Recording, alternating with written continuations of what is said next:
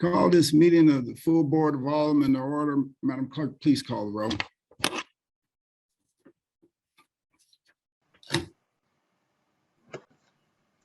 Mr. Clerk. Mr. Clerk. Sharita isn't with us today. Okay, let me rephrase that. Call this full meeting of the Board of Aldermen to order. Mr. Clerk, please call the roll. Alderwoman Tyus. Present. Alderwoman Middlebrook. Present. Alderman Bosley. Alderwoman Evans. Present. Alderman Page. Present. Alderwoman Ingracia. Present. Alderman Coulter. Alderwoman Rice. Present. Alderman Gunther. Here. Alderman Vollmer. Present. Alderwoman Martin. Present. Alderman Stevens. Here. Alderwoman Schweitzer. Present. Alderwoman Howard. Present. Alderwoman Green. Present.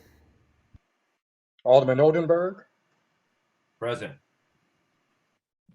Alderwoman Peel. Present. Alderman Todd. Present. Alderwoman Davis. Present. Alderwoman Spencer. Alderwoman Spencer. Alderman Muhammad. Here. Alderman Boyd. Alderman Boyd. Present. Alderman Vaccaro. Present. Alderman Narayan. Here. Alderman Cone. Present. Alderwoman Clark Hubbard. Here. Alderwoman Boyd. Here. Alderman Bosley. Alderman Coulter. Alderwoman Spencer. President Reed. Here. You have 25 present. A quorum is present. Thank you all and welcome back. Giving all honor to God, Almighty God, source of all authority, we humbly ask guidance in our deliberations and wisdom in our conclusions. Amen. Before we begin, we've had a number of people who passed away when we were out, one of which is Victor Roberts, who's the father of Mike and Steve Roberts. So please join me in a moment of silence for him. And I don't know if anyone else, any other members of the board have any other people you'd like us to recognize a moment of silence. And also Mavis's cousin, Kim, she also passed away. Michael Nidor. And Michael Nidor, all one from the 15th. Rich Patton and Barbara Woodruff. Rich Patton and Barbara Woodruff passed Yeah. anyone further? Mary Albright. Larry Albright. Mary. Mary Albright. Mary Albright. All right. So just join me in a moment of silence.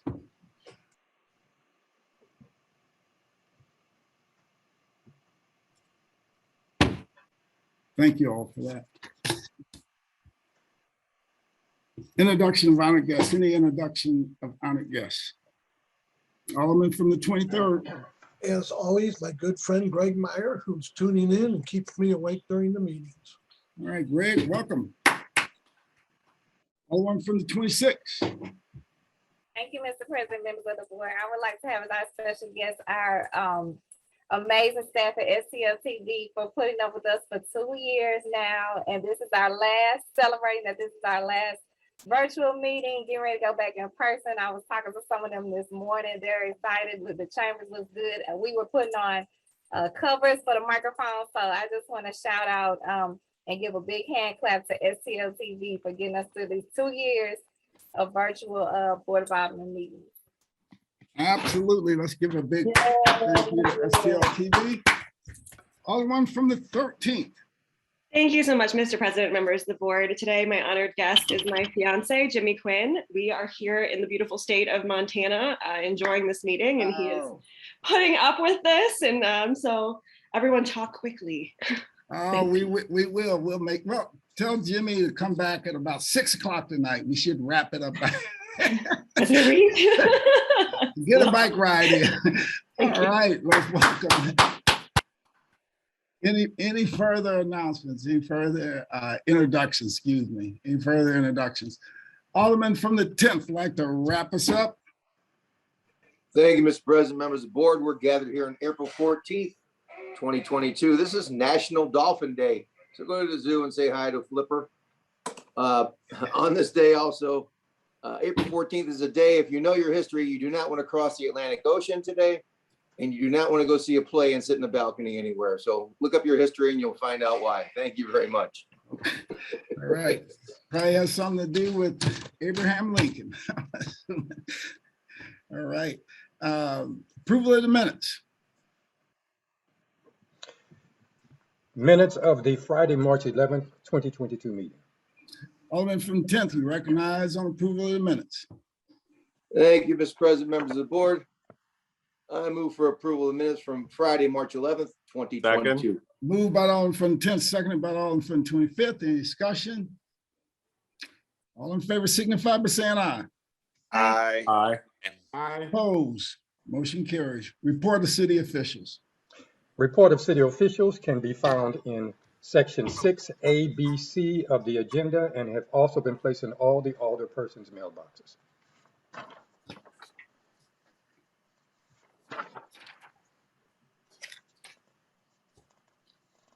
And the item from the office of the mayor or the health board, that's been pulled, correct?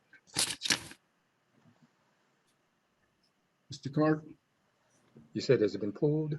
Yeah, the item under office of the mayor, the appointment to the mental health board, it's my understanding that the mayor's office just Has pulled recently, yeah, asked that that not be taken up today. Yes, Mr. President. Right, and then you have one for Cathedral Square Special Business District. From the office of the mayor, I have the pleasure to submit the following individuals for appointment and reappointment to the Cathedral Square Special Business District.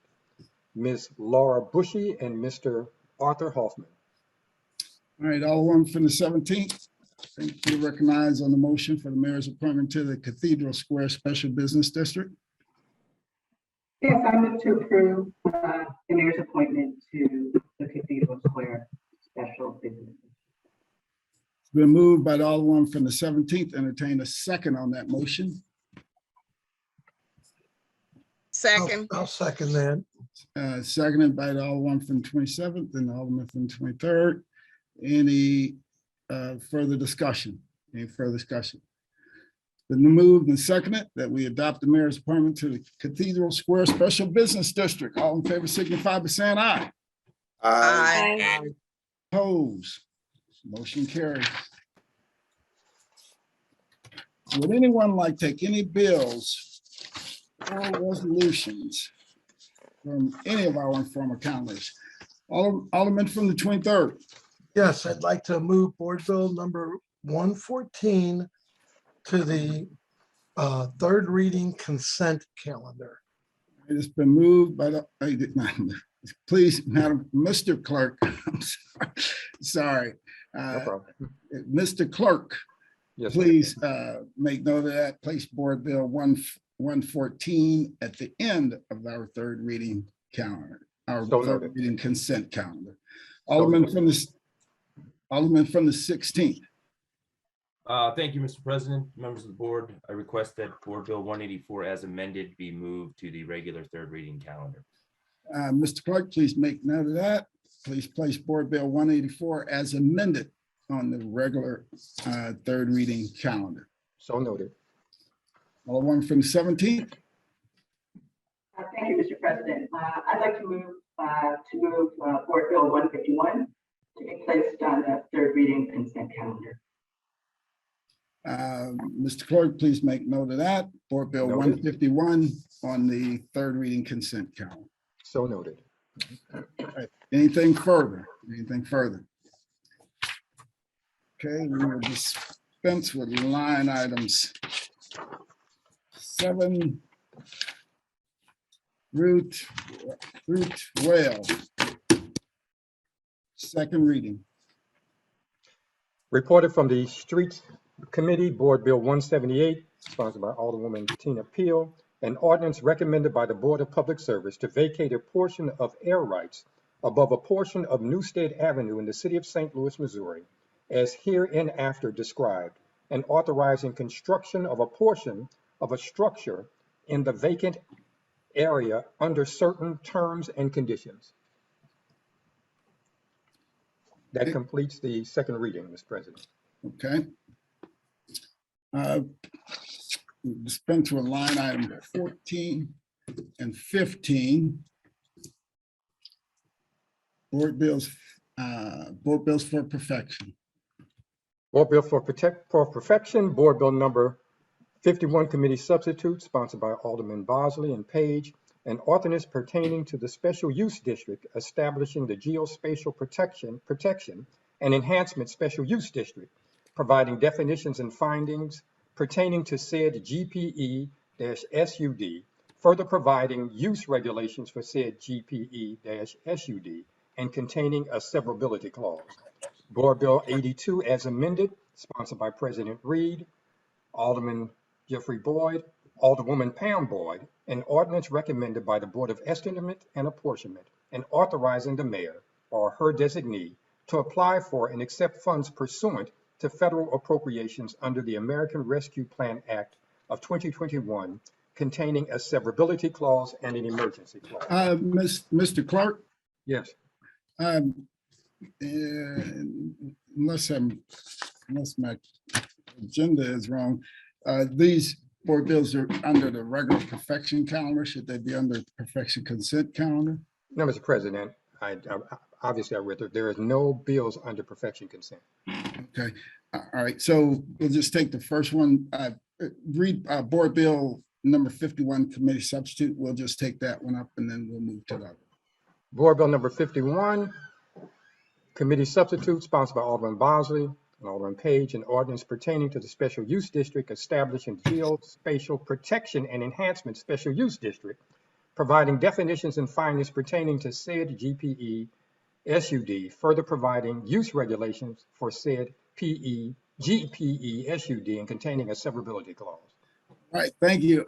Alderman from third, you recognize on the motion to perfect Board Bill 51, committee substitute. Thank you, Mr. President. I appreciate it. How's everybody doing today? I hope everybody had an interest in, I guess it's a recess. It's kind of not, but you know, we all been having a great time here, you know, minus the things that are going on here in some of our communities. We got one more day to get it right though. So Board Bill 51 is no, you need to make the motion to perfect it. Oh, I'm sorry. I make the motion to perfect Board Bill 51. Committee substitute. It's been Second. moved. Committee substitute. Been moved by the Alderman from the third and Second. 14. And seconded by the Alderman from the 14th. Alderman from the third, please proceed. Thank you. So this is a board bill we have for it's actually over 4 years now. We've been working towards getting passed. There have been multiple attempts to have conversations with the different entities involved. We have Northside Regeneration, which is the main developer there in the area. We have the NGA, of course, which is a tenant there for the Air Force. And then we have the community, which is a big part of the discussion and the importance of any decisions that are made in the community. So when we first put this board bill forth, it was in a different form. There were multiple I'm sorry, I had a call coming in. There were multiple different versions of it. The very first version, it was not the best version of it. The community did not feel a part of the discussion. They also did not feel like their voices were heard, so they were not properly notified about the changes that could potentially be made with this board bill. And there wasn't enough education around it. People thought that they'd be negatively affected. And there were some things that were in the board bill that were potentially harmful. There were a lot of non-conforming uses, plenty of them that did not allow folks to have tattoo shops, barber shops, a lot of things that Black people generally have. We looked at that. It was something that initially was taunted as something that was needed for the NGA. The NGA came forth and said, hey, we didn't ask for this. We asked for certain things that the bill has in it, but all of these particular things is not are not things that we particularly have any involvement in. So we have taken this bill back and revised it multiple times to get it to a place where all of these parties that are involved have had conversations with each other. So there is not this tug of war going on in where there's a lot of miscommunication happening based on the different emails germane to this particular board bill.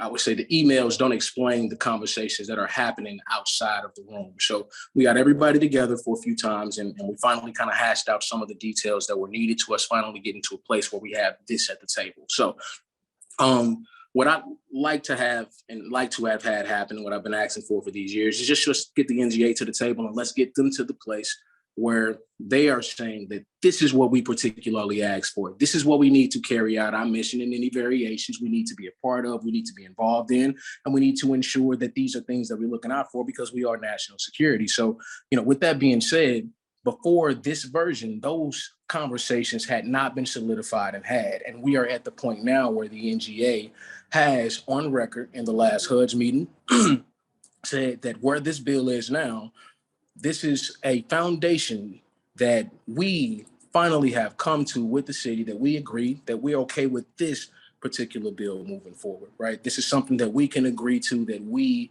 are representatives of. We can represent this language. So,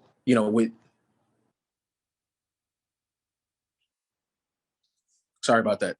So with that being said, it's important to look at the phases that this bill has went through. I'm sure that a lot of other aldermen probably haven't seen it because we all are out doing a lot of legislative things all the time. And sometimes we don't get a chance to look at all of the different bills that are going through, but this has went through many forms. And if anybody would like to see those things, I can always send that information out. I don't think that's as important as the last meeting that took place where the NGA said that this is something that we are willing to back. And that's the important thing. While we are all having this discussion and ensuring that we are solidifying the different projects that will be around the NGA, everything is around the NGA. And if the NGA does not exist, or if they do not feel secure, or they do not feel that we've held our end of the bargain up, or the obligations that were stated and slated to us in the very beginning when these conversations first started. This is the first time the NGA has been in an urban area. So conversations are very difficult when it comes down to being able to solidify how things will manifest in the future, because this is the very first time this instance of a project has happened in an urban area. And our city is very divided, and a lot of different things exist that have not existed across the United States. So with all those things being said, it's extremely important for us to know when we finally get to some type of amicable place, and let me not say everybody's not happy about this. I do know that Northside Regeneration and a few other developers, not a few others, Northside in particular, has had some up and downs with the different language, and rightfully so. If it was not for Northside Regeneration, people can be mad at it all day. There would be no NGA. There would be no NGA on the north side of St. Louis if they didn't come aggregating some of this land. So people can feel however that they feel about them. I personally have my little qualms about this or that, but they are here and they brought one of the largest investments here to the north side of St. Louis that we talk about probably every single month at some point in time here in the board. And we all are contemplating on maybe changing, some of the conditions that exist here on the north side of St. Louis. So as we look at ensuring that that same facility that we're counting on being here for the next 99 years is comfortable here, we also have to look at what we agreed to in the very beginning and saying that, hey, we'd like you to be here, and we're going to make sure that Kansas City and all those other people who throwing their hat in, we're gonna make sure that you look at us as number one. So the fact that we've been able to do that, the fact that they did choose us, they chose us. They didn't have to choose us. The president of the United States didn't have to make that choice. Our congressman did not have to make that choice. They made that choice with the understanding that the people that were in office at that time were willing to work with the NGA and the developers in that particular area to ensure that we got to a place where it was at least amicable. Now, all the deals that take place in any business arenas, most folks, when you're merging anything, you don't get 100% of what you're asking for. You get 50, 20, 30, 40, whatever it is that are the main objectives. You know, everybody comes out with a loss. And that's what makes that amicable place something where you can look at the other person and they equally lost something that you equally kind of lost on your own. May not be the same thing, but you know, there's a loss there that you both, sorry, had another call. There's a loss there that you both can say, hey, we equally, and I feel you. I feel, you know, you feel me, I feel you. So I think that's where we at this particular point with this board bill. So if you read through the board bill, we don't have any non-conforming uses. This is all about ensuring that the NGA has security. And that's what this facility is. It's national security base. Is to ensure that the national geospatial areas in the entire United States are properly secured. The only way to do that is to ensure that the equipment that you utilize and the facility itself, where that community, where that equipment is housed, is protected.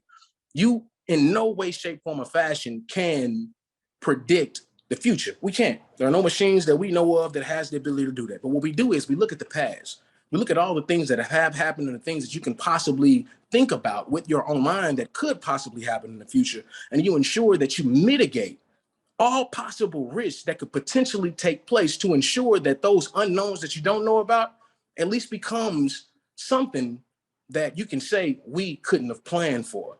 I believe that the NGA has done everything that they need to do to make sure that, particularly right now in the state of national security, and with them ensuring that they are a facility that once again monitors the geospatial areas within our city, they've taken every possible, I would say, measure to ensure that that facility will be safe in where it sits, based on it being in an urban area and them not generally being in these particular places. So with us finally getting to the table with our community, having all these meetings, not necessarily about this, but with the NGA in general, and they have gotten to the information that, and they're not watching everything. You know, they don't.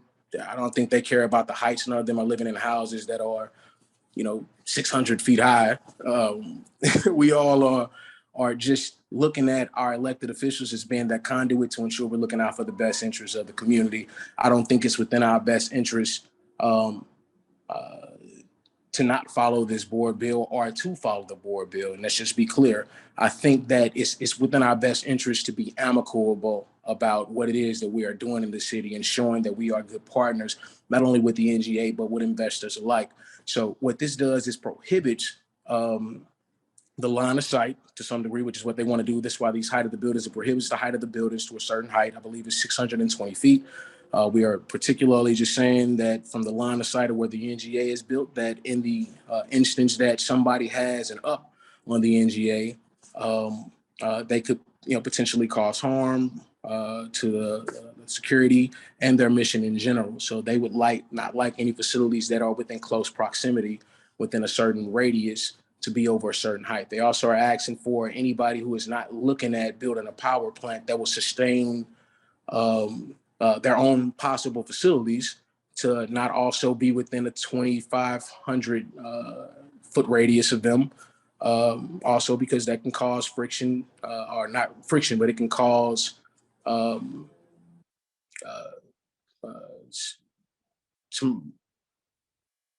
how about I say, frequency problems. Things get very, very technical. So, you know, with those things being said, this board bill is, I believe, very simple in its format. If you look at the prohibited uses, they are all justifiable. And this is within our best interest as the city who came across during the time where we were telling the NGA and we were fighting to have the NGA here in the city, that we do what it took after they got here to ensure that we as the city will work with you to secure your mission. When these folks come to the table finally, and they're very busy people, you know, we're busy too, but this is the federal government. This is an Air Force base, only 2 of these facilities, you know, kind of within our reach. So with that being said, they're very, very busy. When they come to the table and they say, this is what we need, this is, you know, about right. And it's been 3 or 4 years. I think it's, you know, about,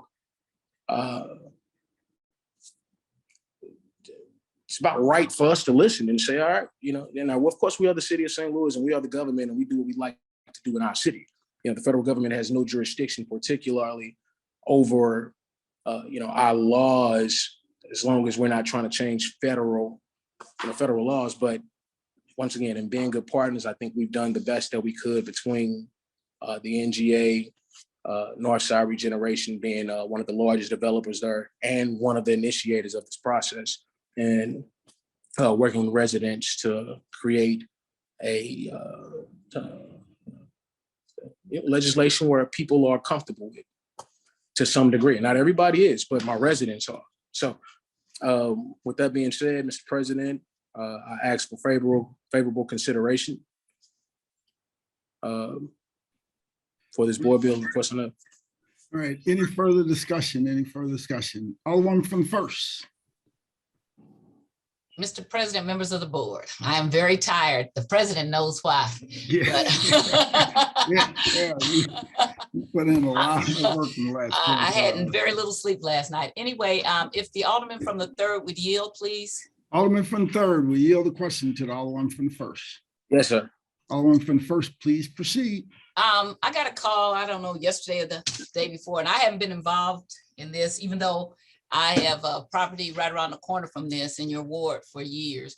And somebody was asking me about the height of NGA versus the height of the arch, and I couldn't give them an intelligent answer because I hadn't been involved. I told them I would ask today, is there some kind of are we prohibited from building anything higher than the arch, or has there been any kind of question about that? Because I didn't have an answer. So just to be, I guess, direct, and I know you are a direct person, you know, I don't know the answer to whether or not there's prohibited. I know that buildings around the arch, you can't really build anything bigger than the arch, right? So, and I think that's maybe the reference in saying, hey, the NGA is a spotlight like the arch, and there's nothing that can be built bigger than the NGA, right? The reason we don't want things as big as the arch because it overshadows the sun on the arch, it overshadows the beauty of the arch, it overshadows what the arch represents. The arch is supposed to be a monument. It's something that our city, you know, can be seen while you're in the sky or if you're in a boat. Wherever you are, you can look at the arch and know that's close to the river, and that's where you go to head home, right? So the NGA is some sort of an arch within that particular area. And yes, there will be prohibitions saying that, hey, nothing gets bigger than this arch. And the only reason that that's there is because they want to ensure that nobody can shoot that arch down. Nobody can, you know, and you can drive down the street and blow it up if you want to, but that's what you can't plan for. Those variables you can't plan for. The ones that you can plan for is ensuring that nobody's higher than you. Nobody has the ability to look over your head. Whenever you look up, you see the sky and not surrounded by windows and potential threats. So, you know, just in reference to the arch to this, that 2,500 feet wouldn't necessarily touch the arch. It'd be very, very far from the arch. But in reference to it being similar to the arch, that would be the arch on the north side, not the north side, but in that corridor on Jefferson.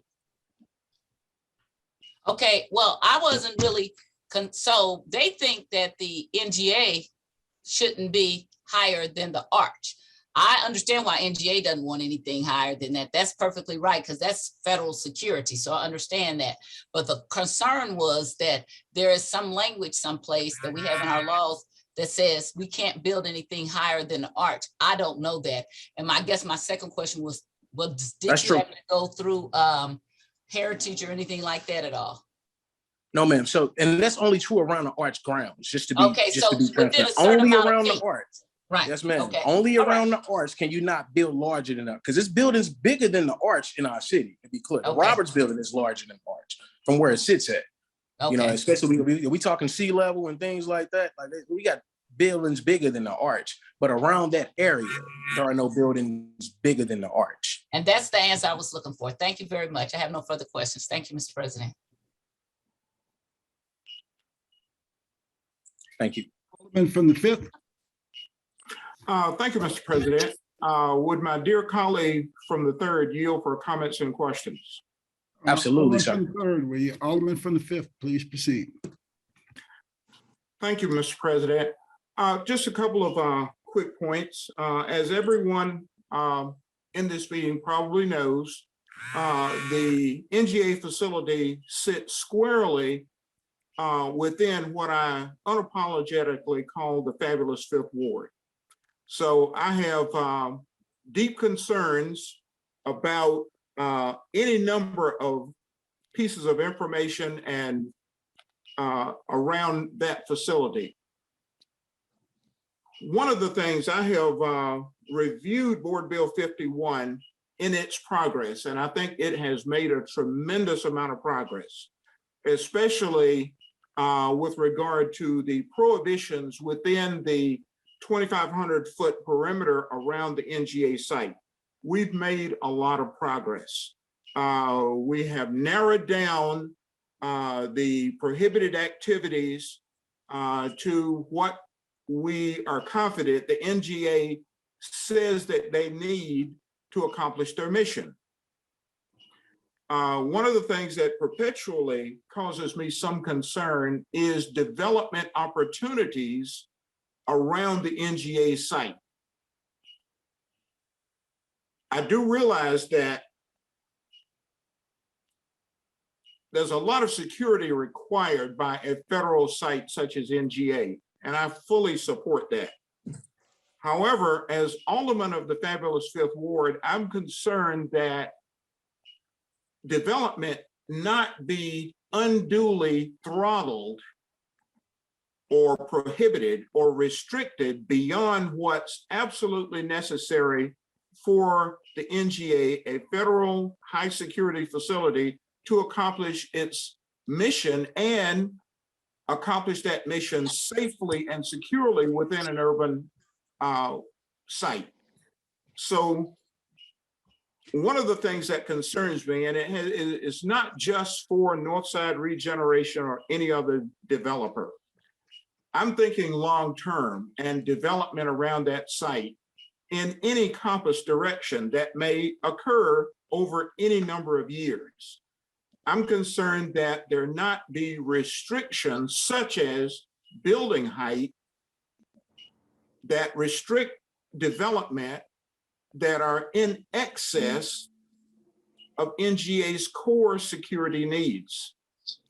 I had planned to introduce a friendly, hopefully friendly, amendment this morning, but I've kind of backed off of that when I actually studied the processes, the review processes that are required in order to develop in that area, not the least of which are the Board of Adjustment, possibly LCRA, and other agencies that would hold sway over development in that area. But so I've kind of pulled back off of that amendment, but I will state for the record that I am concerned that development not be unduly throttled. As you know, the North Side has, let's just say, been left out of the loop when it comes to economic development, development of jobs, development, increasing of our tax base. That has gone on for generations. So I'm very concerned that developers have full opportunities to develop within the fabulous 5th Ward and increase our economic base in the area. With that, Mr. President, I will yield back.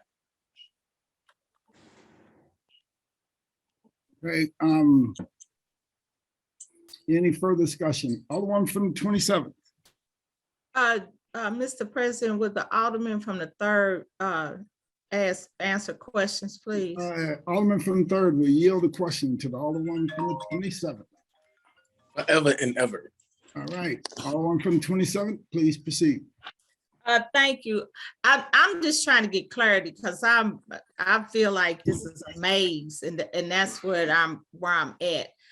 What I'm hearing is you're saying that you're supporting what NGA is asking, not to have buildings extend over their buildings because of security reasons, correct? Yes, ma'am.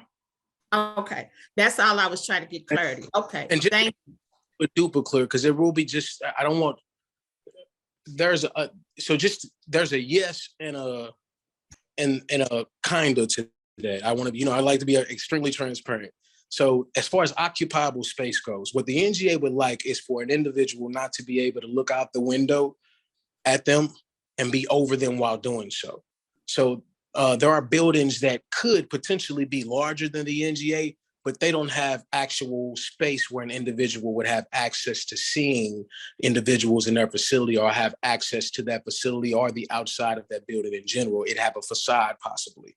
Maybe it'd have windows, but it wouldn't have access to it. You wouldn't be able to look out those windows. You'd have to cut a hole in the wall pretty much to be able to see what's going on the other side of that wall. So, I'm just saying that we could build that building up, but if the NGA is saying they don't want any individuals wanting to look, down in the light of sight of them, that's part of our, not necessarily agreement that we made in general, but the generalization of the agreement that we made is that we do what we could to protect the mission. And if that's just kind of what we need to do, then those are things that we can do to help the building still have that aesthetic look that the developers would like, but also still have the security that's needed for the NGA to secure their mission. Right. And that was the magic word, because with it being a federal organization and the high rate of what am I trying to say? The high rate of security that will be there. And I agree. Yeah. So, okay. Thank you. Thank you. All right.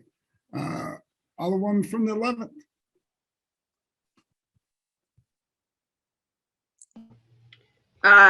Thank you. Thank you, Mr. President. I lost. Sorry, with the Alderman from the Bosley District yield. Absolutely. Yeah, Alderman from the third yield. Yes, Alderman from the 11th, please proceed. Thank you. I think I'm a little lost. I was on the HUD's, I'm on the HUD's committee. I was present for the hearings, but I just want to make sure that I have this, I understand this. So as the bill currently stands, the maximum amount of feet is what? I believe it's 620. Okay. I was trying to pull it up earlier just to be exact. And there's I'm sorry, go ahead. Oh, no, go ahead. So I believe it's 620. It's about the medium sea level. Okay. And then that's for security purposes, right? And that the federal, okay. All right.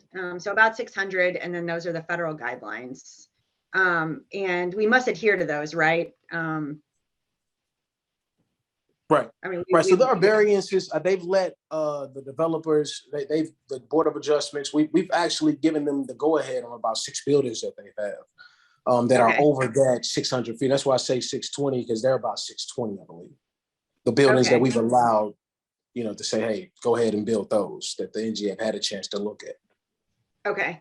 And then each project, NGA has the opportunity to consider each project. They meet with the developers, and then because of the security purposes, they get to approve that. Is that right?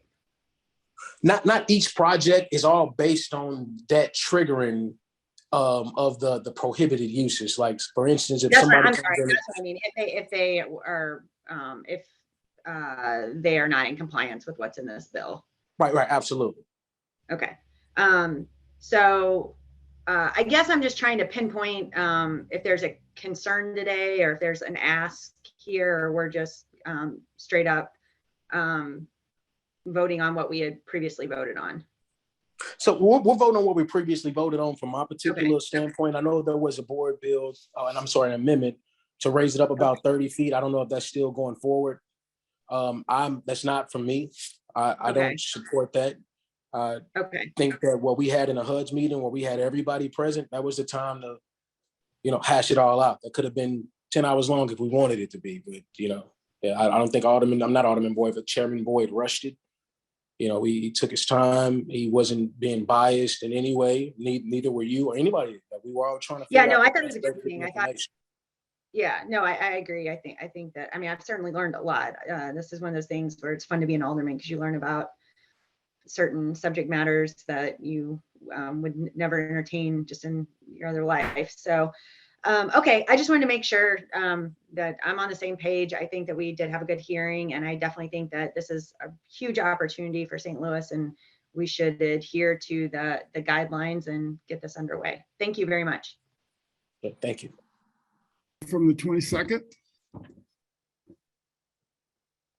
Thank you, Mr. President, members of the board. I would have to say, being the chairman of HUD's and dealing with this SUD board bill has been a lot of work. I just want to clarify a few things. So the height of the building in this ordinance shall not exceed 600 feet above median sea level, which is allegedly the height of the NGA facility. There's been a lot of talk back and forth about the development process and not stifling development, which I 100% agree with. But I want to be clear that these are not quote unquote federal guidelines that we're following. The federal government cannot tell us, what our zoning regulations will look like. When they did the land use agreement, there was an agreement in there that we will work together collectively and ensure that we basically will be in balance as far as dealing with any potential threat to NGA, which of course makes sense. And it's a national security agency.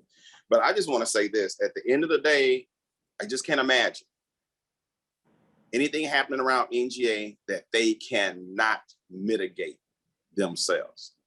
There was a lot of conversation that came up about different types of uses and, mitigating potential threats, but there is absolutely no way that you can plan for every potential threat against NGA. Some of this conversation in my mind was nuance. I personally feel that there's things in the background that we really don't know about that is going on. I haven't figured it out yet, but I personally feel some asks were not unreasonable. I'm someone who has served in the military. NGA cannot convince me that different heights of a building, different lines of sight cannot be mitigated by them. I have asked NGA, tell us with this development, because the core of what's going on is the potential development by the boogeyman, Northside Regeneration, Paul McKee. Let's just be clear, okay? And I'm not defending anybody but the city of St. Louis at the end of the day. The North Side has been crippled with disinvestment for 5 decades easily. And now there's an opportunity to do a project, and there's some friction about height. Now, the City of St. Louis Board of Adjustment has the full authority to determine the building heights, which if it's outside a certain zone, which this zone is zone G. Some people are alleging that, NGA has veto power. They should not have veto power. If another development want to come and it doesn't necessarily fit, the NGA cannot tell the city of St. Louis, we don't want that. You cannot build that. I want to be very clear with that. Okay. I'm disappointed at the end of the day that there was not a compromise that can come out. I know SLDC have done a phenomenal job, this new administration, at reaching out, doing it once or twice to make sure everybody's informed. But one thing I do know about the people that I represent, you bring a lot of stuff at them, nod our head, yes or no, that sounds good, but they will rarely ever know the details. I guarantee you there's probably not a handful of constituents that have a clue about a height of a building being a potential issue in their neighborhood. The building that's being proposed is a phenomenal building. That the friction is about a building will be a first-class Marriott Delta D conference center, which would support a lot of visitors to NGA. I'm just disappointed that there wasn't a true compromise at this, and it seems like some winners and losers, because that's not my style. I really want parties to be able to win. And I think I heard the Alderman from the 3rd Ward say something to the fact earlier, everybody's not gonna get what they want, and I know, and I appreciate he's been doing this for about 3 years. I was in HUD's on the committee when it blew up in room 208. The constituent was outraged and it came to a halt. So I applaud the Alderman from the 3rd Ward for sticking to this, his stick-to-itiveness to kind of move this through. But I do want to say I'm disappointed that it really couldn't come to a piece. I just say a better compromise. I'm still hopeful that it can be worked out. There's a commitment from Sldc to make this work at the end of the day. So I'm going to remain hopeful. So I just want to put those comments out there because I just don't think it was very clear about, what's going on here. So the special use district is, protects neighborhoods, protects businesses. It's a good tool in the toolbox for us to use. So with that, thank you, Mr. President. All right, thank you. Alderman from the 12th. Thank you, Mr. President. Can everyone hear me okay? Yes. Okay, we're trying a new approach to digital. Mr. President, I'd like to just very briefly speak on the board bill. Please proceed, Alderman. Thank you. I would just like to proffer to my dear colleagues at the board that this strikes me as someone who's worked in the not-for-profit world as being very, and sort of pseudo-governmental world, as being very standard security protocol. For example, the St. Louis Art Museum, you can't fly a drone over it, or if you go on Google Maps and you zoom in, they actually have it blocked out because there's points of entry or points of access that could otherwise compromise the security of the facility that would be viewable from the above airspace. So I humbly provide to this board that perspective that really this just strikes me as, the NGA has a standard. We don't want to compromise our security by having something over us that can peer directly into us. And I very, very firmly assume that they would not like drones flying over them either. So with that said, I know it sounds weird, that there's a height restriction of the surrounding area and surrounding buildings, but it does strike me personally as being very sort of status quo almost, and just kind of an assumed feature of a facility such as this. So with that, I yield back just that small perspective. All right, thank you. Alderman from the 11th. Alderman from the 11th. Sorry, thank you, Mr. President. Would the Alderman from the 22nd yield? Alderman from 22nd will yield to the Alderman from the 11th. Absolutely. Thank you. I'm sorry, I may be dense here. I'm just making sure that we're all on the same page. Right now, we're not offering any amendments, or no one's offering any amendments, correct? I don't know. It's not my bill. I'm not offering any amendments. Okay. All right. I just want to, so the issue, just trying to understand where you're coming from. You're just concerned about the restrictions as they are in the current bill. Yeah. Okay. All right. Just that one particular issue, but I don't think it's a deal breaker at the end of the day. It was more about process for me. Okay. Okay. All right. Thank you very much. You're welcome. All right. Any further discussion? Alderman from 3rd, you recognize to close on Board Bill 51 Committee Substitute. Thank you, Mr. President. I'd just like to say that there are 6 buildings right now, 8 of them, particularly within the area that Northside has worked very, very hard on, and probably has had multiple partnerships, individuals that, I've spent very, very late nights creating the architectural drawings and renderings for. One of our problems as a city, biggest problem that we got, is that we have not planned in the areas that are underserved. So you got people who have the ability to come in here and make some changes and help, and they feel that they have been met with resistance based on us not doing what we should have done years ago to make sure that there are plans for these areas.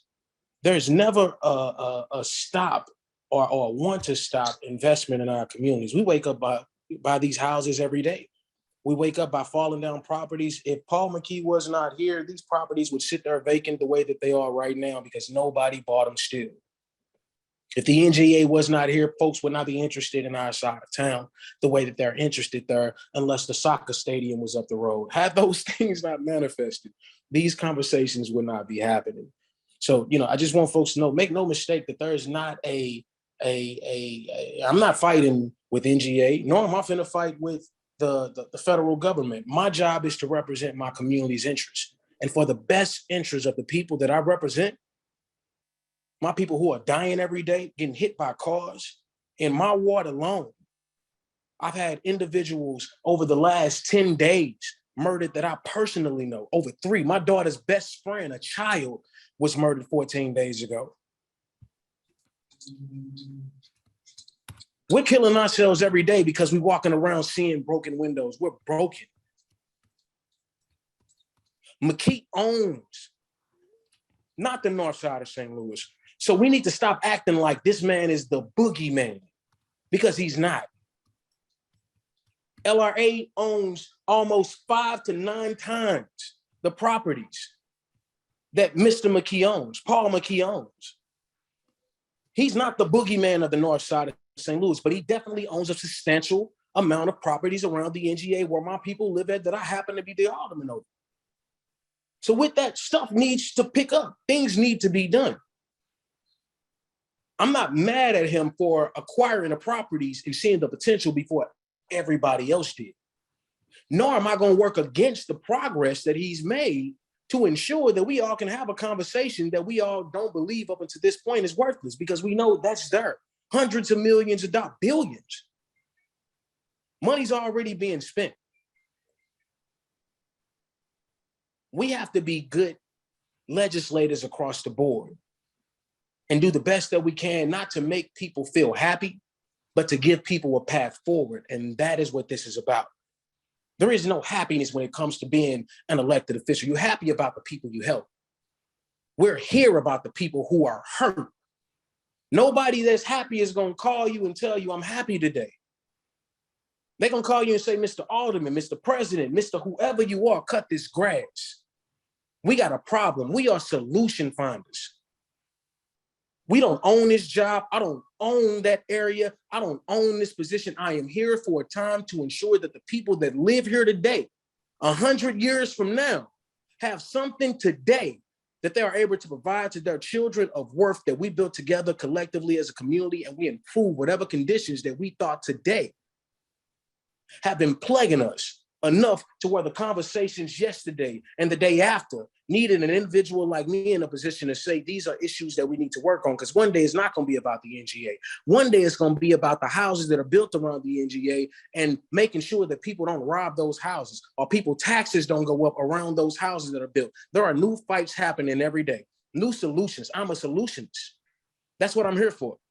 I don't have a stake in the NGA. I don't have a stake in Northside Regeneration. I have a stake in where I live, because I drive through that area every day and I look at what could have potentially been there had it not been for the NGA, had it not been for Paul McKee. And I also look at what would potentially be there for those same reasons. I'm not at odds with anybody on this. I don't have a position other than the position of my people. And I will do what's necessary to ensure my people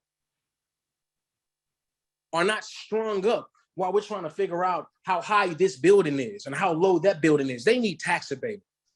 Our taxes went up 10 to 20 to 30%. In fact, let me not say that, I need to be clear, 10% at most this year. And it will go up every year, 10%. I got folks that pay the extra $300 that's on fixed income. While we figuring out building heights, I'm trying to figure out how to ensure that your evaluation on your business, or I mean, not your business, your valuation on your house doesn't go up. I got to take care of the people while you all are taking care of your business. We need that business because that helps us get equity. So I'm not trying to stop you, but I have to help us help ourselves. So when it gets down to where we are in this whole thing, there should not be any individual who really knows what's going on out of the 8 buildings that are in this restricted area. If this bill was forward 2 months ago, there are 6 of them that are approved and 1 of them that just last night came to a negotiation on. I'm gonna read this other thing, then we're gonna get off her. Lance Knuckles, the St. Louis Development Corporation. You may not be able to see me. I'm trying to pull this bill up. I mean, this supportive document up. Maybe it won't pull up while I'm on. I'll send it to all the board members if needed. But SLDC has been working very, very hard to ensure that they are good partners. And I'm just gonna put it out there, aside from the last administration, because everybody has not been treating Northside right, period. And I'm gonna say it for what it is. I'm not holding no water from the key. I don't hold water from the key. I don't hold water for Northside. I hold water for my people. You want to put 1,000 gallons on my shoulders? If I can hold it, I'm holding it. If I'm gonna fold it, you need to find somebody else to hold this weight up because I can't do it. I'm gonna tell you when I can't do it. I hold water for my community. And right now in this particular setting, with this particular bill, I have no direction that I've been in other than making sure that my people have been protected in all of this. When those non-conforming uses came through and Paul McKee's team said, hey, you need to look at this, Alderman Bosley, and my people said, Alderman Bosley used to look at it, I said, head to the knob. Let me look at it again. We stopped. We did what was necessary to ensure the people felt comfortable, the developer. It wasn't about the NGA. Also, not about SLDC. It wasn't about what we're being told was good. It was about making sure that everybody had transparency and there was enough information out there to provide where nobody can say they have not had a chance. It's been 3 years. We're not going to keep playing, number one, with the federal government, but I'm not going to keep playing with my people. We're going to keep throwing up signs on side of poles. There's hundreds of signs going in these communities every time we do this. People wake up every day and are figuring out, or not figuring out, or trying to figure out, is this a new sign from my house getting taken? What's getting ready to happen here? How many times we got to shock the people? I'm tired of shocking my people, and I'm not going to continue to go through a process which was done the wrong way at first, and we got these new people in office, Brother Neil, Brother Armstrong, they went off their way to make sure our community had what it is that they need. The last administration, the last people that were in their office sent my people postcards the day after a meeting that was supposed to take place about this board bill. These folks sent it 2 weeks in advance. We're not finna keep acting like there aren't people in places that were not in places 3 years ago who are making the difference, because they're making the difference. They've made the changes and they are at the table every day. Nobody in SLDC went down to that Globe building when I was asking them about who is the issue and why we can't communicate. Mr. McKee and his team said it was SLDC, and SLDC said it was Mr. McKee. We finally got to the table, and they all were not what it is that, as a representative of my community,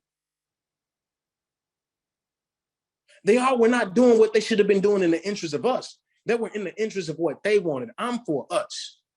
White, Black, Asian, Bosnian, whoever you are in this community, we're going to be safe from whatever it is going on, and we're going to work with these people who want to come in. But you're not going to have your fight on our shoulders. It's just not going to happen that way. We're going to take the bun end of that, figure out what things are amicable. Y'all can go fight in y'all courtrooms. Y'all got the money to do it. We have to move things forward in my community. And these same individuals that's been at this table, I hope that y'all come to the table for us tax abating these same people who are getting ready to find themselves in a situation where they are enduring a 10 or 20% tax in 3 years. We need to fight about that. This ain't the fight.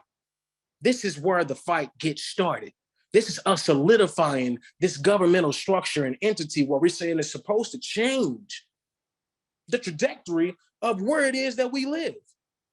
We ain't had this much excitement on the north side ever. Them buildings been there derelict for years. How is this man able to acquire hundreds of buildings over a 10-year span and nobody know nothing about it till we get the NGA? And that's where the uproar comes from. Stop it.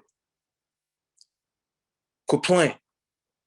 Y'all quit playing with my people's lives. This ain't about Paul McKee.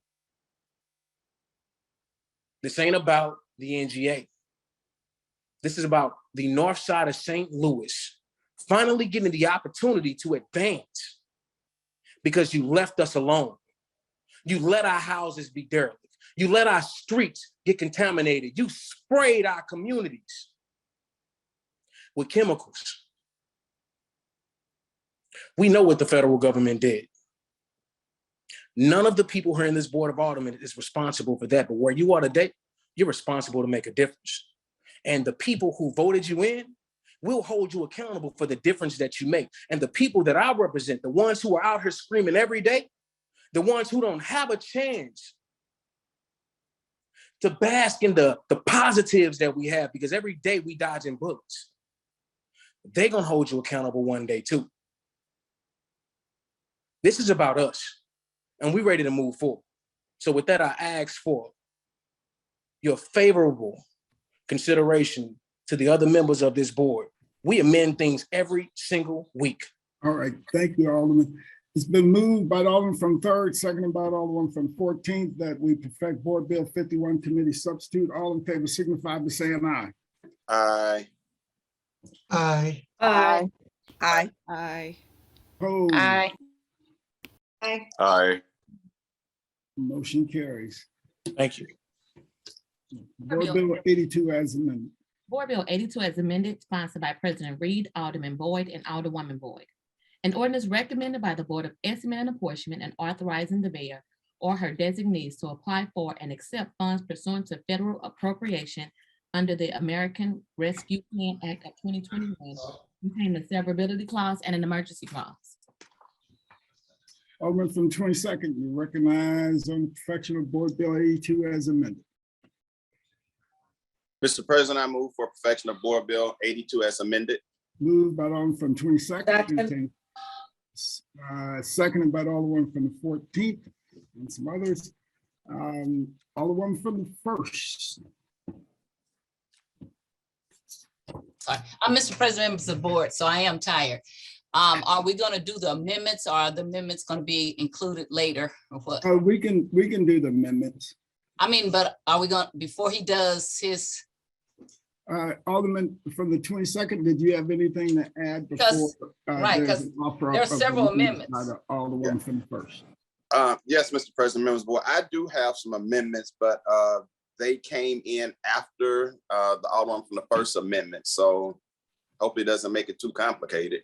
Yeah, we'll have the Alderwoman from the 1st make her amendments, because some of your amendments may be adjusted by those amendments that came in first. So Alderwoman from the 1st, you recognize. If I were you, I wouldn't let me handle anything much today, okay? When you're running on 1 hour of sleep, it's not a good, I'm not used to doing that since college days, okay? And you always made A's, so that's okay. I'll go with that. Wait a minute, I'm getting to the amendments. Hold on just a moment, please.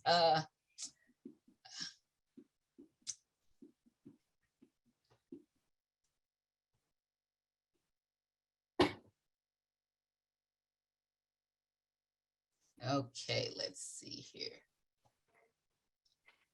Okay, so we have, I'm sorry. So Mr. President, members of the board, I have 1, 2, 3, 4.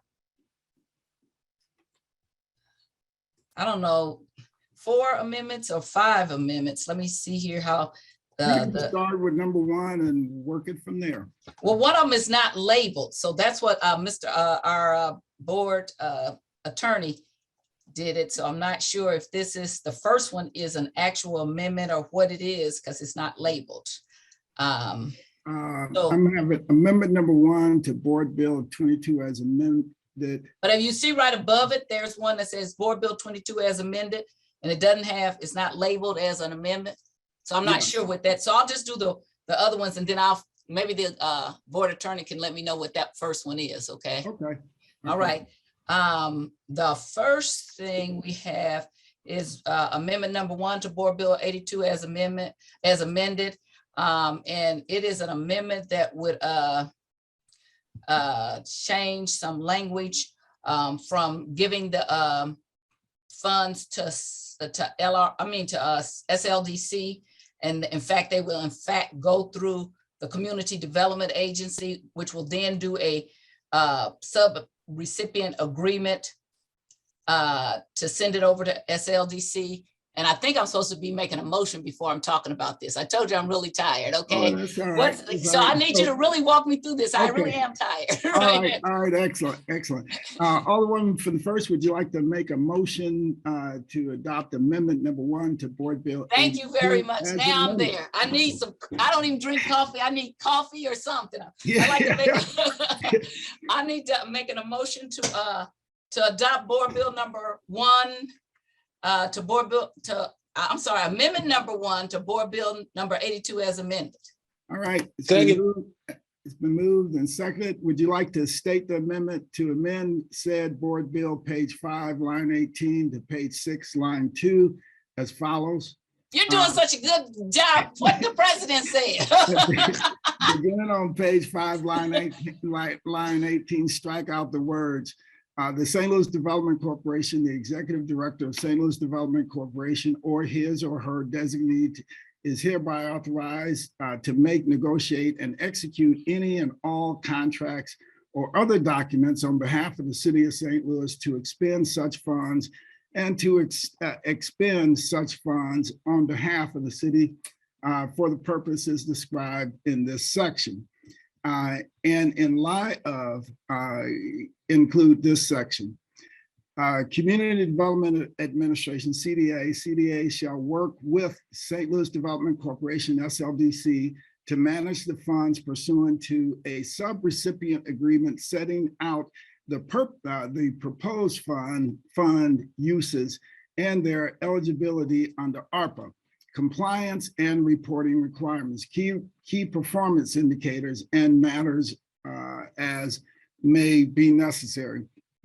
The sub-recipient agreement between the Community Development Administration and St. Louis Development Corporation shall be negotiated and executed within 7 days of this bill becoming law. If there is no sub-recipient agreement executed by the Community Development Administration and the St. Louis Development Corporation within 7 days of this bill becoming law, and the Community Development Administration and the St. Louis Development Corporation shall have to seek approval of the sub agreement by the Board of Aldermen by means of a resolution. And I wanted to just say thank you, Mr. President, and I will do it from now. I went and got some tea. That's all right. And it does have caffeine in it. I want to say we put this in there because there's been a very big concern about that we move this process along, okay? That we don't want it to sit up. We don't want to happen what happened with the $500. We are very anxious. We're thankful that we have all this money that's coming into the city. We're anxious that we get it moving, and they have the means to put an agreement together. And so that's why we have that in there. I'd ask for approval. I'm sorry, I'd ask you to support number 1. Support and approve amendment number 1. Thank you. All right, thank you. Alderman from the 22nd. Yes, thank you, Mr. President, members of the board. I was with the Alderwoman from the first yield. Alderman from first, will you yield the question? Yes, Mr. President. Alderman from the 22nd, please proceed. Thank you for the amendment, Alderwoman. I was wondering if I could add some just to the tail end of it. Friendly amendment? Yes. And what it would say is, after by means of a resolution, it would say, as the pass-through city department for the appropriated funds to SLDC, the Community Development Administration will advance the total sum of each sub-recipient agreement upon execution. I don't have a problem if the president does it. Yeah, we would have to say the total sum, because if you do sub-recipient, then it could slow it up because they can do it on a project by project basis. Okay, the total sum upon the total The sum. execution of the agreement. So total sum of agreement upon execution. Okay, so let me read that again. So I'm asking if the tail end of the First Amendment can read as the pass-through city department for the appropriated funds to SLDC, the Community Development Administration will advance the total sum of agreement upon execution. Yeah, the total sum of the board bill included in the board bill. The total sum of the appropriation according to the board bill? Yep, there you go. Mr. Clerk, did you get that? We got okay, Madam so how Clerk do we now. do that? We have Madam Clerk now. Please, would you like to restate your part of the motion to be added to this? Okay, as the pass-through city department for the appropriated funds to SLDC, the Community Development Administration will advance the total sum of the agreed upon. That is too fast for us to get. of the agreed upon allocation within the board bill. Of the appropriated. Of the appropriated, agreed upon appropriation. There we go. It doesn't even have to say agreed upon, of the appropriated. Okay. Of the funds appropriated through the. Okay, so let me start over. Let me start over. I can get it right the third time. As the pass-through city department for the appropriated funds to SLDC, the Community Development Administration will advance the total sum of the appropriation. Yeah. All right. So it's been moved, and would you like to make a motion to amend the amendment? Yes, I'd like to make a motion to amend the amendment number one as to previously read stated. As previously stated. All right, it's been moved by the Alderman from 22nd, seconded by Alderwoman Davis, second. Alderman from the 19th and Alderman from 1st. All right, so Alderman from the 6th. Thank you, Mr. President. I just have a couple of questions about the amendment. I don't know if now is the appropriate time to ask. Oh, absolutely, absolutely. Okay, thank you. Will the Alderman from the 1st yield for questions? Alderman from 1st will yield the question to the Alderman from the 6th. I will. Thank you so much. I just want to make sure I understand this correctly. So we would be requiring SLDC and CDA to enter into an agreement within 7 days of the bill becoming law. I'm not sure how long these things typically take. I would be inclined to say they probably take too long sometimes. But is 7 days a realistic time frame for that to happen? It is. I actually already had them send me over a copy of what a sub-agreement would look like, okay? So let them, that's what they're there for. Work on the weekends and work all night like I did last night, okay? Our people have waited too long for the other money to be done. And this is being put in effect. The mayor's office asked for this amendment, actually. We added some more to it because time is of the essence, and both the comptroller and the president had a real concern about how long we took to get the $500 out. It is a realistic thing. That's what we have lawyers for. I am one. Work Saturday, Sunday, Monday, get it done. Okay, thank you. And then the last question I have is just absent the process being an agreement between CDA and SLDC, would any sub-agreement have to be approved by the board via resolution? No, because after that, it will be SLDC running the program. But there was a concern how long it was going to take to get the money from CDA to SLDC. Okay, thank you so much. Mm-hmm. Alderman from the 17th. Yes, thank you, Mr. President. At this point in time, there's a lot of amendments that were are going to be presented, and I wanted to see if we could have this clarified by having a strike through in terms of reprinting this. I'm trying to compare amendments to see what the changes are, and so I would like to request that. You have in the amendments, you have the amendments in written form. And the amendments in written form tells you what is to be stricken out. After that is done, after we make the amendments and we hopefully perfect the bill, if you would like the clerk to create a red line copy for you as it makes its way to the third reading calendar, you have every right to do that. But everything that is required is in the drive for you today. I see. I have Yeah. all of. I see that I have all the amendments, or I've printed out all the amendments. So I understand that. It's just confusing in terms of us talking. For me, I'm talking in terms of us just talking about this and reading these things and trying to see what the red line is. And so I'm just trying to understand what the changes are, and it's just okay. Well, when you okay, so if we look at like amendment number 1, and it says beginning on page 5, line 18, strike out the words, and then it's going to strike out all of those following words, and then it goes on to say insert in line thereof the following words. So that's what it would be. If you want a total red line copy made, that wouldn't be prudent for a number of reasons. First reason being, we have no idea what these final amendments are going to be like. So you would have the staff would have had to create an entire red line copy for you with the strikeouts and stuff, all of which are subject to change during this, perfection phase of the bill.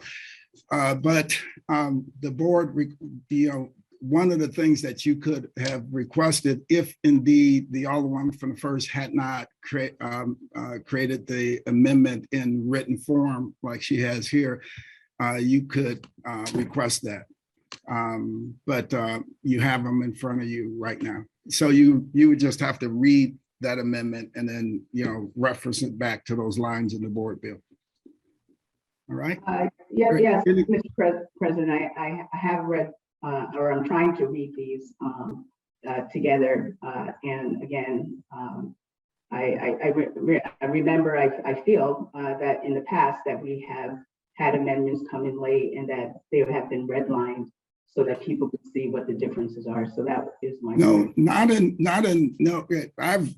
I've been on this board since 1999. I have not seen where we've, at the perfection phase of a board bill and putting amendments together where the staff had created a red line copy with all of those amendments already encompassed in the bill, because the staff has no idea what amendments may go, what amendments may be taken up or not taken up. Just because they're on the drive does not mean that a member may actually move to take those amendments up. And that happens quite regularly. It may be a proposed amendment that they have, that they've put out just in case they decide to move forward with it and not move forward with it. Not to mention conflicting amendments, right? Which is why you take them in bite-sized chunks and you outline what that amendment is. And then if that amendment is adopted, and at the end of all of this, if you would like to have a red line copy before, when it hits the third reading calendar, you can create one, or you can have your administrative staff at the board to create a red line copy for you. So you can request that of your administrative assistant at the Board of Aldermen if you'd like to do that. All right. Alderman from the first. I was just going to, yes, Mr. President, I was just going to tell her as a new alderperson, I know young people don't like to use up all that paper, and that is a good thing. But sometimes if you do the paper, then when you have the amendments, you can kind of mark through them yourself if you didn't get one. You know what I'm saying? So you have the original copy, you can mark through and see where it goes in.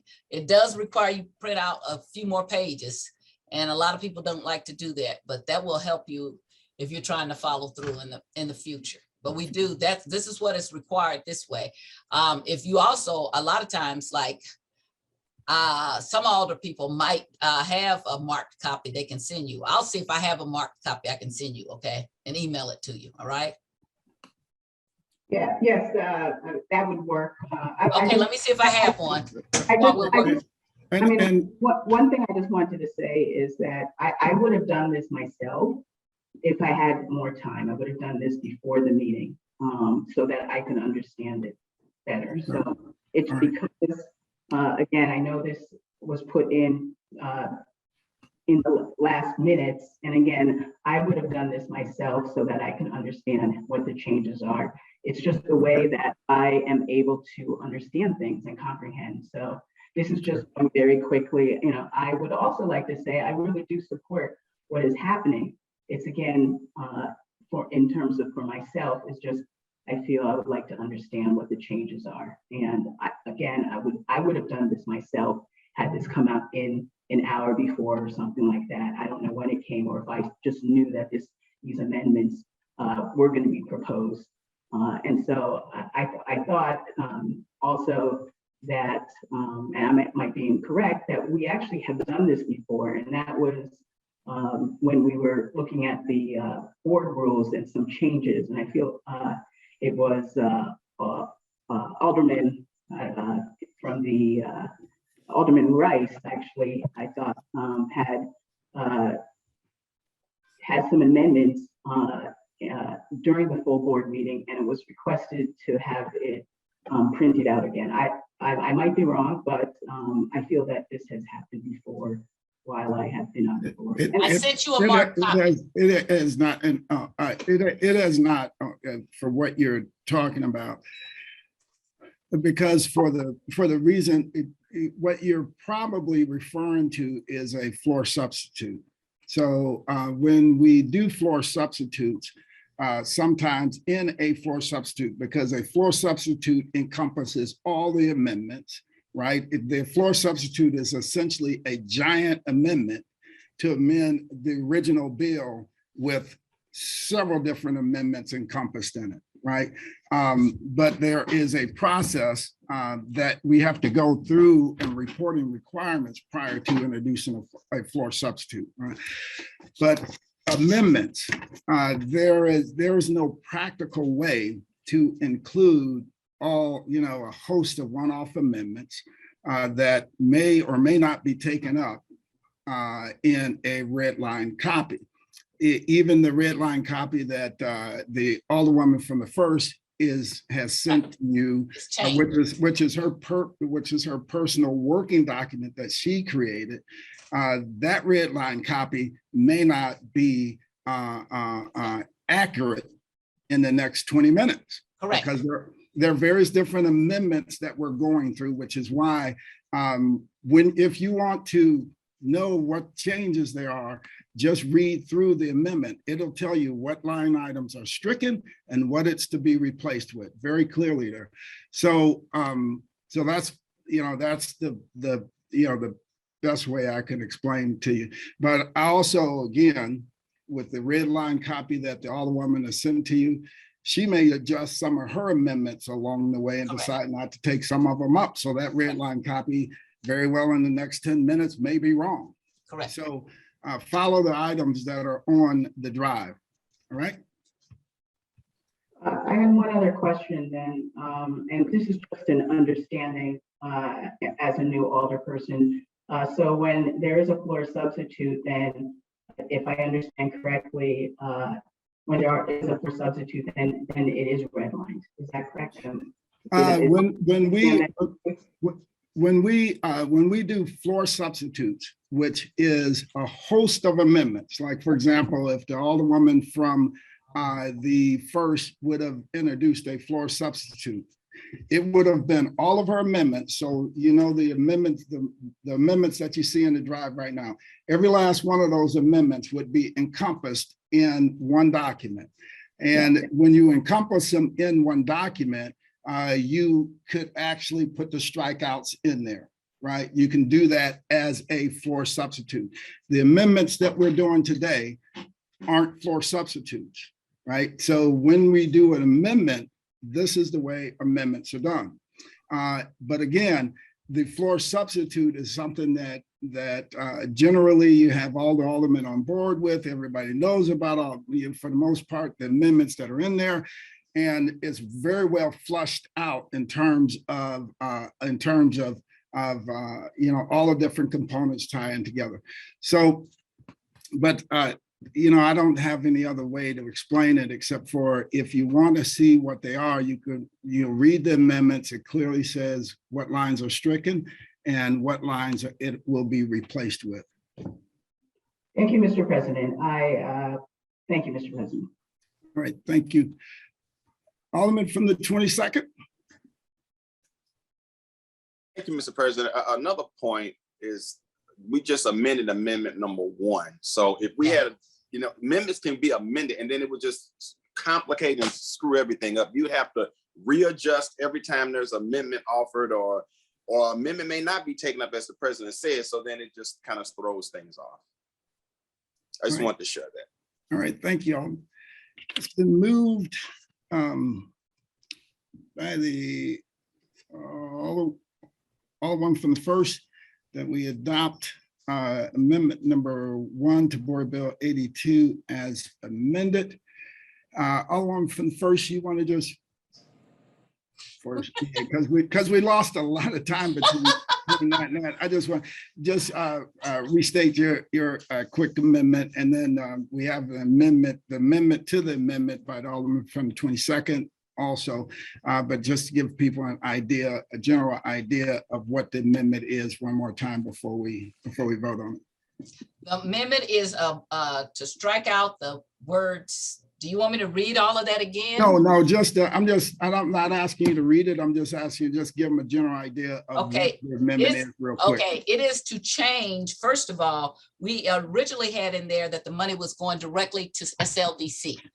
You can't do that because SLDC is not a agency or a department of the city, so it has to go to CDA and then it does a pass through to SLDC. We're giving them, and then the mayor's office had asked for. We had put a contract in the original wording. The mayor's office asked for a sub-recipient agreement be inserted, which we did.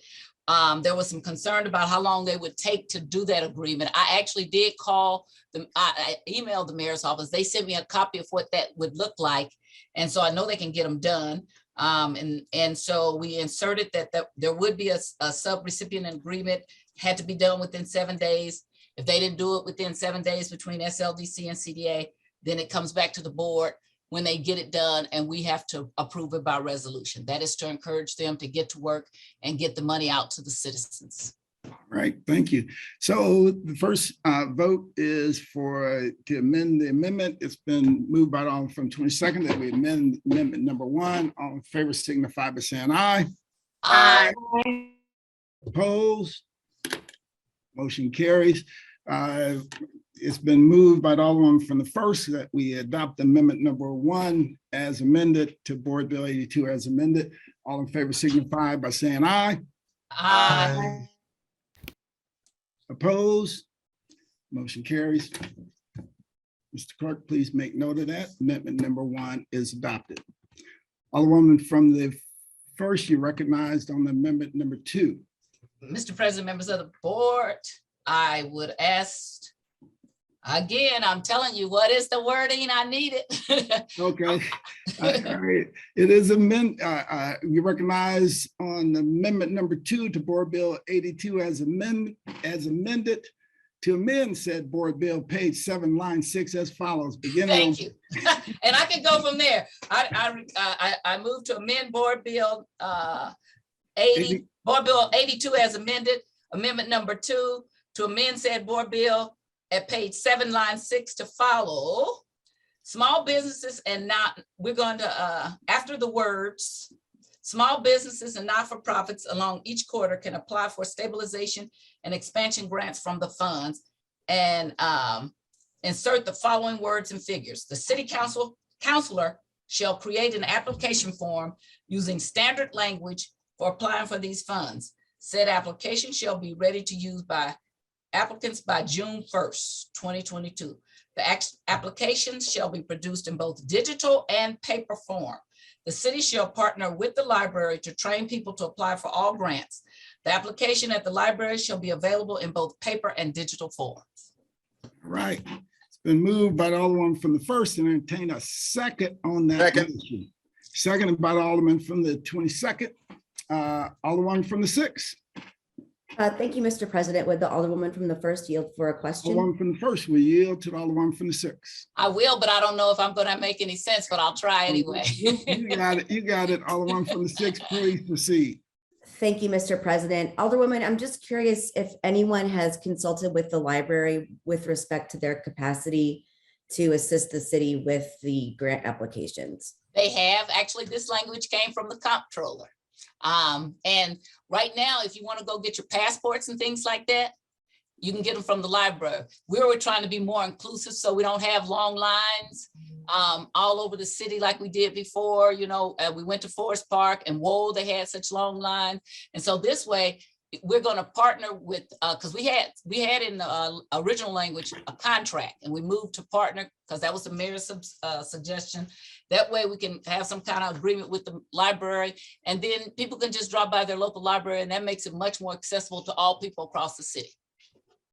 Thank you so much. No further questions. Thank you, Alderman from the 12th.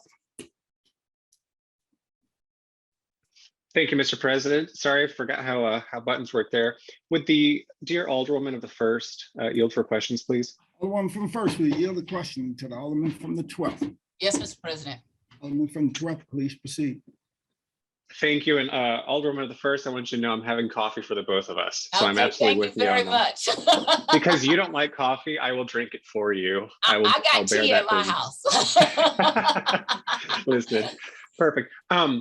Following the same lines as the Alderwoman of the 6th, I'm assuming that the library has been consulted. We've got this partnership. This tracks with other partnerships they have with Congresswoman Cori Bush's office, as well as other stakeholders. But I wanted to pick your lawyer brain for a second, if I could. With the St. Louis Public Library having once been a political subdivision of the city of St. Louis until about the mid-1970s, and now being its own private entity, can you speak to whether or not we have the authority as the duly elected legislative branch of government to compel a taxpayer-funded entity that was once part of the city and is grandfathered into the city's pension plan to take an action or do an action, or what's our authority here? If the library said, no, we really don't want to do that, could we have just said, too bad, we're writing it into law? Well, do you know how their members get to be members of the board of the library? You know where they have to come through? Well, they do. And a reason why I pose this question, Alderwoman, is because every single member of that board is well outside their terms. And I've solicited the mayor's office. I have asked the mayor's office for an audit of all of our boards and commissions in the city of St. Louis, because most of them are serving on unexpired terms. So I'm trying to better understand the relationship between, This is not a forced thing. This is something that, I mean, we work with the library. I've been working with them for a long time. This is something, as I said, the comptroller had already spoken with them. This is not going to be forced on them. If they didn't want to do it, okay, but they've already expressed that they would. And even though the members are outside of their terms, and they're not just the only ones, there's a great deal, almost all of the boards and commissions are outside of their term. This gives them another added tool in their toolbox. Okay, it gives the citizens, the whole thing of the public library is to be public, is to serve the public. And if they're already doing your passports and things like that, this is just really easy. It gives them a little added income. Okay, so we're not forcing it on them. We're just partnering with them. Oh, I understand, but I was posing a hypothetical, I guess, in that would we have the authority? And I've got other things in mind that I'm co-opting this amendment. No, we would just put the new members on board that will work with us. How about that?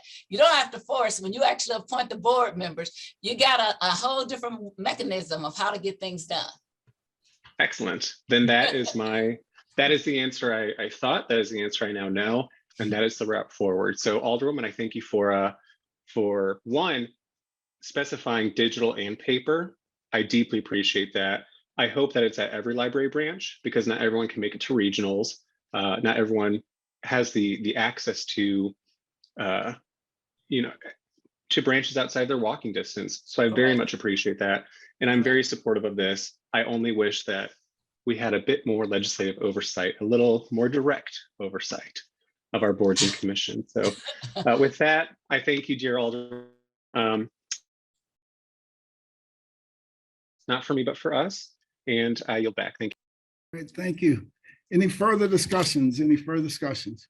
Alderman from the first, you recognize the close on amendment number 2 to Board Bill 82 as amended.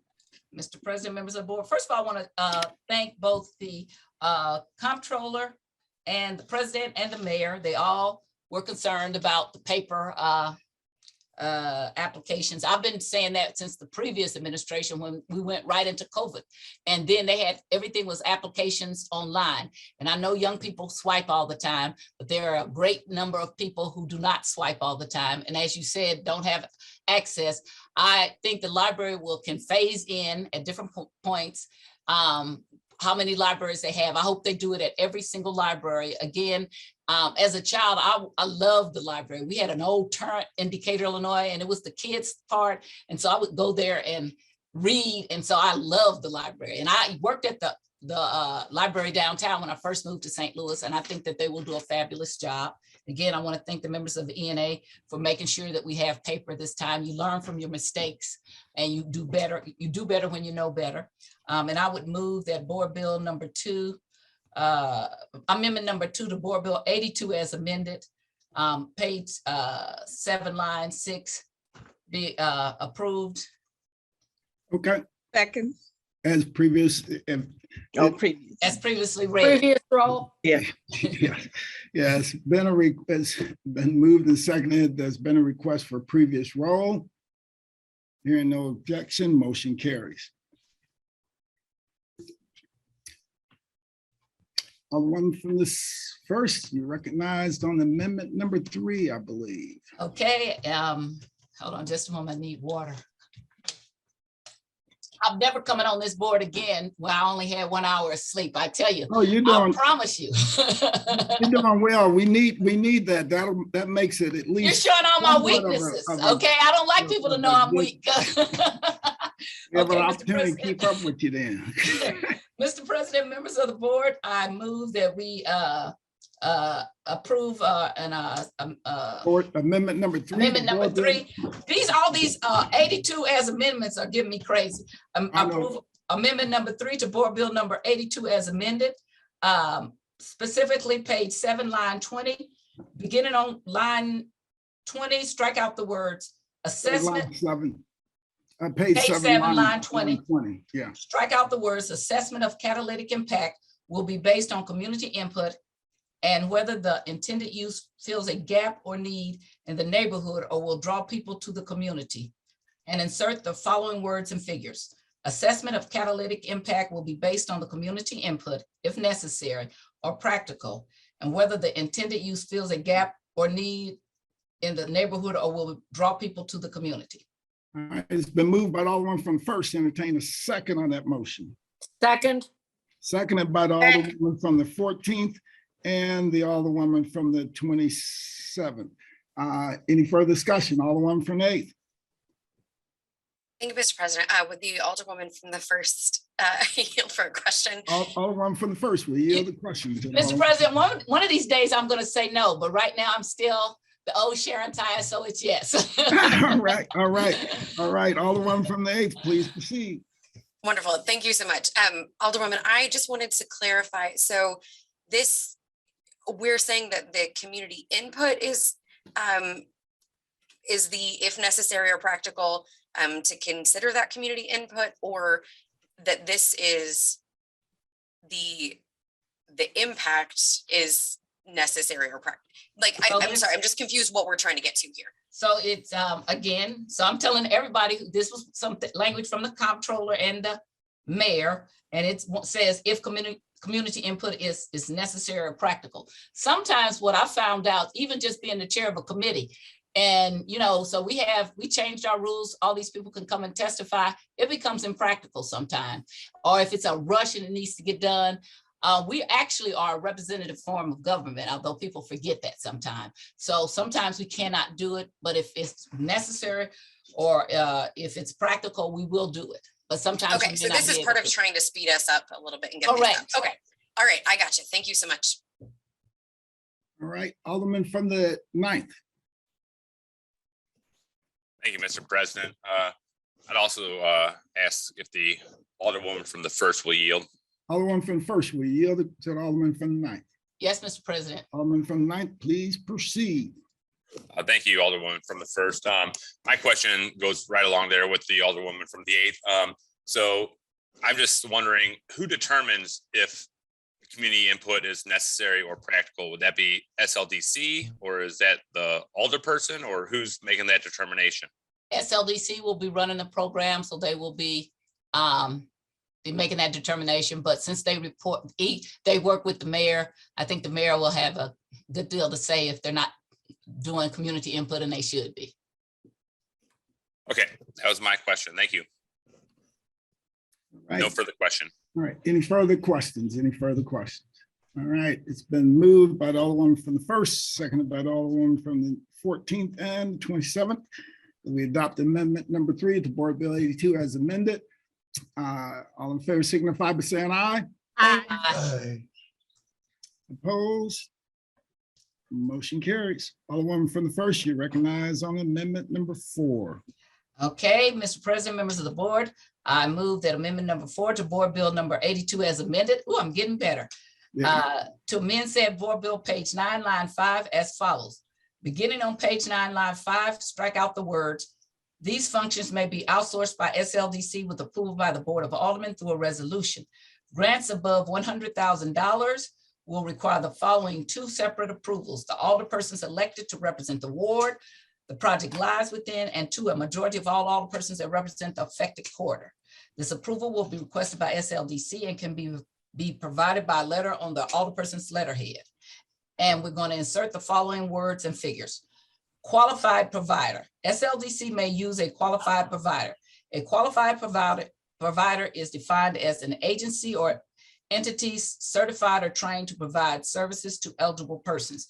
Any qualified provider selected agrees to meet the standards for services and operation established by SLDC.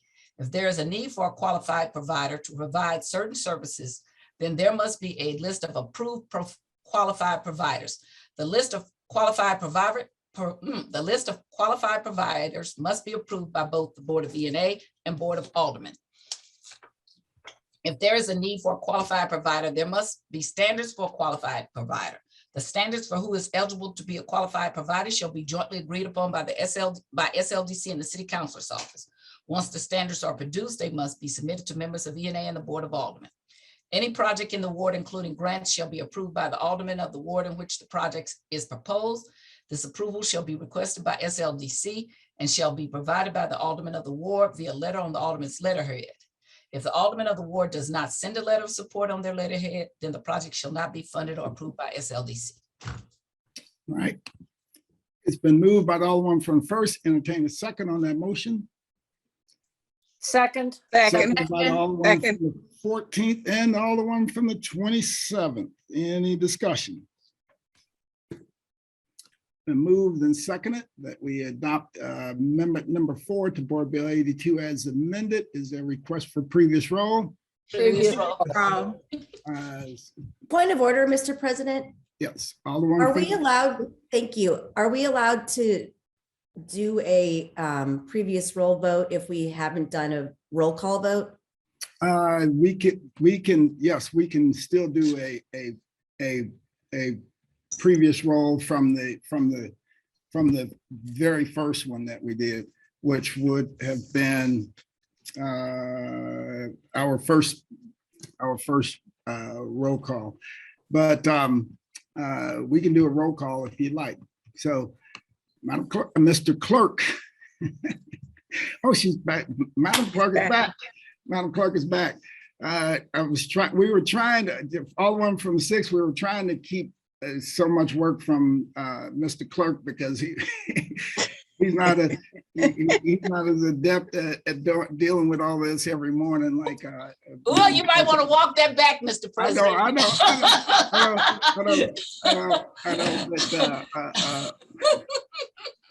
But, Madam Clerk, please call the roll.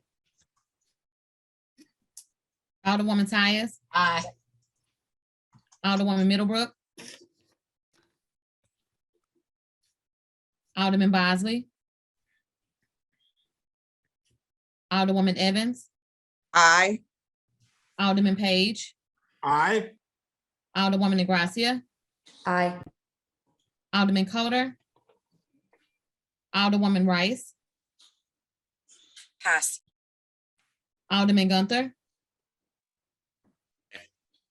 I'm sorry, I didn't hear you, Alderman. Aye. Thank you. Alderman Balmer, Aye. Alderwoman Martin, Aye. Alderman Stevens, Aye. Alderwoman Schweitzer, Aye. Alderwoman Howard, Aye. Alderwoman Green, Aye. Alderman Oldenburg, Aye. Alderwoman Peel, Aye. Alderman Todd, Alderwoman Davis, Aye. Alderwoman Spencer, Alderman Muhammad, Aye. Alderman Boyd, Aye. Alderman Vaccaro, Aye. Alderman Narayan, Aye. Alderman Cone,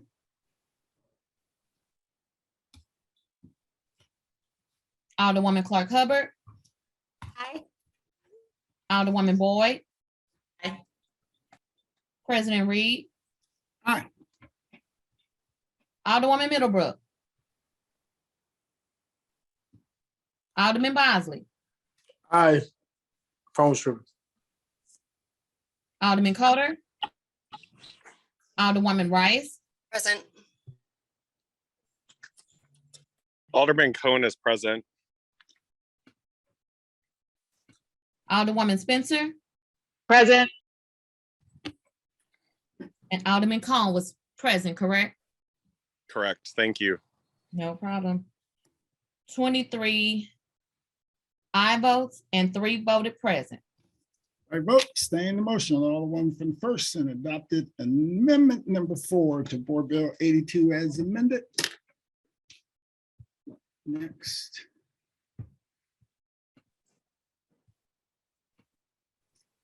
Alderman from the first, did you have any further amendments? You're muted. I'm sorry, you're muted. Sorry, Mr. President, I don't have any more amendments. I think the next one is the Alderman from the 22nd, but he may have put it on my first amendment. Okay.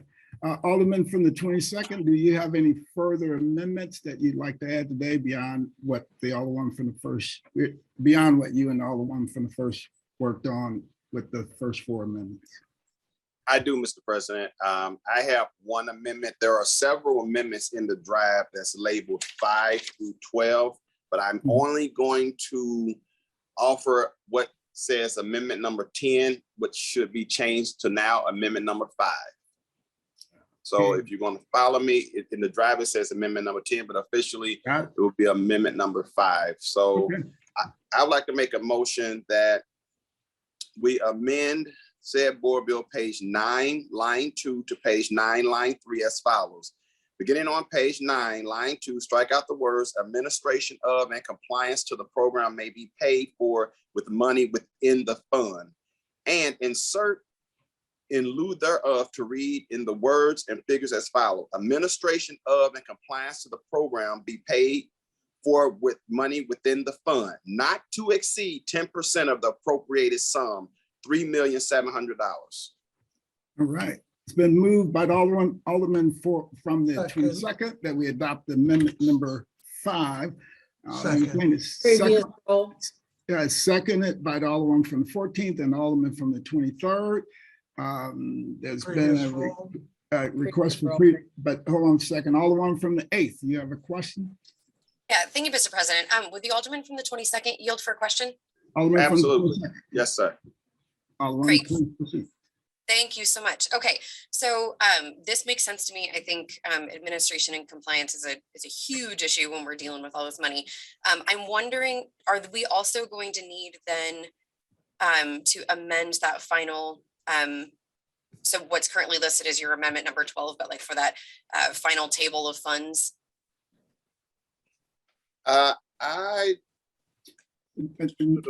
No, because it states 10% of those, so it's included in there, kind of, sort of. up to 10%. Yeah. Sorry, it's in there, kind of, sort of. Yeah. Okay. So let's say that the first one is $5 million for North Grand Boulevard corridor. Well, you get to go up to what, 500,000 on administrative costs, but you don't have to. So it's already baked in there. Okay, so you're saying like per each category, up to 10% of each category for each corridor. Yeah. Okay. All right, that's fine. I did also, if I'm permitted at the moment, you had one more amendment in here that did actually remove the aldermanic consent, and I'm wondering if, well, your amendment number 11. I was just wondering if we could discuss that, but that would require SLDC to notify the alders involved, but not a specific approval needed by each of the affected aldermen. Alderwoman, that amendment, the alderman from the 22nd isn't offering up that amendment. If you would like to discuss the amendment that's in front of us, the only one that he's offering up from the list of ideas that he put out was amendment number 10 within that same document that is labeled amendment number 5 currently. So that's the only thing. I appreciate that. It's difficult when we're online here and we can't, walk to the side and have a conversation. So I appreciate that. I'll end my questions here. Thank you. All right, and you can put it in the direct messaging in the chat form also. All right. Any further discussion on amendment number 5? All right. It's been amended by, motion's been made by the alderman from 22nd. There's been a request for previous roll. Hearing no objection, motion carries. Madam Clerk, please make note. Amendment number 5 has been adopted for Board Bill 82 as amended. All right, so I think that's it. And then the alderman from the 22nd, would you like to speak on the whole Board Bill 82 as amended that's before us? And then we'll see if there's any further discussion and go to a vote. Sure, Mr. President, members of the board. I think we've talked about this a lot. We've had a lot of conversation about this. I don't want to belabor the point. It's a good bill that sends $37 million to North St. Louis commercial corridors, $2 million to take care of our sidewalk improvement as to support those with disabilities. And with that, I'm sorry, am I recognized to close? Yes. Well, hold on for a second. I didn't actually recognize your close. I asked if you had any additional comments. Alderman from the 8th. Thank you, Mr. President, members of the board. I'm not sure if my question, actually, I would like to ask if the alderman from the 22nd would yield for a question. Alderman from the 22nd will yield the question to the alderman from the 8th. Yes. Thank you, Alderman. It might be an appropriate time now to just discuss briefly the aldermanic approvals required. And I apologize, I should have brought this up with Alderwoman Tice's amendment, was not quick enough over here. But when I watched the Board of E&A meeting, it seemed that the aldermanic approval was one of the pieces that the comptroller wanted to remove because it was one more time sensitive barrier to getting the funds out to the community. And I'm wondering, I know that when we do conditional uses and things like that, our approval is taken into account, but it isn't necessarily the end all be all on whether or not a project gets approved or, a conditional use is approved. And I'm wondering just what your opinion is on that, or if you think that we need to make that adjustment here.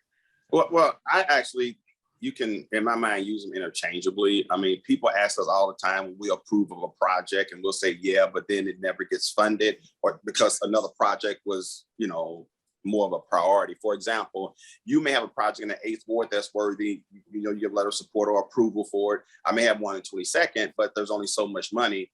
But I think SLDC needs to know, does it have the support of the alderman at the end of the day? So approval, recommendation, it's pretty much synonymous to me. Okay. I'm curious, have we thought about what a citizen's recourse would be if they don't get aldermanic approval? Like, is there some way around, you know, or to petition SLDC to say, hey, you know, either like in complete good faith, my alderman missed this, or, you know, or if it, you know, I've had folks, and I am not at all trying to accuse anyone of anything. When I first got elected, I had people call me and say, I didn't vote for you, but would you help me with this thing? Right. Like, and I know some of our constituents think that just because they didn't vote for us, or for they campaigned for someone else, that we may not support their project. So I'm just wondering if there's kind of like, is that an alternative, or is there a way for someone to petition publicly or something like that would potentially get support if this becomes an issue? I don't know. Let me put it to you this way.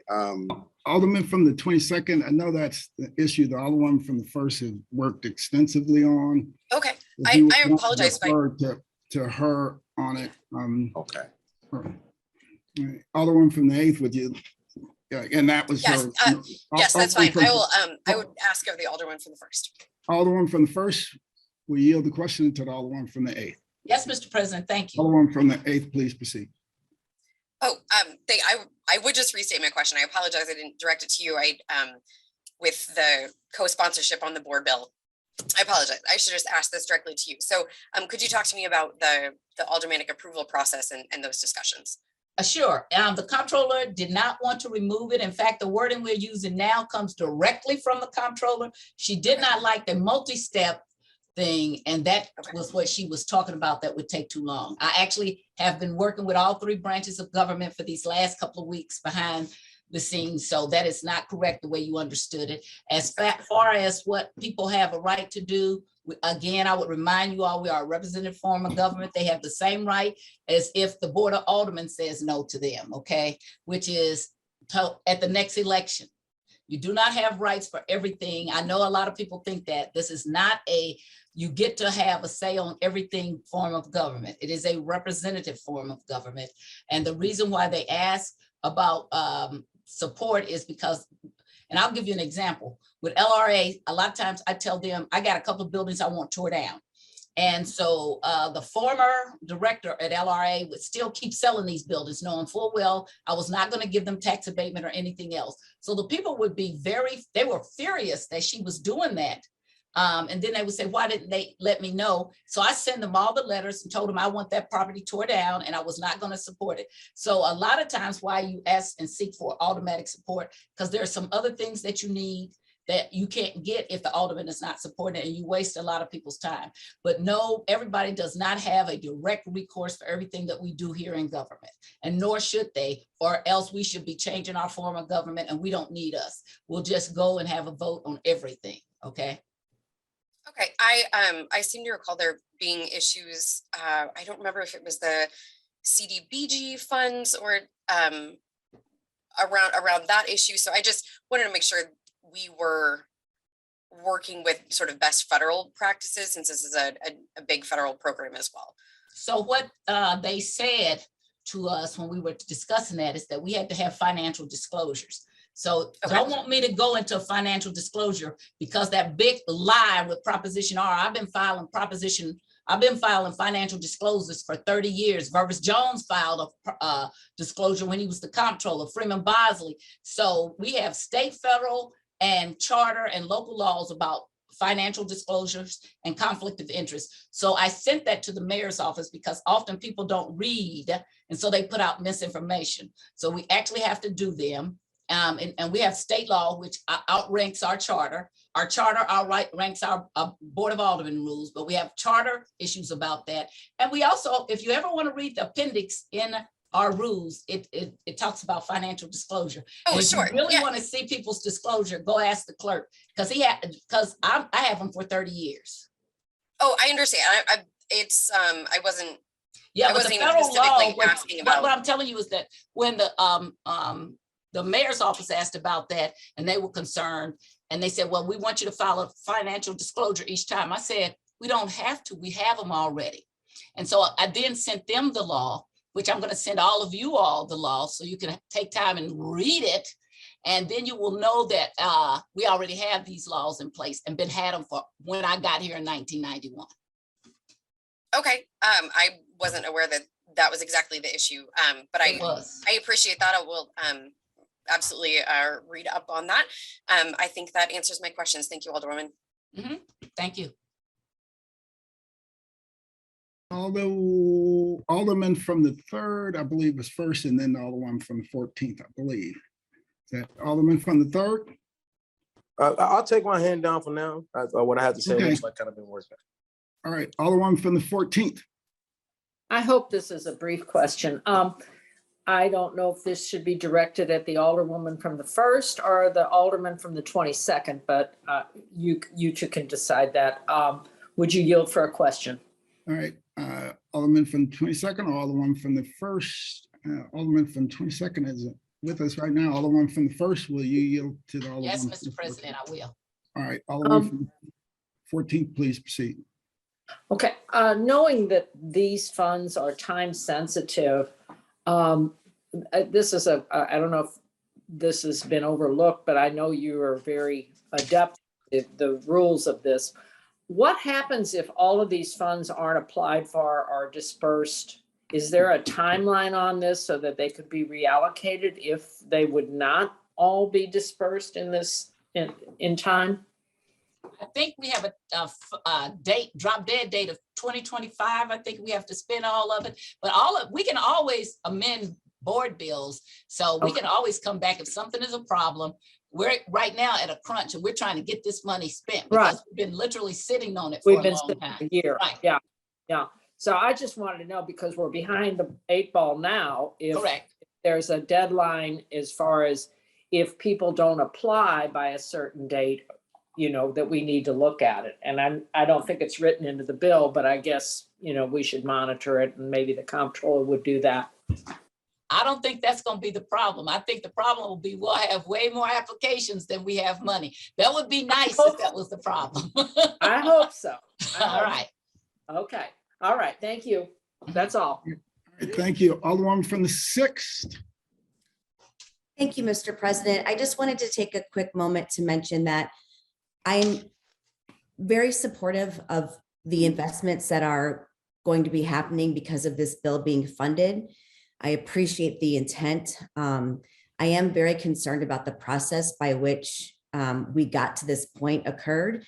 This board bill was introduced in July of 2021, and it just sat for so long, and really was negotiated behind closed doors without a lot of aldermen participating in that process and without the public having an opportunity to really weigh in on this being funded. And so I'm just hoping in the future with this next allocation of ARPA money that we take our time to get the community's input at the front end and then expedite that funding to get out into the community. I've just been very troubled by the entire process, but again, I'm excited about what this represents for North St. Louis, which has seen such disinvestment over the years. Thank you. All right, Alderman from the 1st. Mr. President, members of the board, I disagree with this board bill being negotiated behind closed doors. It's substantially the same monies.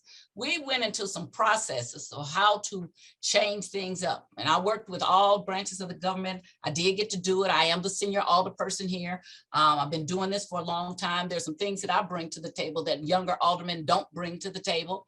And so it was no change of major money or anything like that happen. It's like, how can we speed this process up? And a lot of that came from the members of the board of E&A, and that's their job because they're the big kids, we're the little kids in this process. So I don't believe it was done behind closed doors. It was just a process thing. And I want to thank all members of the board of E&A of working together and getting this done. And sometimes it takes a long time, but it is getting done. Thank you, Alderman. Alderman from the 3rd. Just real quick, I want to echo those sentiments. You broke up, Alderman. Oh, I didn't. I just kind of paused. I want to make sure I say this as amicably as possible. I know that things get very, very difficult kind of in the Board of Aldermen. We all are trying to figure out, how to spend funds and which communities to spend them in, how we'll spend them, especially when we are not working as cohesively together as we could be. And I think that's what Alderwoman Ingrassi is kind of alluding to. I just want to throw out there, it's been over 100 years that the city has been here, and there's never been an equal or equitable amount of Black folks or Black votes here. So when we talk about the amount of power that we've had in our communities and our ability to make decisions for our people, when they you got 11,000 people plus that put you in office. Now, all of those people didn't vote for you because they all probably end of age, whatever you want to say. But the fact is that you represent 11,000 voices. And these people aren't coming to every board of aldermen meeting. It's 59 people on this call, on this Zoom right now. There are 300,000 people in this city. The reason that our residents aren't on this call is because they feel like we should be representing their best interests. And when things pop up that they should have known about or wish that they had an ability to have voiced their opinion on, they hold us accountable, not nobody else. So why the heck are we not good enough to be held accountable to say which projects and which projects shouldn't be going in our communities when we are the representative that these people put in place to deal with everything else? We good enough to deal with your trash? We good enough to deal with the grass that's growing up over high? That ain't our job. But we got more emails than any one of the commissioners out here from residents. They get their emails from CSB. They don't know the commissioner's emails. We get those emails. Thank you for the commissioners that respond to them and go out there and do a good job, but that's not our job. We're legislators. And they've turned us on this side of town into service providers plus legislators. I don't get a check for playing my NSI's job. I don't get a check for connecting services to my residents either. I get a check for legislating. I become a service provider for my people for free. I live in this community too, because I have the ability to. I am the liaison between SLDC and my community because I have the ability to, not because that's my job. If it was my job to ensure that development came down the pipeline, my board would have been built. 90% of the Black aldermen that are here that are begging for resources every day, we're not begging for our grass to be cut and stuff like that because we control it. We're begging for it because we don't control it, and the people that do control it aren't doing what it is that should be naturally done, which is providing these particular services. So because you've turned us into grass cutters, because you've turned us into tree layers and floor layers and inspectors and everybody else, our people call us to go inspect the alley so we can call the inspector and have him inspect it officially. There is no difference when it comes down to the people in our community who are popping up with businesses all around them and coming to us saying, how do we shut this down? We didn't agree to this. We are at a point now where we can say, how do we build this up? And we help these people do this. We've been tearing everything down for all these years and ain't nobody saying nothing about what we turned down. I've turned on 350 buildings and not one alderman here has had any questions about it. But when we want to build, there's a question. This is our time to represent our communities in a way Well, we can now say to those grandmothers and uncles and aunties who've been telling us and asking us for years, you got anything for my new business idea, my business venture? Can you help me out with my storefront? The reason these buildings look like this, and if you go back and look through the actual list and you look at who owned these properties, a lot of them are owned by individuals whose grandparents passed away, but we didn't have loans. We didn't have the ability to go out here and build equity within these properties, because as soon as you get a loan from the bank, it's upside down. The aldermen couldn't help with that. We couldn't help these people keep their houses. We got over 300 people on the waiting list right now for healthy home repair and over $50 million in it. And we can't help these people right now. Every year, you talk to the people in healthy home repair right now, and they'll tell you, we don't have enough contracts. It's always not enough something, but it's not about money. There's enough money, but not enough people to do what it is that needs to be done. We are overseers of our entire wards because you created that environment. When you all stopped providing adequate services, people had to call their alderman instead of CSB. When you stop banking with us, when you stop giving us the ability to get windows and all those other things that we need to create equity in our neighborhoods to make it beautiful, to continue on that beautification pathway because we're getting things done. You stopped our ability as a community to have a seat at the table. Now we got a seat at the table because these monies are available for us. And we telling y'all, our people been telling us for years what they need. We just could never provide it. We now know what they need, and there is a funding source for it. And there's a mechanism now in place to follow where that funding goes. Don't take our voices away. I understand that there may be a concern because aldermen have special interests, and you better be sure that we have special interests. There's no reason for us not to have special interests when we live in the communities that we represent, that we've been trying to beg for resources for years. Yeah, we know Ms. Jones need a roof. So if it come down to me getting some money, I'm gonna get Ms. Jones a roof because I know Ms. Jones need it. I don't know about the people who just moved in the neighborhood a year ago and saying, oh, this neighborhood needs some stuff. I don't know about them, but my job as an alderman for the person who voted for me, and I was going out saying we need healthy home repair, for those same individuals to now have the resources that it is that I proclaimed before I got in office, saying I can bring to the table. That's our job as Black aldermen. And just being real, in other areas that are more affluent, some of you white aldermen got the same problems we got. People calling you for family issues.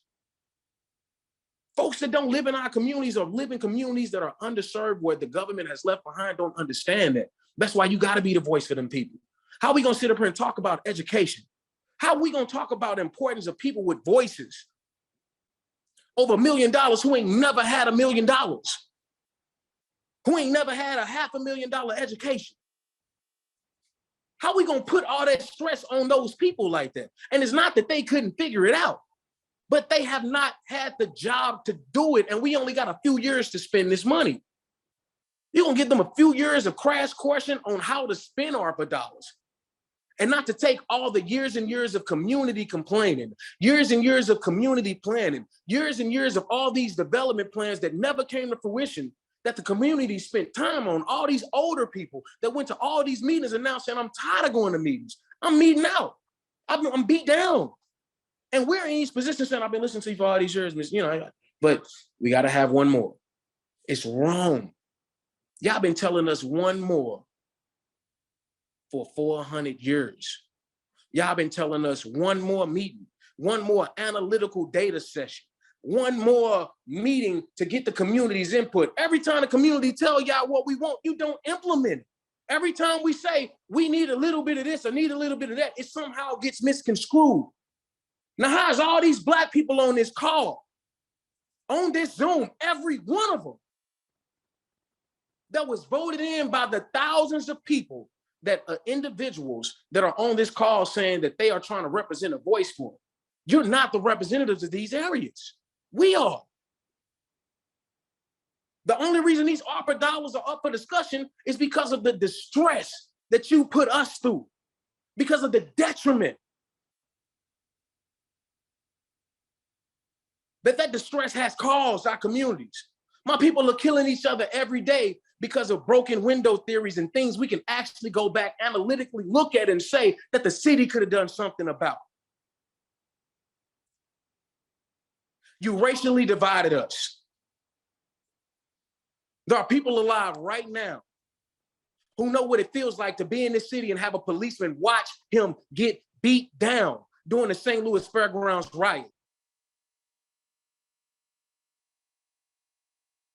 But we not good enough. After going through all of these things and being representatives in these communities that used to be white, you all left this to us. We inherited these problems. And then we sent out representatives to help fix them. We don't go out here and knock on doors when we got 2 and 3 people on one block. Where your areas are, you got 10, 20, 30 neighbors on one block. We only hit 2 people on one block sometimes. And that's for 10 and 12 blocks. You're talking 20 or 30 people when you done walked over 2 or 3 miles in a small area. We don't have Wi-Fi. We don't have the ability to communicate with our folks the way that everybody else does. There's a reason why 10% was able to win this last this election, but I won't even go into that because that ain't germane to the topic. What is germane to it though is our people not having voices and being voiceless. And those individuals that you put in place to be the voice of those people who are voiceless, who don't have the time or the resources to hear the voices of those individuals that are in opposition to what these people are trying to yield when it comes to trying to bring goods and services to their communities, bring and yield to their families. We're not out here running around shooting people and selling dope because we choose to. Ain't nobody's son out here getting shot and a mama clapping for it. But these 11 aldermen that you got are the front line for those individuals who are begging for change that we see on news every day, shaking our heads saying somebody should have done something about that. And if we are coming to you saying this is something that we need to do for the mental state of our people, for the physical state of our people, for the physical state of our city, the aldermen are the first line of defense for grass and trash and everything else. Why we cannot be the first line of defense when it comes down to helping develop the areas in our communities where people are asking us every day, Mr. Alderman, can I put a business here? Can you support me in a letter to have a home healthcare business in my house? Because we don't have storefronts. Can you support me in a letter to have a bar here, to build a restaurant over there because we haven't had zoning changes in such a long time? Yeah, I gotta stop restricting us, man. It's not giving us the ability to grow. Butterflies only fly when they come out of the cocoon.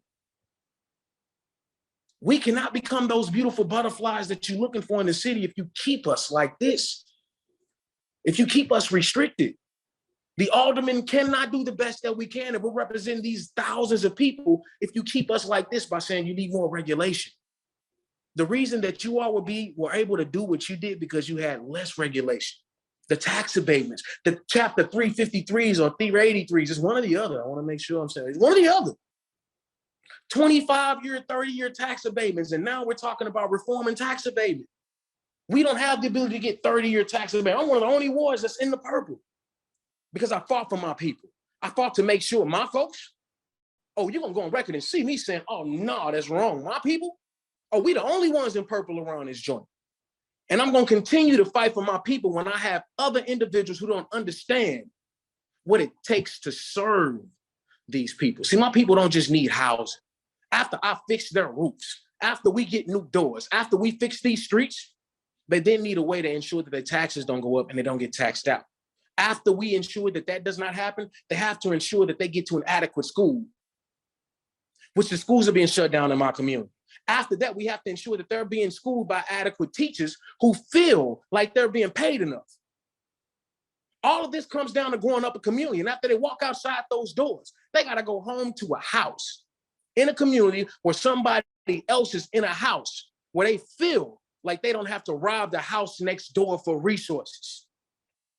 And it is the alderman who knows the neighbors next door and the door next door who can talk to those folks and let them know that hope is coming.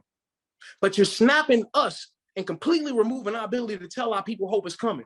You're just leaving it up to the system again. We're just leaving it up to the mayor's office. We're going to leave it up to all these third-party providers. the third party, we're the first party. And it's disingenuous for us to continue to tell our people we don't have no power over helping them in their economic situation. Wrong.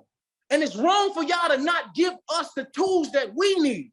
You can't fight fire without water. Now, how are we gonna fight poverty without money? The aldermen need the tools. And that money that just came, it didn't come for you. It didn't come for you to tell us that we shouldn't have the ability. The government, the federal government did not say that the aldermen should not have control. They did not say that you Black people who represent these Black areas in the darkest places in the United States.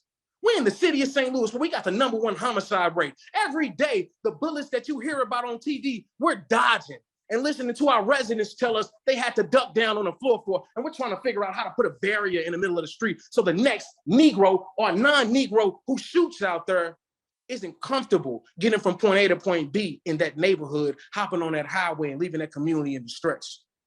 Only we have the knowledge on how to help all these blocks because some of our people can't even walk up the street. Do you know what it feels like to look down a street you can't walk down because you're gonna get shot in your face and the alderman be the only connection on the block that keeps that from happening? We're the connection to our communities because you left us disconnected. You took us out of the loop when it came to internet infrastructure, out of the loop when it came to having telecoms. This is what you left with. You left with us communicating through music. You left with us communicating through music. You left with us communicating through videos and everything else. And that only shows us dying to live. The government does not help you. And that's why none of the people out here support the government in their city. They hate us. And only the ones who know us and actually we can touch on a regular basis can help those people know that there's a heart in these aldermen out here who they've been looking at on TV.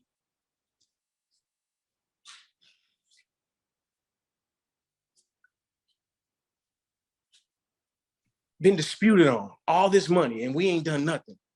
It's on us right now. Community not tripping off the mayor or nobody, it's on us. It's all of our job. President Reed, he is a president, but Alderman Boyd, Alderwoman Boyd, Alderwoman Tyus. I'm even gonna say the mayor, the comptroller. These Black folks been busting their ass. Excuse my language, but it's the truth. I don't care how much we at odds. We're not at odds because we retarded. We at odds because, that's a bad word. I learned that a few weeks ago. My bad. Please excuse my language. We're not at odds because we are misinformed on what it is we can do with these dollars. Once again, I sincerely apologize for that. We are at odds because we're trying to figure out the best way to move our communities forward, which never had a plan.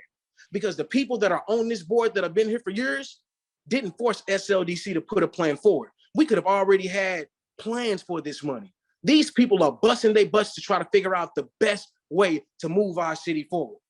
They're not at odds in giving the north side of St. Louis what it is they deserve. They're at odds in trying to figure out the best way to make sure this money gets to these people in the best way that it can impact these folks. And it's not helpful trying to take the legislators who are in these communities out of the fold, who are the branch to President Reed, the legislative branch to the mayor of the city of St. Louis and the comptroller, even though they make their own decisions. You can't help these sides of town without us. You can't build this community up without the individuals that live there. And the minute you do, we will burn it down. You cannot leave us out the fold. Thank you. All right, thank you. Thank you, Alderman. It's been moved and seconded that we adopt Board Bill 82 as amended.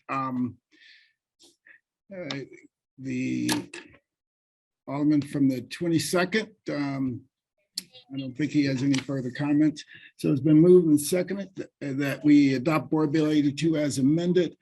And there's been a request for roll call. And there's been objection to previous roll because I guess someone wants to make sure that their vote is accurate, recorded, and accurate. So, Madam Clerk, please call the roll. Alderwoman Tyus, Aye. Alderwoman Middlebrook, Aye. Alderman Bosley, Aye. Alderwoman Evans, Aye. Alderman Page, Aye. Alderwoman Negracia, Aye. Alderman Coder, Alderwoman Rice, Aye. Alderman Gunther. Aye. Thank you. Alderman Ballmer, Aye. Alderwoman Martin, Aye. Alderman Stevens, Aye. Alderwoman Schweitzer, Aye. Alderwoman Howard, Aye. Alderwoman Green,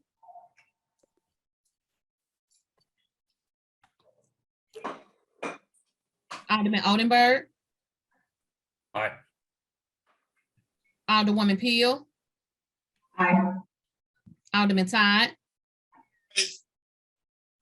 I'm sorry, Alderman Todd was said aye. Thank you. Thanks. Alderwoman Davis, Aye. Alderwoman Spencer,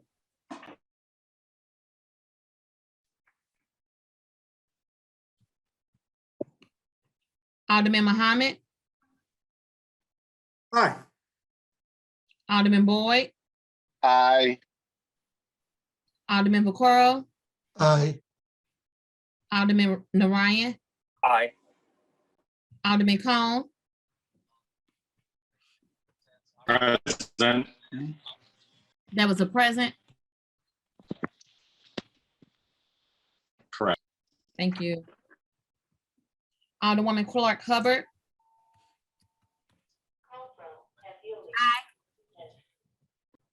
Alderwoman Boyd, Aye.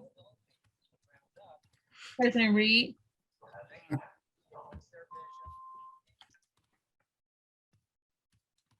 Alderman Coder, Alderwoman Green, Alderwoman Spencer, Aye. 25 aye votes and 1 voted present. I vote staying motion of Alderman from the 22nd and perfected Board Bill 82 as amended. That is the extent of board bills for perfection. Third reading consent. Board Bill 84, Committee Sub, Board Bill 185, Board Bill 194, Board Bill 211, Board Bill 191, and Board Bill 114. And 151. Did you get 151? No, sir. And Board Bill 151. Alderman from 10th, you recognize on the motion for the third reading consent calendar. Thank you, Mr. President, members of the board. I move that we adopt the third reading consent calendar. Moved by Alderman from the 10th. Second. And Second. seconded by Alderman from 27th. Any discussion? It's been moved and seconded that we adopt our third reading consent calendar. Madam Clerk, please call the roll. Alderwoman Tyus, Aye. Alderwoman Middlebrook, Aye. Alderman Bosley, Aye. Alderwoman Evans, Aye. Alderman Page, Aye. Alderwoman Negracia, Aye. Alderman Coder, Alderwoman Rice, Aye. Alderman Gunther, Aye. Alderman Ballmer, Aye. Alderwoman Martin, Aye. Alderman Stevens, Aye. Alderwoman Schweitzer, Aye. Alderwoman Howard, Aye. Alderwoman Green, Alderman Odenberg, Aye. Alderwoman Peel, Aye. Alderman Todd,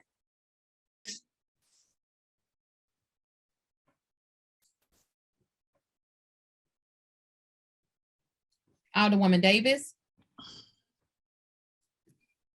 Aye. Alderwoman Spencer, Aye. Alderman Muhammad, Aye. Alderman Boyd, Aye. Alderman Vaccaro, Aye. Alderman Orion, Aye. Alderman Cone, Aye. Alderwoman Clark Hubbard, Aye. Alderwoman Boyd, Aye. President Reed. Aye. Alderman Coder, Alderwoman Green, Alderman Todd. Aye. Thank you. 26 aye votes. I vote you sustain the motion. Alderman from 10th and 3rd read and finally passed the aforementioned bills. 3rd reading report of engrossments. Board Bill 206, Committee Sub, sponsored by Alderman Oldenburg, Alderman Boyd, Alderwoman Howard, Alderwoman Middlebrook, and Alderman Coder. An ordinance amending ordinance number 71345, commonly referred to as the City of St. Louis Annual Operating Plan for fiscal year 2021-2022 by the addition of a new line item, Police Department Real-Time Crime Center, and amending ordinance number 71393 to reappropriate $2.5 million of the $5 million of the 2021 coronavirus local fiscal recovery funds appropriated to the Police Department for Police Department Overtime, the Real-Time Crime Center. Alderman from the 16th, recognized on 3rd reading final passage of Board Bill number 206, Committee Substitute. Thank you, Mr. President, members of the board. I move to 3rd read and finally pass Board Bill number 206, Committee Substitute. Second. Moved by the Alderman from the 16th, and that was really quick. I didn't catch it. It was seconded. 14. Seconded by the Alderman from the 14th. Alderman from the 16th, please proceed. Thank you, Mr. President, members of the board. We had a good conversation on this when it was being perfected, but just quickly to remind folks, we are reappropriating $2.5 million of a $5 million ARPA appropriation to police overtime so that $2.5 million can be spent on purchasing around 300 cameras and updating network upgrades and fiber upgrades that are needed for the Real-Time Crime Center and assisting it with the use of technology to fight crime and bring resolution to the solving of crimes. Couple of things that I think are worth mentioning that are feedback from the last conversation we had during the perfection discussion of this was the note of a plan. I believe a few aldermen did go and visit the Real-Time Crime Center and got some real good feedback. I have had great conversations with Dr. Isom, the public safety director.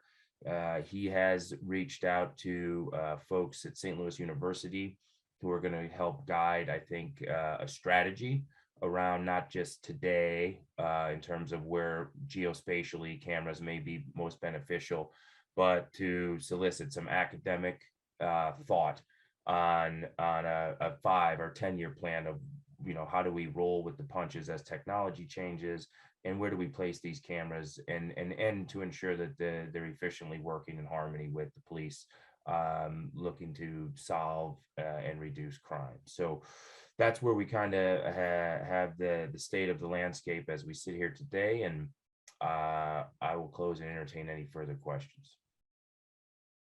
Alderman from 23rd, you recognize. Yeah, just a real quick technical question, actually. So under this, the Prop R thing that passed, and this goes to police overtime, and I have 2 kids in the department, then do I need to abstain from this particular vote? And it's just a technical question. This whole thing, I don't know if anybody has grandkids, great nephews, all the way through the 4th degree that could potentially have someone in the department. My understanding on Prop R, if the conflict could go all the way to the 4th degree, if it, I guess if somehow one of your kids, your grandkids, your great grandkids, they're not your nephews and nieces out to the 4th degree, could benefit from this. So it's just a technical question. Maybe if the attorney could ask, I'm fine with voting for it, and I'm I'm abstaining on this particular.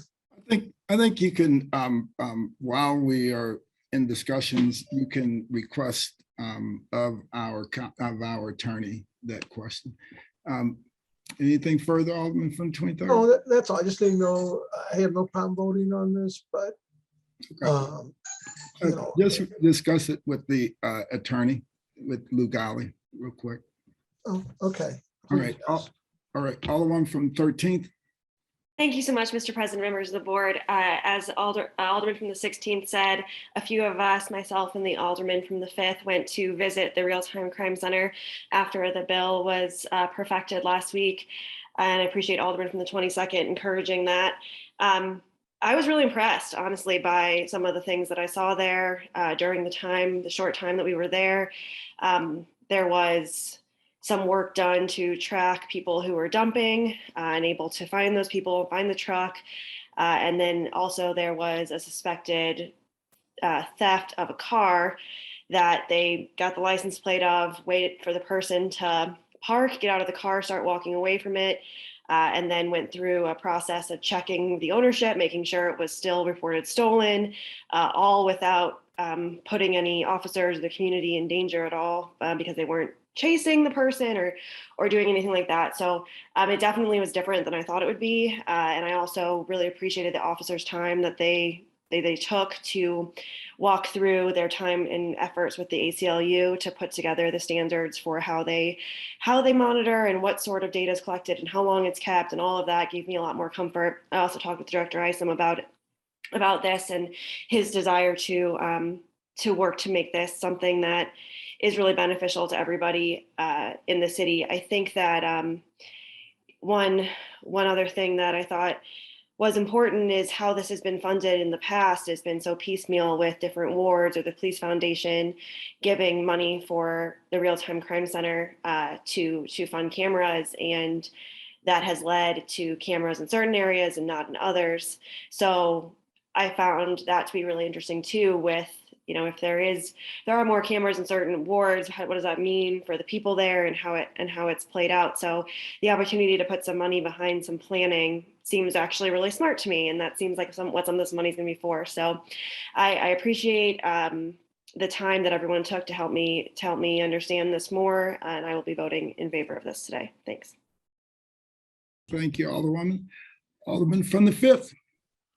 Thank you, Mr. President. I would like to amen my colleague from the 13th's remarks. She and I had a great opportunity to visit the Real-Time Crime Center and review it in great detail. And I'll tell you, it lends a lot of background information to things I was already working on. Adding additional pin tilt camera systems into the fabulous 5th Ward.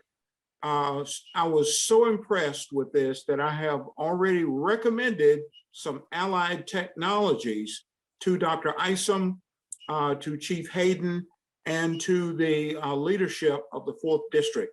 So I am definitely in favor of funding the Real-Time Crime Center, and I will be voting for this bill.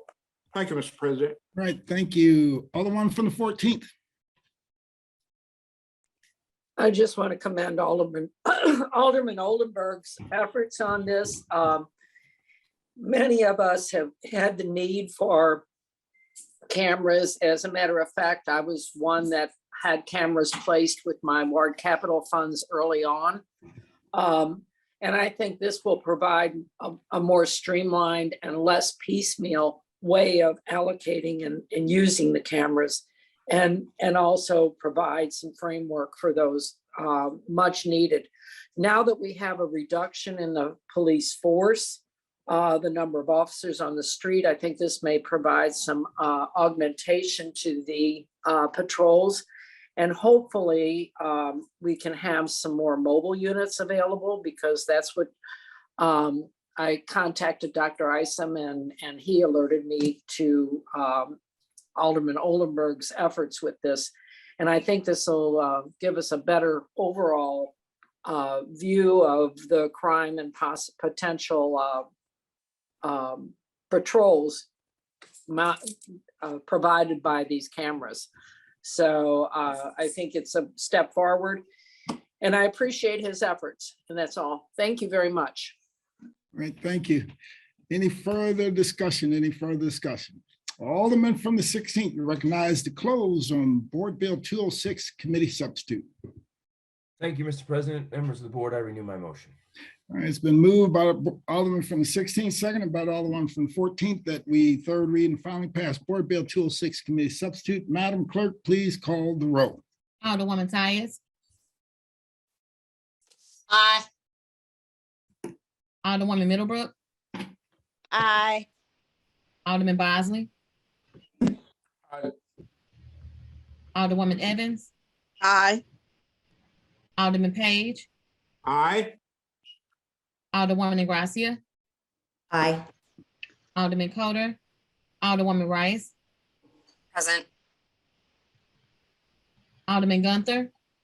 Aye. Alderman Balmer. Aye. Alderwoman Martin. Aye. Alderman Stevens. Aye. Alderwoman Schweitzer. Aye. Alderwoman Howard. Aye. Alderwoman Green. Alderman Oldenburg. Aye. Alderwoman Peel. Alderman Todd. Present. Alderwoman Davis. Aye. Alderwoman Spencer.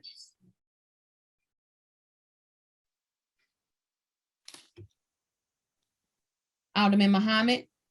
Aye. Alderman Boyd. Aye. Alderman Vaccaro. Aye. Alderman Narayan. Aye. Alderman Cone. Aye. Alderwoman Clark Hubbard. Alderwoman Boyd. Aye. President Reed. Aye.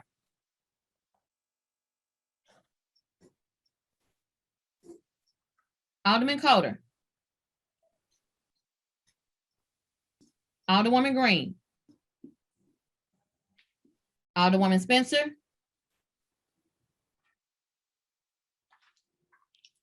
(23) aye votes and 2 voted present. By vote, you sustain the motion. Alderman from the 16th and third read and finally passed Board Bill 206 Committee Substitute.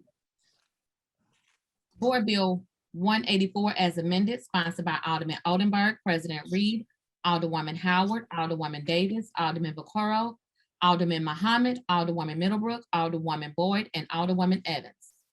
An ordinance recommended by the Board of Estimate and Apportionment authorizing an appropriation consisting of funds received under the American Rescue Plan Act of 2021, funds received into the city's capital fund pursuant to ordinance number 60419, as amended by ordinance number 61250, representing half of the operating balance of the general fund from the preceding fiscal year and revenues accruing to the public safety infrastructure account of the Economic Development Sales Tax Fund for all the purposes of funding capital improvements totaling $86,980,000 as hereinafter detailed and contained in emergency clause. Alderman from the 16th, you recognize on third read and final passes of Board Bill 184 as amended. Mr. President, members of the board, I move we third read and final pass Board Bill 184 as amended. Moved by the Alderman from the 16th, entertained. Second. Seconded by the Alderman from the 23rd. Any discussion? Alderman from the first. Members of the board, I am going to be opposed to third reading and final passage of Board Bill 184 as amended. I thought the whole point of us being able to work, while I worked all last night, was so that we could send this board bill back to the perfection calendar so we can do the amendments which we have attached here on Exhibit A. Yeah, Alderwoman, you can, right now as it, where it sits is, you still have those options open to you. Okay, well, and so his motion, I want to say I'm opposed, and I would like to substitute a motion to send Board Bill 184 as amended back to the perfection calendar so we can add the amendments. Would you like to first suspend the rules to be able to send it? I would like to suspend the rules. Okay, for the purposes of reconsideration of Board Bill 184 as amended. Okay, so I know you want to use that word. So, okay, so you can say reconsideration. I have always used in the times I've been here, and I think the alderman from the 22nd will tell you, is that we use the words move to send it back as you would committee or to perfection. So I'll use whatever verbiage you want. I just want to go back to the perfection calendar because we're not going to reconsider the vote. I wanted to go back to the perfection calendar so we can do the amendments because we cannot do it on third reading and final passage. All right, it's been moved by the Alderman from the first. I'll entertain a second on that motion. Hello? I'll second that. Seconded by the Alderman from the 27th, Alderman from the 23rd. And there was someone, and I think it may have been Alderman from the 22nd also that seconded that. So the motion that's before us right now is to suspend the rules for the purposes of sending Board Bill 184 as amended back to the perfection calendar for further work that we can complete today. Any further discussion on that? Alderman from the 8th. Thank you, Mr. President. I'm just trying to clarify sort of timing on this, that if we move this back to perfection and make any amendments today, E&A would have to reapprove this bill before our Monday meeting because the board bill as passed through E&A would be different if we amended anything. So I have concerns that if we make amendments to this bill today, that we've ended its ability to pass this session. Thanks. It would not be required to go back before E&A, and I think one of the sponsors or someone can speak to that. Did you have any? Would you like to ask anyone to yield for questioning? Sure. I'll ask if the Alderman from the 16th will yield for a question. Alderman from the 16th will yield the question to the Alderman from the 8th. Will. Alderman from the 8th, please proceed. Thank you, Mr. President. Thank you, Alderman. Could you clarify that point? If we, to your understanding, if we make amendments to this bill today, does it need to go back to E&A for approval of the amended bill before we're able to third read and pass it on Monday? My understanding is it would not need to go back to E&A, as I understand it. Okay. What I will say is I publicly support what will be the amendments that Alderwoman Tyus is proposing here in terms of those investment dollars. I will say I'm a little sensitive to suspending the rules based on Rule 48 in terms of reconsideration. At the time I was engaged in conversation with Alderwoman Tyus, I didn't fully think through the mechanics of needing a suspension of the rules, given that Rule 48 states that you can't reconsider after such a period of time. We perfected this board bill on March the 4th. We had a regular meeting on March the 11th. That's why we're going through the procedural matter here of suspending our rules. So I'm sensitive to that. But I do want to say I publicly support what I think the changes that you'll see her present in her amendment. Okay, thank you, Alderman. Thanks. Alderman from the 6th. Could you have someone go instead of me? I'll raise my hand again. I apologize. My smoke alarm's going off in my technology. Okay. It looks like you vacated the premises. Alderman from the 1st. Mr. President, members of the board, so that I can further direct the members of the board, we have something called Rule 79. I'm going to read it for you so that people won't have to. I just had it. I'm sorry.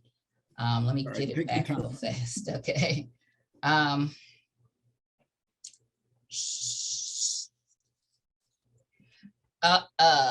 amendment and suspension of rules.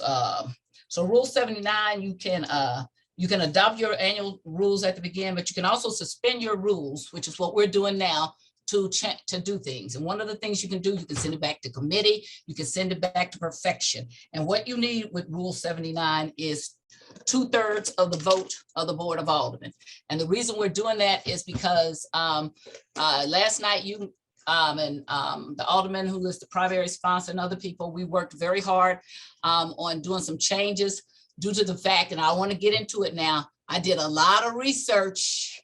And I'll tell all these people, if you want me to start putting it out here, I will. I don't want to right now, but the research says that we can do the bridges later, and we need to do more in North St. Louis and make it a fair bill. And that's what this will do, is make it a fair bill, and we'll do the bridges at a later time. I don't really want to get into it if I don't have to, but I'm prepared to. And then you will be shocked if I get into it.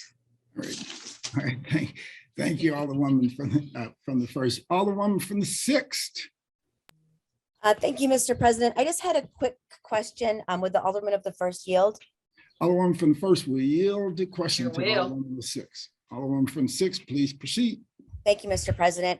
Alderwoman, I'm just curious if you have a legal opinion about needing a subsequent E&A meeting. It's my understanding, based on bills we've put forward in the past, that it would need to go back to E&A. So I don't have a legal opinion. I have, so what I've been told is that we're not changing the numbers in the bill. We're just changing the specific things that are going to get done in the bill. Now, if that's going to be a real problem, I will be pressing to have an E&A meeting before we have our meeting on Monday. Morning, we could have an E&A meeting. So I will be pressing the members because it's that important. But I've been told, and I don't have a legal opinion, and we can get one, is that long as it's just moving around what's where it's going to be spent, not the numbers, that it doesn't, because the E&A has approved that. But I will seek an opinion. We can do this, and if it says that we have to have one, I will seek for the members of E&A to have one, a nice quick emergency meeting Monday at 9 o'clock, and we can be back here in time for that. Okay, thank you. Thanks. Alderman from the 22nd.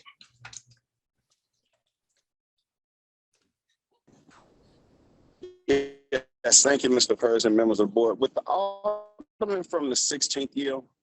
Alderman from the 16th, we yield the question to the Alderman from the 22nd.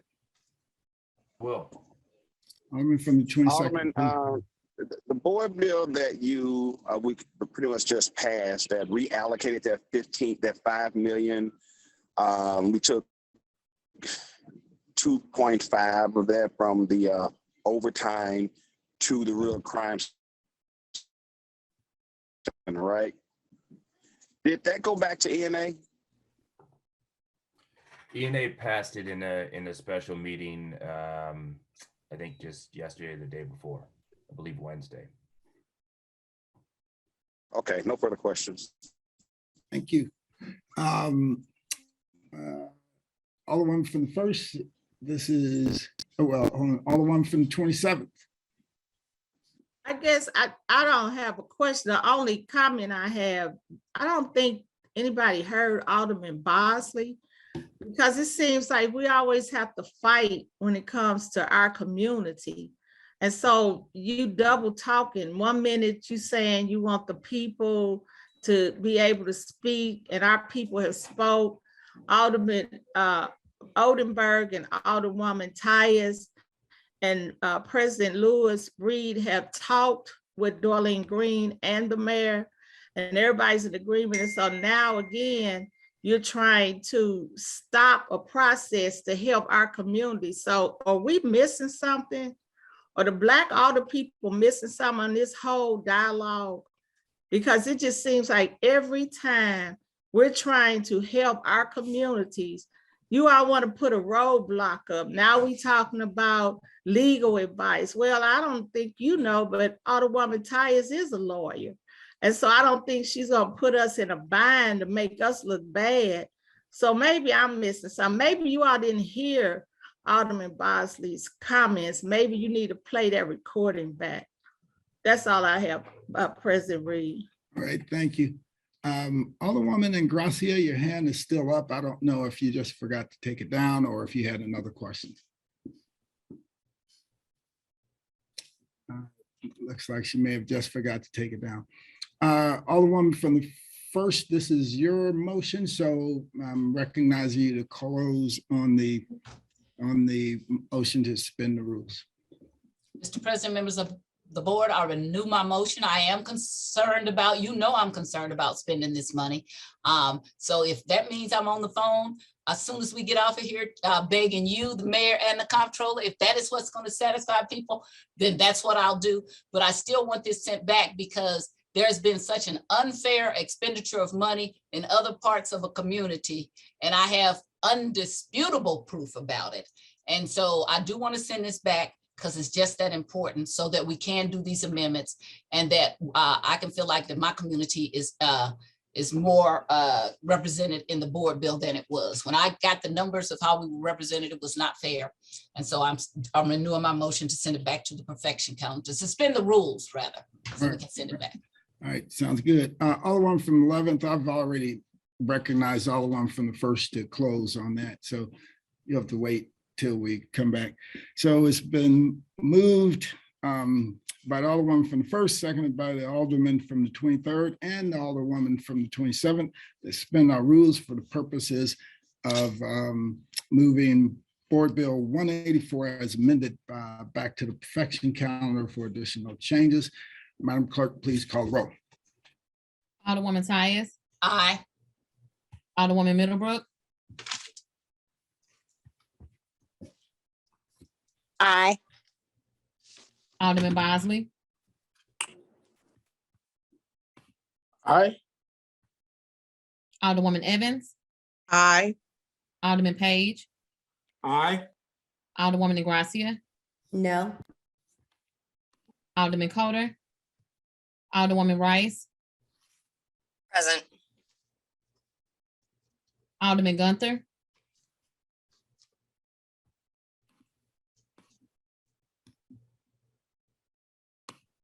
Alderman Balmer.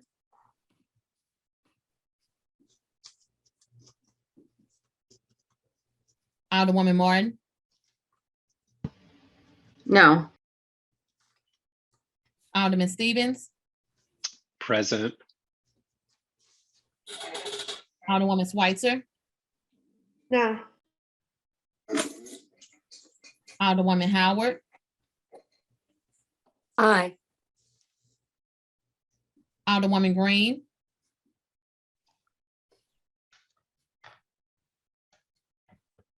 Alderman Oldenburg. Aye. Alderwoman Peel.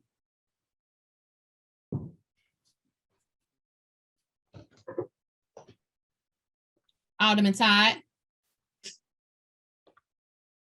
Aye. Alderwoman Davis. Aye. Alderwoman Spencer. No. Alderman Muhammad. Aye. Alderman Boyd. Aye. Alderman Vaccaro. Aye. Alderman Orion. Aye. Alderman Cone. Present. Alderwoman Clark Hubbard. Aye. Alderwoman Boyd. Aye. President Reed. Aye. Alderman Coder. Alderman Gunther. No. Alderman Balmer.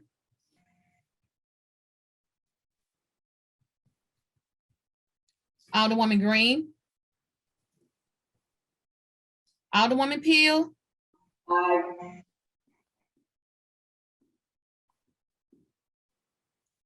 17 aye votes, 5 no votes, and 3 voted present.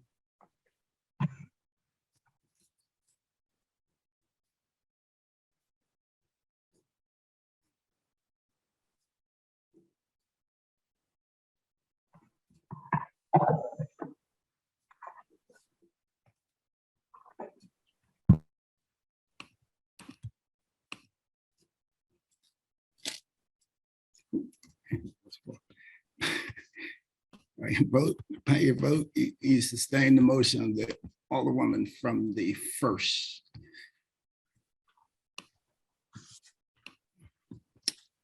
Alderwoman from the first, would you like to make the motion to have voted on the prevailing side, reconsider, so we send it back to perfection? And that wipes out that original vote on the board bill. Okay, Mr. So President. we can re-perfect it.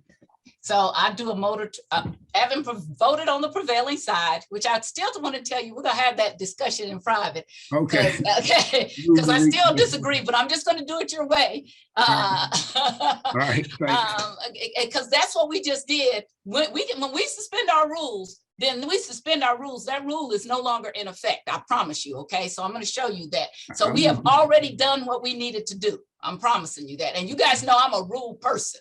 Okay. Okay, but I'm going to do it your way. I haven't voted on the prevailing side. What do you want me to do? So I'll do it just the way you asked me. Move the reconsider the vote. I'll move to reconsider the vote so we can send the board bill 184 as amended. 184 as amended. Back to the perfection calendar so that we can take up the amendment. All right. It's been moved by the Alderman from the first, entertain the second on that motion. Second. Seconded by the Alderman from the Previous roll. And the Alderman from the 23rd. Been a request for previous roll and no objection. Motion carries. Now we're back to the perfection of Board Bill 184 as amended. So Alderman from the 16th, would you like to make a motion to perfect Board Bill 184 as amended? Thank you, Mr. President. I move to perfect Board Bill 184 as amended.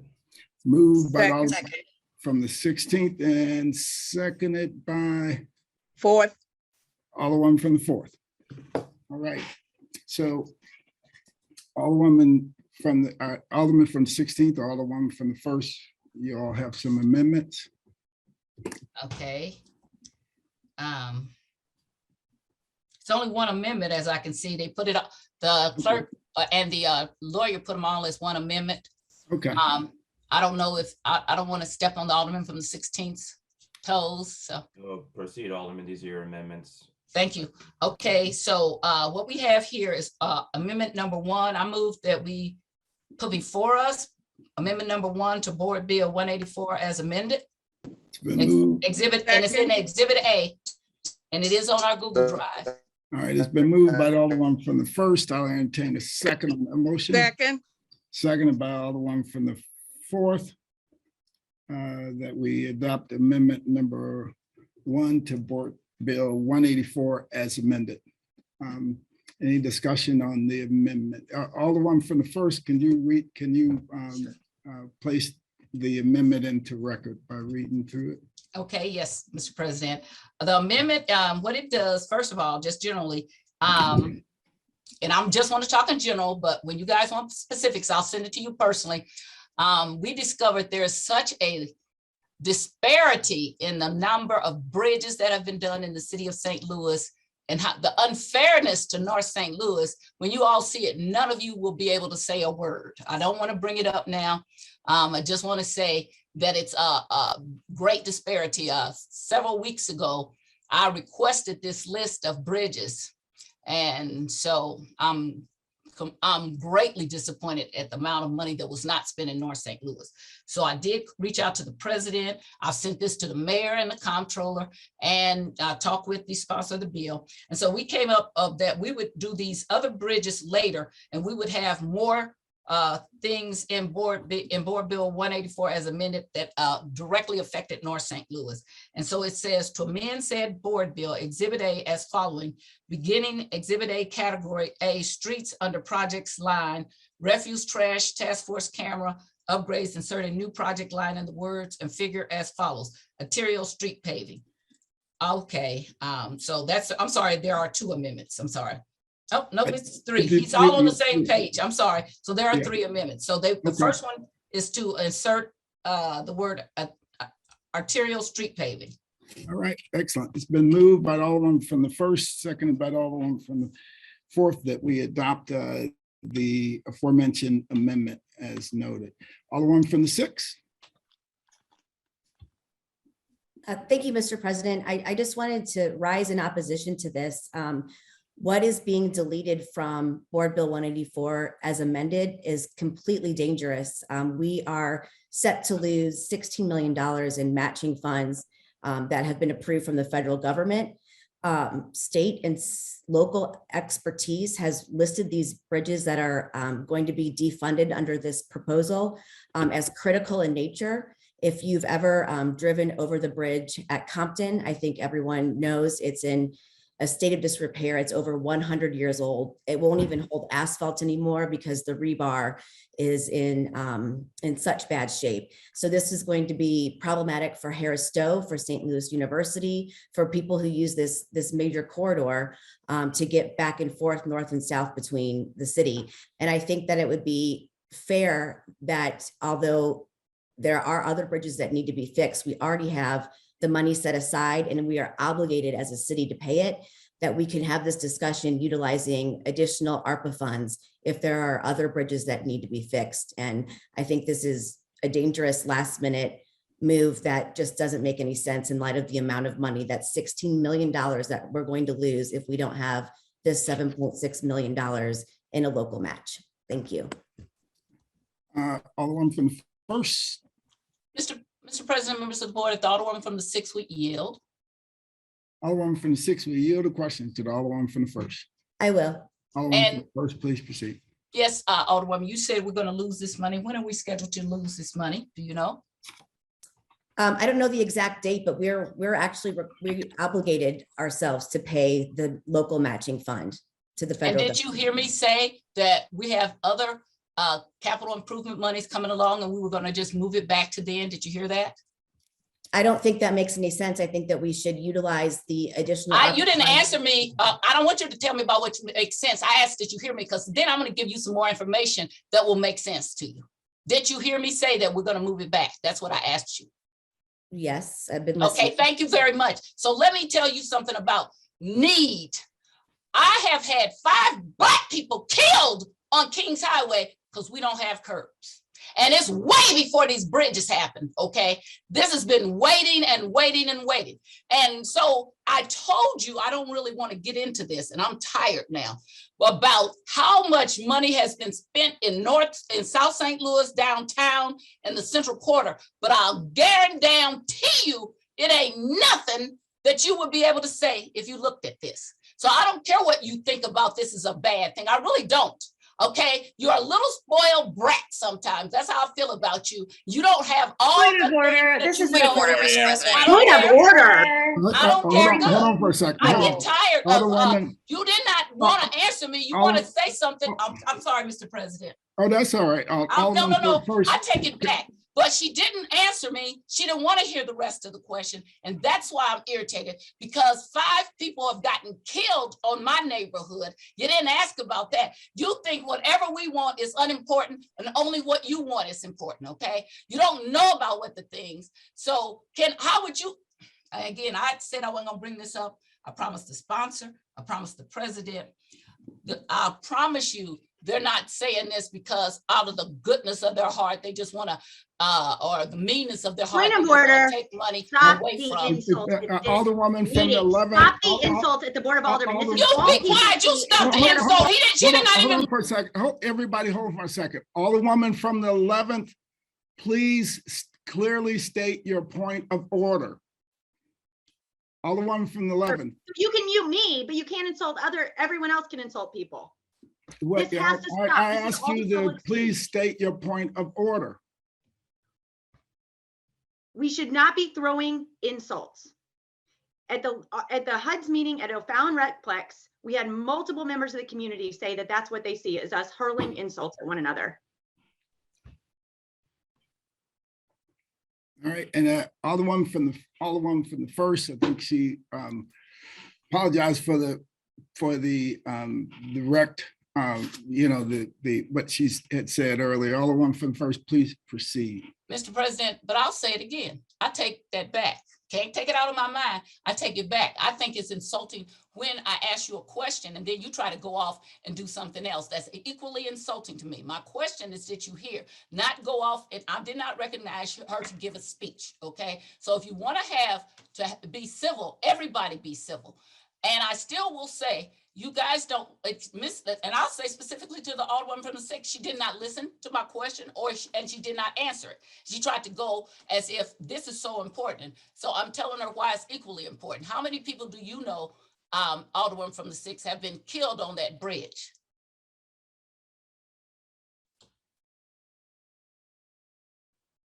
On which bridge? The bridge that you talked about where we're going to lose the funds.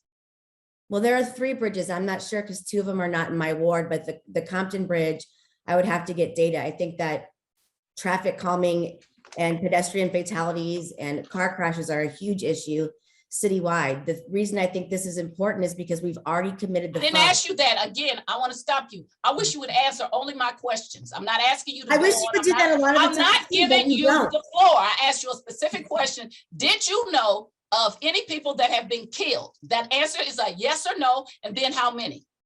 I don't know the answer to that. Okay, but I do. Okay, and I know that I've been waiting for Kings Highway to be fixed. I got elected on Kings Highway back in the 90s, and then they put curbs on the median, but not on where the people walk. So people get, not only do you get people getting run over, you also have property damage. In my own front yard, I sent pictures where people run up into all our front yards and backyards and run over things. So we have absolutely no curbs. We did not say we weren't going to do the bridges. We said they were moved back because there was an unfair amount of money that was for North St. Louis. You don't seem to be caring about that. I asked you if you knew when the money was going to be taken back. You did not. So if we move this back a couple of months, that's not going to be critical. So that's what we're doing. We're moving it back a couple of months so that we can address other critical things in other parts of the city in a more fair and appropriate manner. Now, if you'll need me to get into it, I can. I would have to break a promise. I really don't want to at this point, okay? Because it's an embarrassment to this city if I start talking about it. I'm just telling you that we are moving this money at this point so we can do critical things in other parts of the city. There cannot always just be bridges that are critical. If you really want to talk about it, we have critical items in North St. Louis in that we have houses next to people that are crumbling and falling down, and then they're occupied on both sides. That wasn't addressed. There's all kind of critical things. Everybody thinks only theirs is. But at some point, I hope you will even agree that if we have spent an inordinate amount of money in one part of town at the expense of the other, that at some point we have to make this somewhat fair. This doesn't make it fair at all. Okay, I want you to understand that. This just starts at making it fair. As I said, I will then send you my data. You can read it. All the other people who are worried about reading it. And then we will have a conversation. I hope you will call me and say, I'm sorry, Alderwoman, I did not have the knowledge about how unfair it has been to North St. Louis in these last 20, 25 years of all the money we spent on bridges and not in North St. Louis, okay? It has to stop. And everybody's gonna always think that theirs is unfair. I think that it's unfair that I've been waiting 30 years to get some curbs so you don't kill my people and you don't run into my property. And that is happening on an everyday basis. So I do have the data and I will share it with you.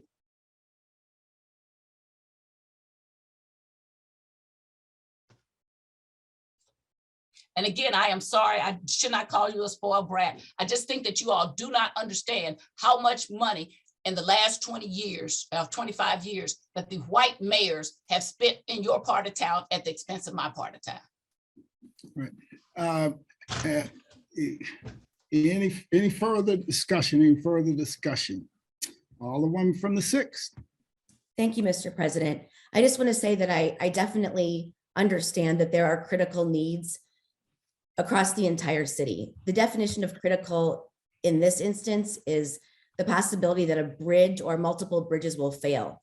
That's happened in the very recent past where we had people severely injured. I believe one person killed because a bridge collapsed. We have multiple bridges that are not even open to traffic because they are in such dangerous condition. We need to address this now. I would be happy to work with the Alderwoman from the 1st and anyone else who would like to add some of these additional projects with allocation of ARPA funds when we come back, but putting a federal grant that we've already obligated funding to, that we worked on for many, many months. Tons of staff time has gone into this over the course of many, many years. I've been working on this for nine years.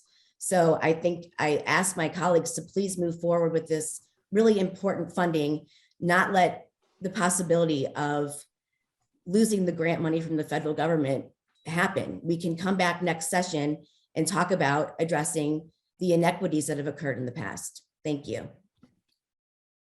Alderman from the 19th, and then we'll go to the Alderman from the first time. Alderman from the 19th for the first time. Thank you, Mr. President and members of the board. I just wanted to put a little bit more clarity to just this one instance here, the Compton Bridge. And I know that the Alderwoman from the first ward has consulted with and gotten information from all the appropriate people, or she wouldn't be moving forward. And that's what we have not stated yet. I've been a part of this as far as setting money aside to help finish this bridge. And the federal funds that we did receive through East-West Gateway are not in jeopardy. And I think we should include the members of the Board of Public Service who can give you very specific information about the danger of holding it up or whatever. But we do know that we've been trying to do it for a number of years. And so a few months versus the number of years that we've still been paying on our share, our matching funds in order to finish the bridge probably won't make any difference. And I do understand, and I said this earlier when we were looking at some things before, you have to learn how to categorize spending, and you can't try to do a lot of things that probably could wait for the infrastructure money to arrive here in the city and use that, because it's going to be enough of it. And we're also going to get some infrastructure money from the state. And we need to prioritize those spending dollars. And so I would like for us to understand that, yes, it's critical to those who have been working on it for a number of years, but no, it's not going to affect anything beyond the fact of our personal consideration. And we should move forward with the intended amendments. Thank you, sir. Thank you, Alderman. Alderman from the first. Mr. President, members of the board, I think I've spoken before. I wanted to just reply, but Alderwoman Annie Rice from the 8th had her hand up. So, right. Alderwoman Rice, have you spoken on this subject? I thought you had. I don't think on this amendment. I was actually going to inquire of the Alderman. Oh, on the amendment. Okay, yes. Yeah. Yeah, if I could I inquire of the Alderman from the first? Alderman from the first will yield for questions to Alderman. I sure will. Alderman from the 8th, please proceed. Thank you so much. Thank you, Alderwoman. I respect that you have worked tirelessly. Well, I can't say tirelessly because I am sure that you are tired. That's the wrong word there. I'm wondering. So with the 3 bridges that we're deleting, and I think we're still on amendment number 1, which isn't actually these bridges. But if we can just get all the conversation out of the way now, then maybe we can move quickly through the others here. But you mentioned that we have other money to use on those. Those are the most 3 critical needs that BPS identified. And I'm wondering, can you talk about what specific funding that you see that we could use to fulfill those commitments that we have to East-West Gateway or our federal matching programs there? Yes, in fact, Alderman from the 19th just spoke to it. We have other capital improvement money that's on its way to the city of St. Louis in a matter of months. I'm glad. I want to speak to what the Alderwoman from the 6th talk about. She's worked on this for 9 years. I've worked on this for 90 years. Google North Kings Highway and you'll see. I respect that. Right. So, Alderman, right. If I could, yeah, just want to, so we just passed another general obligation bond, and when I talked with my constituents about it, it was in addition to what we've got here in Board Bill 184, there's money there. And I'm just wondering, I think it would help to know that we have committed funding to meet those commitment, so that what's being taken out of this bill, we have money committed in another form or fashion. So whether that's like, do you see that as a general obligation bond? Do you see that as another ARPA allocation? Because it's my understanding that even the infrastructure funding, as it's coming through East West Gateway, we may need to do federal match on that as well. I see it as ARPA funding, and then you talk about may. I can't talk to what may and will and shall, okay, because it changes all the time. What I can speak to you about is that's what I'm looking forward to, is the capital fund. And so what I hear you saying is, well, take the risk over in your neighborhood and don't take the risk in my neighborhood. That's what I hear. I want you to understand respectfully, that is not at all what I am That's trying exactly to say. what I hear. So if I've been working on something that. for 30 years and she's been working on something for 9 years, and I tell you about people who've been getting killed. Alderwoman, right. If I could, Alderwoman, this is not I think some of the confusion comes that this is an amendment that is coming to us at the last minute. And I understand, there's a lot of work that goes into that, and we get amendments at the last minute.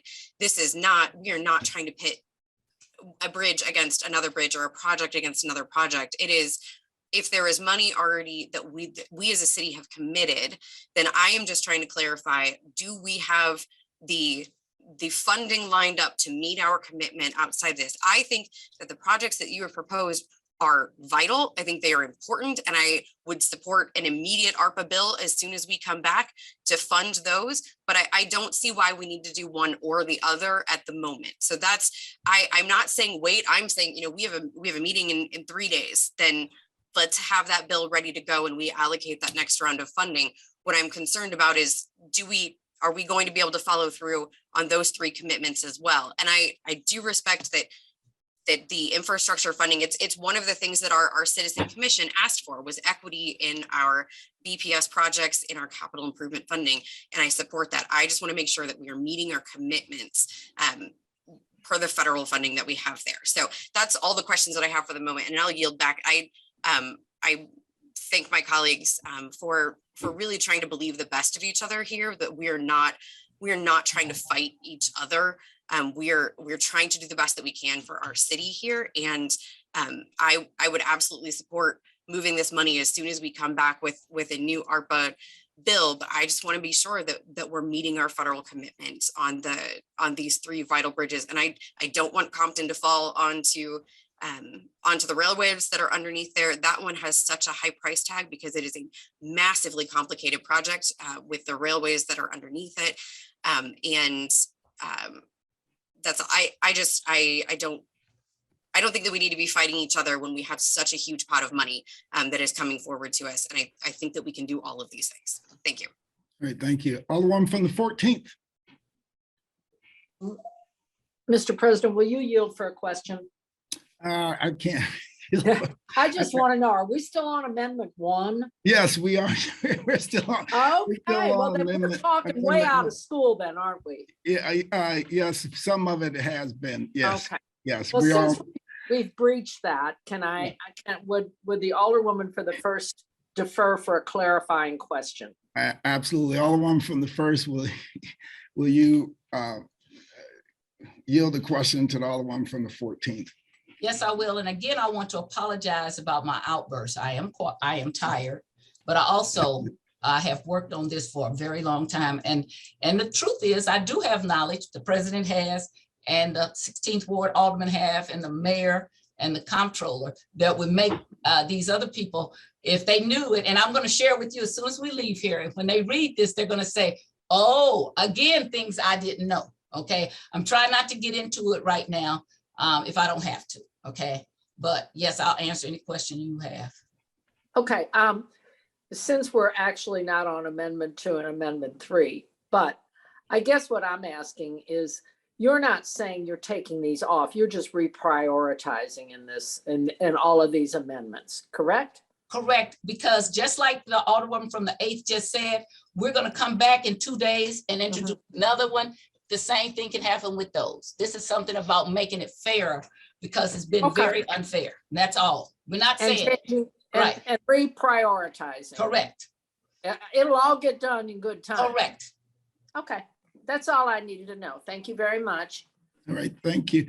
Alderman from the 1st. Mr. President, members of the board, we're still on amendment number 1, arterial street paving. But since we got into the weeds on the other one, I again want to say, I don't take not fixing bridges lightly. But I also don't take when we've spent an extraordinary amount of money in other parts of town at the expense of my community. And when I've been working on something for 30 years, and somebody tells me, well, I've been working on this for 9 years, and they don't hear, I've been working on this for 30 years. And I actually have people who are getting killed, and I have people who are running because, and I invite anybody who has a problem, come and drive down Kings Highway between Martin Luther King and I-70. And we actually have no curbs. So and they're driving 80, 90, 100 miles an hour down there, and they're running up into, I'll send you pictures of my own front yard. Knock down anything we have, fences and everything like that. So while you talk about what could have happened, I'm talking about what has happened in my community. And although to you, those 5 Black people who got killed may not be important, they are to their family and their family members. And so, again, if when I send this to you, and I'm going to send all of the information as soon as I get over here, I'm going to send it to you so you can look at how much money has been spent on bridges and how little money has been spent on bridges in North St. Louis. It should have, I don't think anybody that I'm talking to right now will not be appalled. There's such an uneven amount. And that is why we're addressing this. And even in this board bill that we have right now, there's only a couple of $1 million for North St. Louis. And so what I'm trying to say to you all is please understand about a fairness issue. I try to be fair about things as I can. But when I got this information, why is it last minute? Because guess what? Rich Bradley had the information. Paul Payne had the information. But they never gave it to anybody until I asked for it. And when I asked for it, they all laughed because they knew that I was going to get around to asking for it. And it's not a good look for the city of St. Louis. And so this is not to try to say the bridges won't get done. It says, let them get reintroduced in the next when we come back on Tuesday. Let us start looking for that ARPA money and that money that we can use on bridges and other things.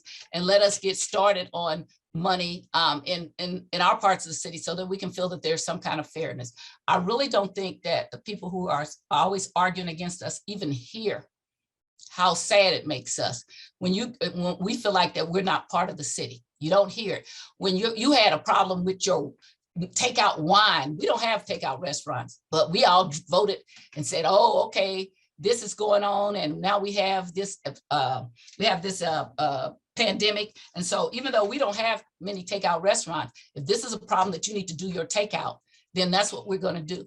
But whenever a group of us get together, and I'm talking about the Black Caucus, it's the same people who talk about that they started out being allies, but I hear mostly that you want to be our masters, and you don't hear about fairness at all. And you assume that President Reed, and even you're assuming that Tom Oldenburg doesn't understand why we're doing this, but they do. And so when you don't hear, I don't know what else to tell you, except for this is equally important to us as your bridges are. And it's also a fairness issue. And if you had experienced what North St. Louis had experienced and not getting money to them in a fair way like we have, you would not be saying to us, oh, that's all right, go ahead and do some more bridges. And that's okay for the things you need. Right now, we're just on arterial street paving. We're just inserting a word, arterial street paving. That doesn't change anything. And I'm just asking you to please support amendment number 1 to Board Bill 184 as amended. All right, it's been moved by the hold on a second. Second. It's been moved by the Alderwoman of the 1st, seconded by the Alderwoman of the 4th, that we adopt amendment number 1 and the Alderwoman of the 27th that we adopt amendment number 1 to Board Bill 184 as amended. All in favor signify by saying aye. Aye. Aye. Aye. Opposed? No.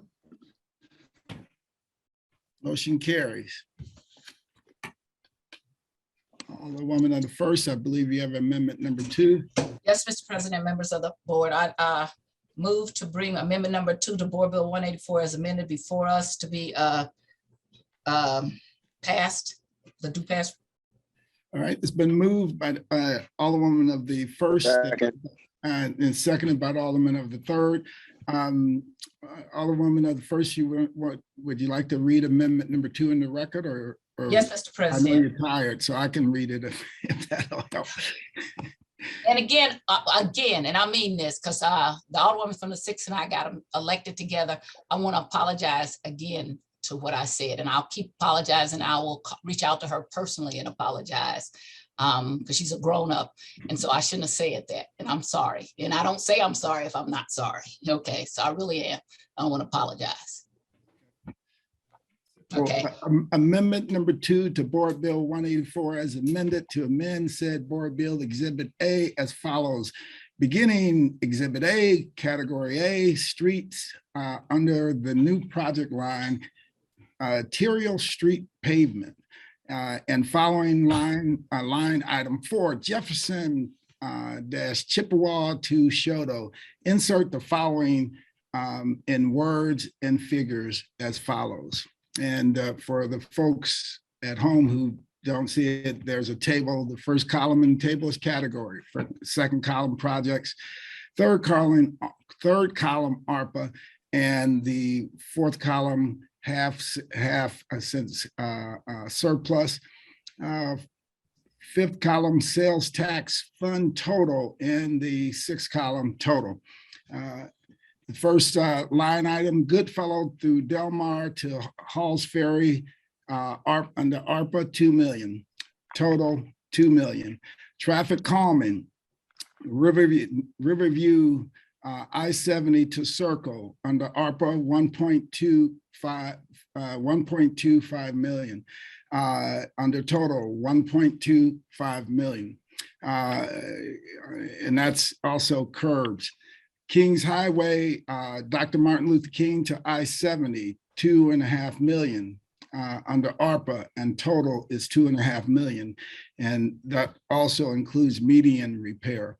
The next line item is Kings Highway, I-70, West Florissant, under half cents surplus. It is $500,000 under total $500,000. Goodfellow Natural Bridge to I-70 under half cent surplus.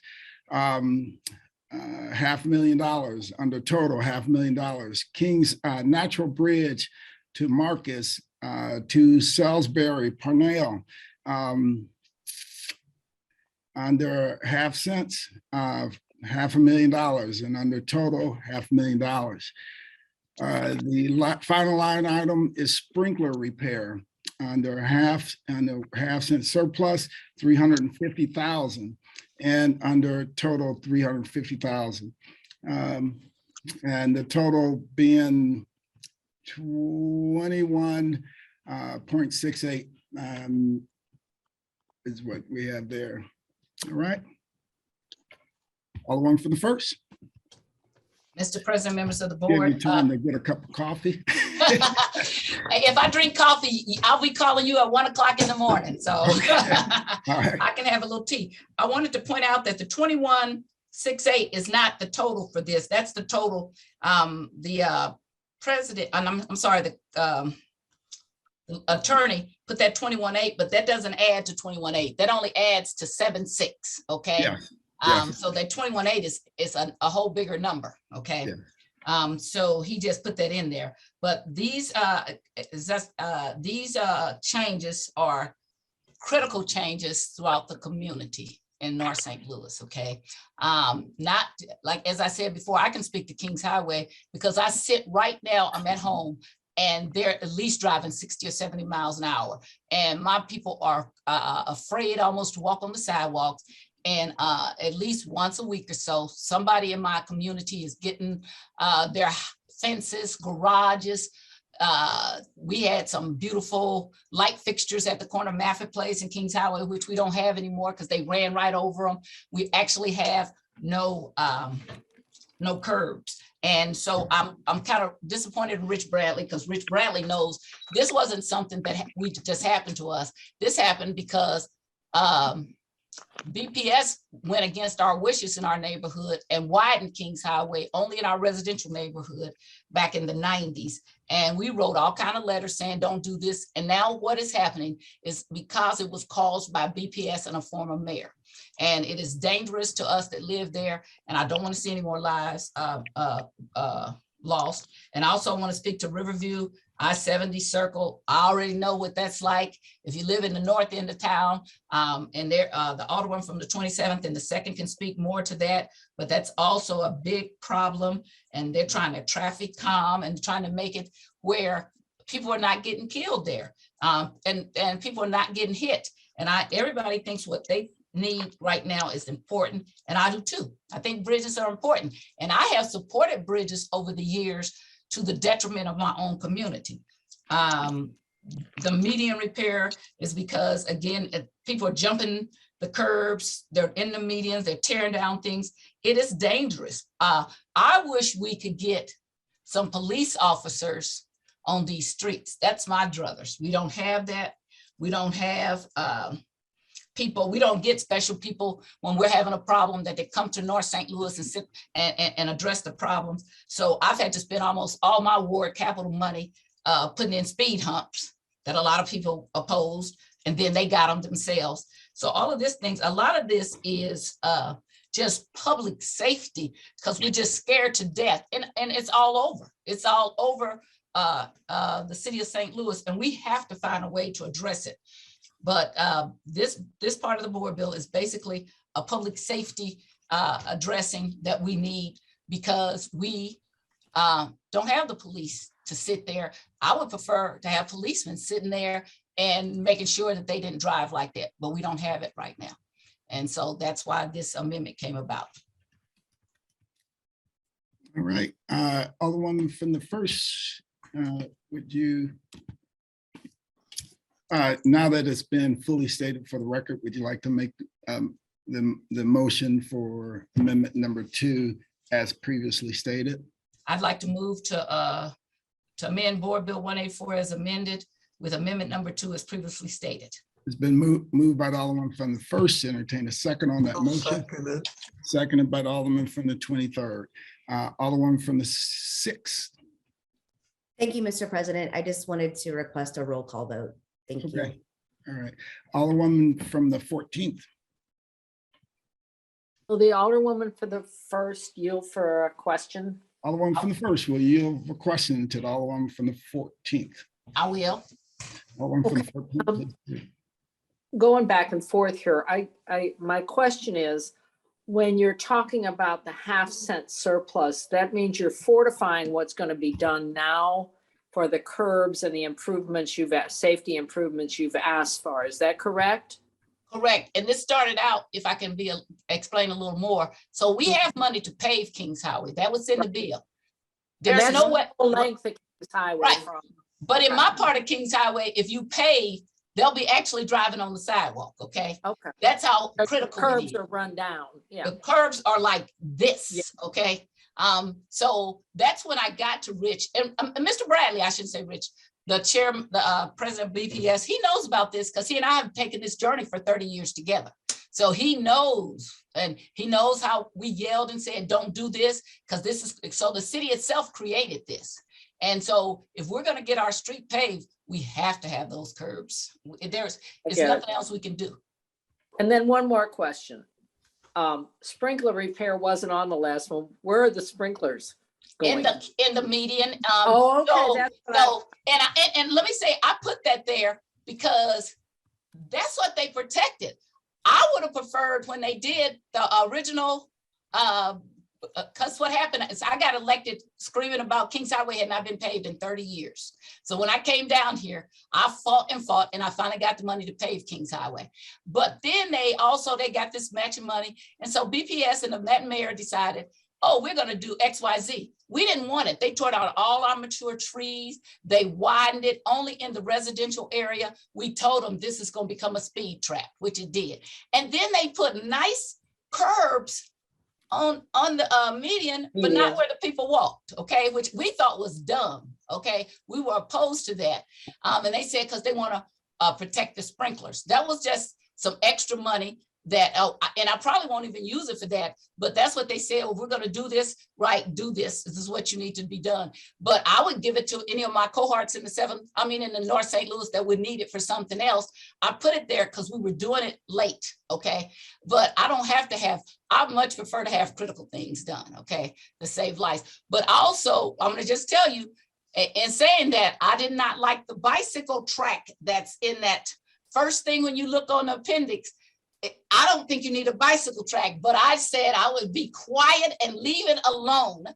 Okay, so just to tell you that nobody said anything about that. Okay, and I've broken my promise somewhat, but I only put it there as a holder and a filler if somebody else needs the money. Okay.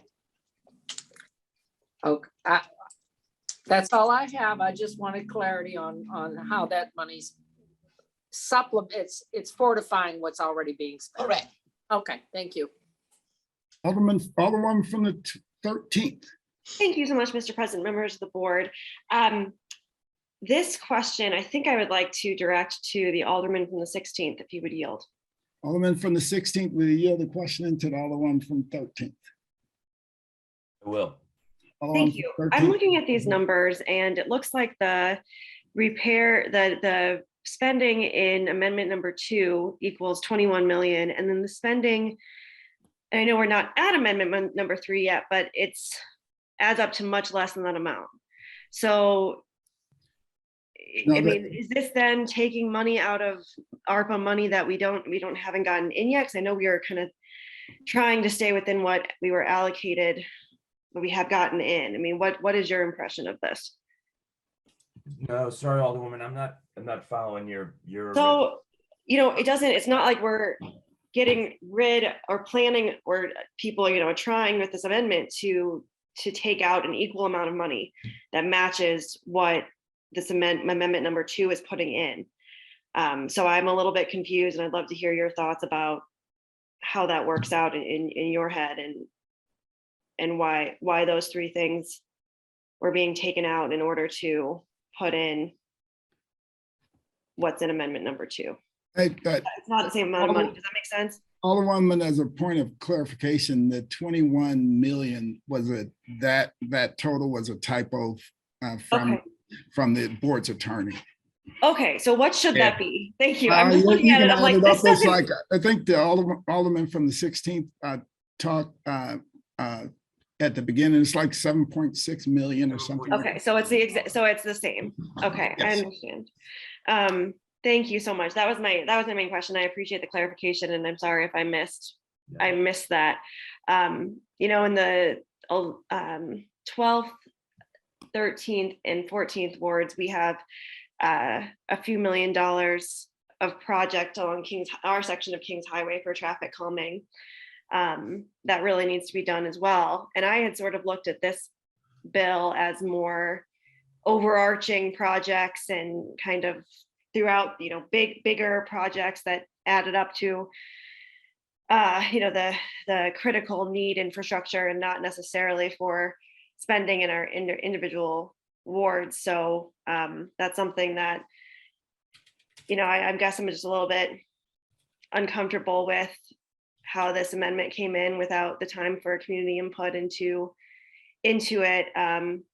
And I guess got this today like everybody else. So I wasn't sure if these were listed and this got into the bill in the same way. I remember when Alderman from the 16th was talking to us about this when we first brought it up, is that all the things in here were from the Capital Committee and recommendations there. So I would love to know if all of these things were also part of the recommendations from the Capital Committee about what absolutely needs to be spent now. I don't know if the Alderman from the 16th can speak to that, or if I need to ask the Alderman from the 1st, Alderwoman from the 1st. Well, I'm not sure if the line of questioning is still to me, Mr. President, just to be within the guidelines. Yeah. But I'm happy to answer that question. I just didn't know if I had the floor to any of the inquiries from the Alderman. Yes, Alderwoman from the 13th, if you would like the Alderman from the 16th, you could, or you can. Yeah, direct thank you. it to Yeah, the- if he can Oh, answer no, it and I'd appreciate it. I'm really sorry, Alderwoman.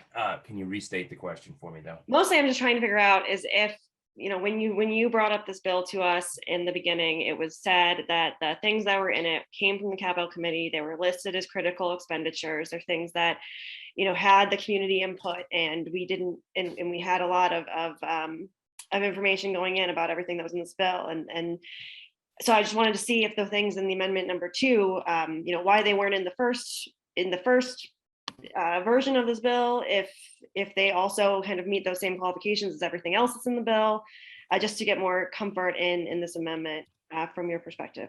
Sure, I appreciate that question. I think what is always a priority as being a member of the Capital Committee, what is always a priority is these types of projects that are in the Alderwoman's amendment, the Alderwoman from the First Amendment. So were they prioritized in this specifically in this first set of recommendations? No, but I would say at the top of the priority list for the Capital Committee is exactly the kind of expenditures that the Alderwoman's addressing in this amendment. But if I'm being specific, no, they weren't specific recommendations, but they certainly are within the realm of what the Capital Committee cares about, and what I would argue what certainly we care about as fiduciaries of capital investments. Right. Yeah, I appreciate that. I hear you. I think that these things all sound incredibly important, and I have been on all of these roads and have seen that there's a lot of need for repair. And so it's just when we make these votes, we're deciding between one thing or another and the spending. So it's trying to prioritize how the items got into the bill, how we make these decisions. So I just appreciate the time spending getting more clarity. Thank you. That's all I have. Thank you. Alderwoman from the 27th. Thank you, Mr. President. I guess my concern is, again, I don't think people are listening, and that's the only thing I can come up with, because with the Riverview, Alderwoman Middlebrook and myself have been working on a Riverview for a while, and we've had people that have died crossing Riverview, especially at West Florissant, McLaren, and they're running like lights like it's no tomorrow. And I think as a city, we are experiencing a lot of issues that haven't normally come up. And so I applaud Alderman Oldenburg, because he's trying to address as much as he can, and he's coming with an open mind. A lot of people I'm seeing, and I'm not calling names or attacking people, but I just keep seeing business as usual, where people feel like, their side is more important than the other side, and tit for tat. But I look at, as the North St. Louis community, we have been neglected. And ironically, when the caucus met with the mayor when she first got elected, and her comment was, well, we need to go across the board, and the North St. Louis area needs to wait. And so I guess my question to you all is, how long do we have to keep waiting? Because we continuously sit back and wait on you all to get what you need, and we put ourselves second. It's like the mother that has children, and the oldest ones say, well, they'll wait because they're letting the younger people get what they need. And so it shouldn't be a either or. It should be who has been neglected the longest and who hasn't gotten the services that they need. And again, I repeat, apparently people aren't listening, because Alderman Brandon Bosley made it clear. We've been waiting for years. And I've been in this community fighting for a long time. A lot of you all longer than you are old. And so I continuously keep hearing North St. Louis have to wait. So why do we have to keep going back and forth when we're trying to just, and we're not getting all of, we're not asking for everything. We're just asking for 7.6. And so Alderman Oldenburg was gracious enough to listen. And I think Alderwoman Davis and Tyus, that's all they kept asking people, just listen to what we're saying. We're not saying we don't want your area to be taken care of, but we are saying, don't forget, we've been neglected and we'll never catch up to where you all are. The 6th Ward, we'll never catch up to the level that you are. The 18th Ward, the 19th Ward, the 16th Ward, you know, the 17th Ward, we can never get to the level that you all are. We are always gonna be behind. So why is it okay to keep telling us to wait? And that's what hurts, I think, more than anything. As a resident in this city that I believe in, I chose to live in this city and in North St. Louis. I think the 27th Ward was a powerful ward. But when you took all the dollars from us, and then you feel like, oh, okay, you can wait. You know, you all attacked Greg Carter when he was fighting for the 27th Ward. And so he ran into a lot of roadblocks because people felt he was getting too much done to build that ward. So do you think it's fair for us to keep waiting? And we continuously keep waiting and we're being patient. And when we ask, then you want to say, no, you don't need to be doing that. You need to let us get what we want. I'm sorry, Mr. President. I just think that's unfair to us as a community because we have land and vacant buildings and we have residents that have invested 50 and 60 years in our community. So are you telling those residents to wait? Because that's what we hear. You keep saying, wait, why we got to keep waiting? You know, so I'm sorry, that's just where I'm at. Right. All right. Thanks, Alderwoman. Any further discussion? Alderman from the 22nd. Alderman from the 22nd, may I come back to you? Yes. Any further discussion?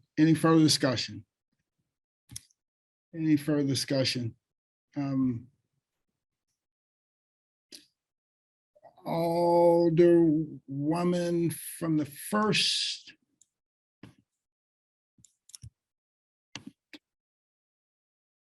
Alderwoman from the 1st. Alderwoman from the 4th. Thank you, Mr. President. I understand and I sympathize with Alderwoman Pamela Boyd. I too wonder how much longer do we have to wait? Just like she said, I ditto what she said for my ward as well. How much longer do we have to wait? There is so much that needs to be done in the 4th Ward. It's unbelievable. So all I ask is that we get some of the resources for our ward. It's enough for to go around for everybody. But we need to just say, okay, don't keep us from getting what we need to help improve our wards. It's enough for everyone. And we just ask that you be understanding to see that what you want for your constituents, we also want for ours. I chose to live here. I could have moved anywhere I wanted to, but I have lived in the 4th Ward for years. And I like living in the 4th Ward. I like trying to improve my community for my constituents, and it can be done. We just need to put our hearts in it as if you lived here. What would you want for your people if you live in the 4th Ward? That's all I have to say. Just be considerate. All right. Thank you, Mr. President. Thank you. Alderman from the 1st, would you like to close on amendment number 2? Yes, Mr. President, members of the board, I'd ask for your favorable support of amendment number 2 as previously stated. And I did just want to say in closing, I heard what the Alderwoman from the 13th said about she thought this was going to be substantial things. And I want to say, I've not heard one of these people who objected to the things we wanted to do object to the bicycle track, which is not substantial. You didn't say a word about it. And that's the first thing that when you look at the amendment, that's the very first thing that's on there. So I think that you need to take a look at yourself and say, why didn't I say anything about that? If you had come out and said, take that bicycle track off, then maybe I would believe that you were really trying to be fair. But when I hear you just talk about what's going to happen in North St. Louis, but not address the bicycle track, which is not anything that has to happen, but you didn't, then I would ask you to take a look at yourself and ask yourself, am I really being fair? As I said, as soon as this thing is over, I'm going to send you all some data that I hope blows all of your who don't live in North St. Louis, and to our allies who are going to stand up for this, how much do you think it's okay to have spent in one part of town and not another one before too much is too much? Because I'll guarantee you, when you look at the unfairness of the data I'm getting ready to send you, I don't think any of you all who call yourself fair will be able to say anything except for, oops, wish I didn't say anything. Again, I have promised to sponsor, and the president, I wouldn't get into it, but I do want to tell you this is a fairness issue. It is a public safety issue. And I believe the Alderwoman from the 19th, when she said we won't lose funds, because we're coming right back. The same thing that you asked of us to do, I asked you to do the same thing for the people in North St. Louis and say, okay, we're going to just move this down a few weeks. We come back here on the 1st. Now, we don't introduce board bills on the 1st, but on the 29th, we'll be back here with all the board bills that we need to address the bridges. And even then, it's going to be a fairness issue, because by that time, you'll have the bridge issue in your own hot little hands. And I do want you to come and have a conversation with me to see if you think that's fair, what I just sent you, because it will not be fair in any way, shape, or form. Okay, it will be so out of it's out of the scope of even fairness. So, and as I said before, this is a good amendment. It is something that will save lives in North St. Louis. I don't want to lose lives in South St. Louis. I have supported bridge after bridge after bridge after bridge, hundreds of millions of dollars worth of bridges in other parts of the city. So when I asked for just a little bit for my community, and it wasn't just for me, I asked for your support to make you understand.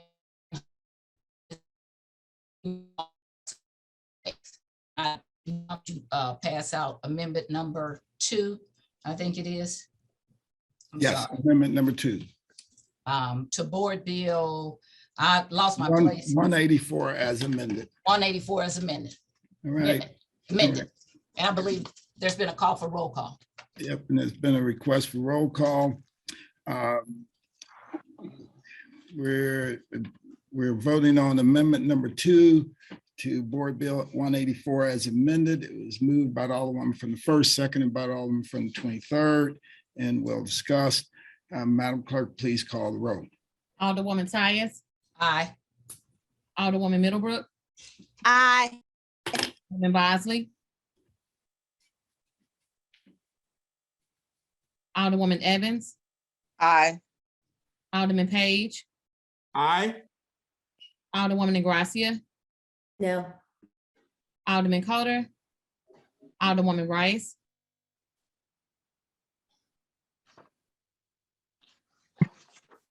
Alderman Gunther. Aye.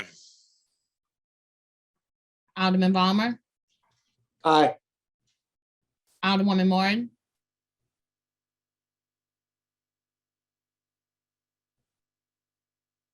Alderman Stevens.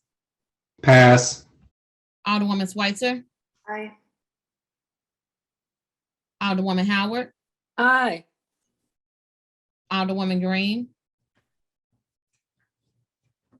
Alderman Odenberg.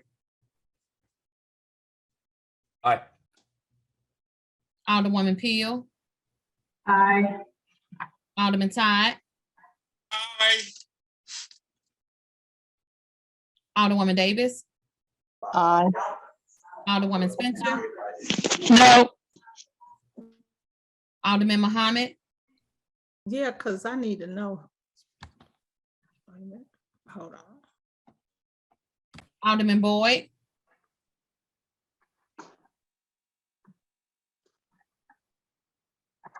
I can't start my video.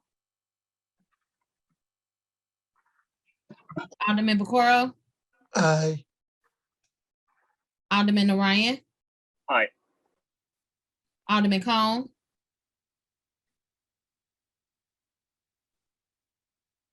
Alderwoman Clark Hubbard. Aye. Alderwoman Boyd. Aye. President Reed. Aye. Alderman Bosley. Alderman Coder.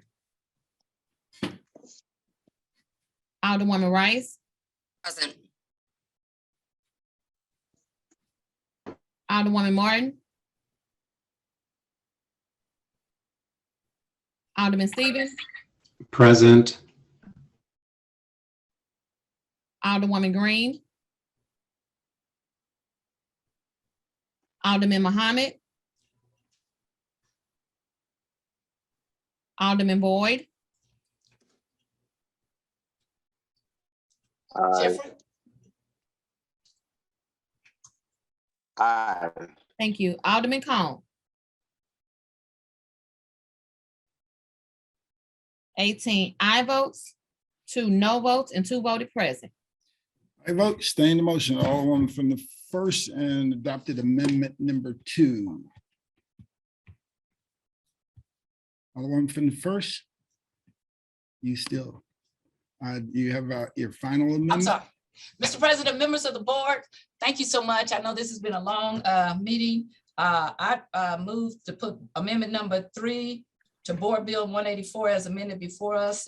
And this amendment would delete 3 bridges that add up to $7,600, which is amount that we have up in the previous amendment, not the 21,680. That is a typo.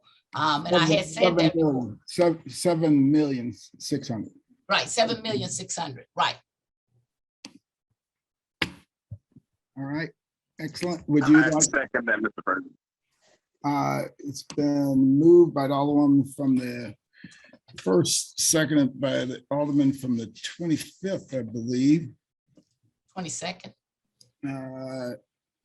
Was it 22nd? It was 22nd. All right, moved by the Alderwoman from the first, seconded by the Alderman from the 22nd. There you go. Now you're clear. You were breaking up there for a minute. That we adopt amendment number 3. Alderwoman from the first, would you like to read the amendment into the record? Okay, the amendment says to amend said Board Bill Exhibit A as following, beginning Exhibit A, Category B, bridges, strike the following words and figures. Compton over Mill Creek, delete 4 million. Lindo and Union over Forest Parkway Express, 1,800,000. Lindo and Union over Metrolink, delete 1,800,000. 4, 5, 6, that comes to 7,600,000, which is exact amount that's above in amendment number 2. Right. Any further discussion on amendment number 3? Any further discussion on amendment number 3? All right, Alderwoman from the 6th. Thank you, Mr. President. I'd just like to ask for a roll call. Okay. Any further discussion on amendment number 3? One from the first. Wait a minute. Mr. President, members of the board, I renew my motion.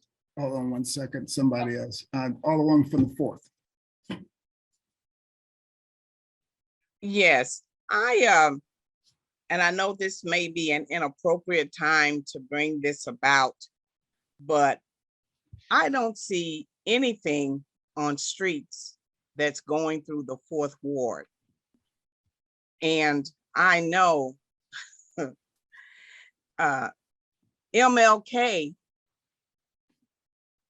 could be put on this list for arterial streets to have funding for.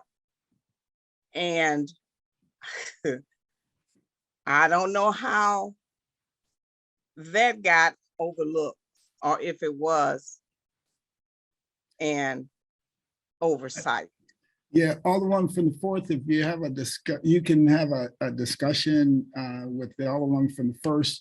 I think because of the way she positioned the language, there's some flexibility to be able to address those streets, those critical streets. Okay. Okay. All right. Thank you. You're welcome. I appreciate that. You're welcome. Any further discussion? Any further discussion? Alderman from the 1st, you recognize close. Mr. President, members of the board, I renew my motion and ask for favorable vote. All right. Moved by the Alderman from the 1st, seconded by the Alderman from the 22nd, that we adopt amendment number 3. There's been a request for roll call. Madam Clerk, please call the roll. And there's been a request for previous roll. Hearing no objection, motion carries. So it's been Alderman from the. Object. It's a little bit late. Yeah, your video or audio was late tuning in. So Alderman from the, it's been moved by the Alderman from the 16th and seconded by the Alderman from the 23rd that we adopt Board Bill 184 committee 184 as amended. But I'm going to ask the Alderman from the 16th just to restate that motion so that we have it clearly in the record. Alderman from the 16th, you recognize on the final perfection of Board Bill 184 as amended. Thank you, Mr. President, members of the board. I move we perfect Board Bill 184 as amended. It was moved by the Alderman from the 16th and seconded by the Alderman from the 14th and Alderman from the 23rd again. Any further discussion? Any further discussion? Is there a request for roll call? Roll call. Previous roll. It's been a request for roll call. There's been a I'm sorry. previous roll. Madam Clerk, please call the roll. Alderwoman Tyus. Aye. Alderwoman Middlebrook. Aye. Alderman Bosley. Alderwoman Evans. Aye. Alderman Page. Aye. Alderwoman Ingracia. No. Alderman Coder. Alderwoman Rice.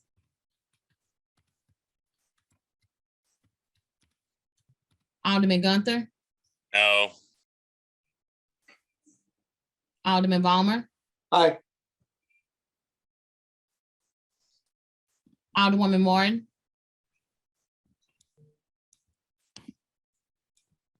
Alderman Stevens. No. Alderwoman Schweitzer. Aye. Alderwoman Howard. Aye. Alderwoman Green. Alderman Odenberg. Aye. Alderwoman Peel. Aye. Alderman Todd. Aye. Alderwoman Davis. Aye. Alderwoman Spencer.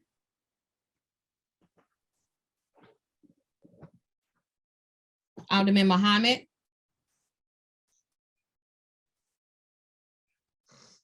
Alderman Boyd,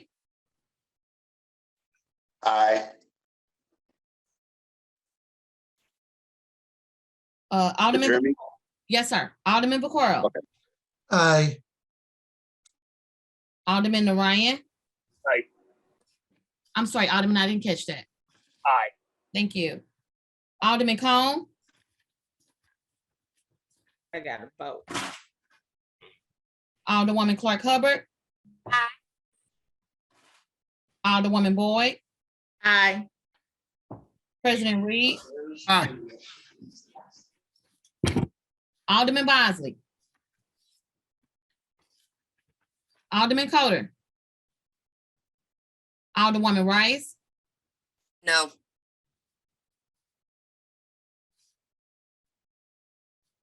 Alderwoman Martin,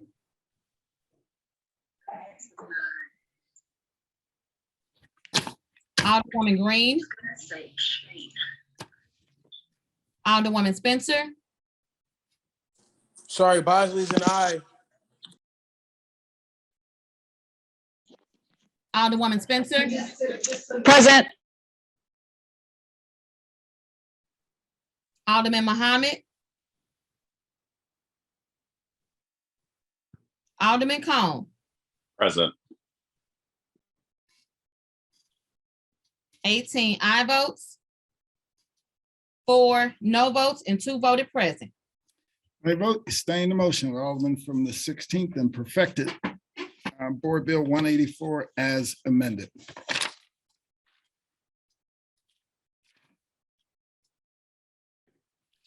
Madam Clerk. Give me just a second.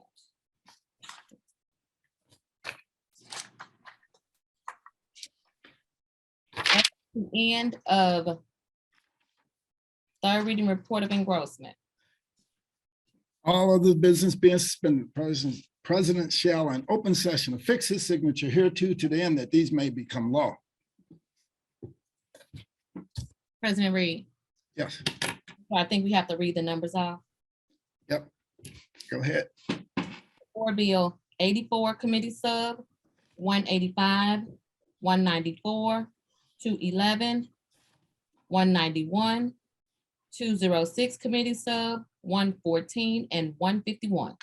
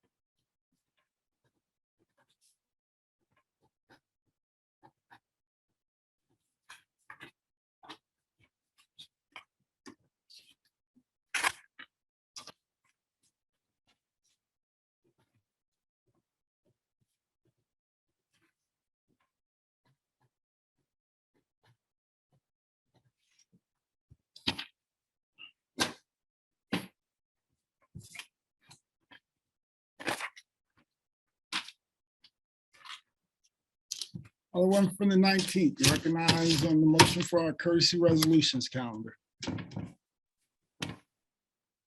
Mr. President, members of the board, I move that we adopt our courtesy resolution calendar, please.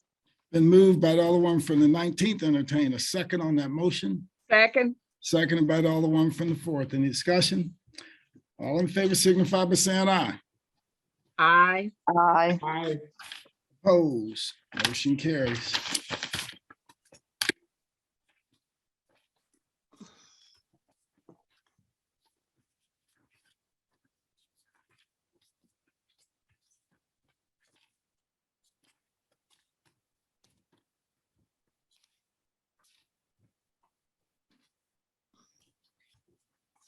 Let's read the resolutions.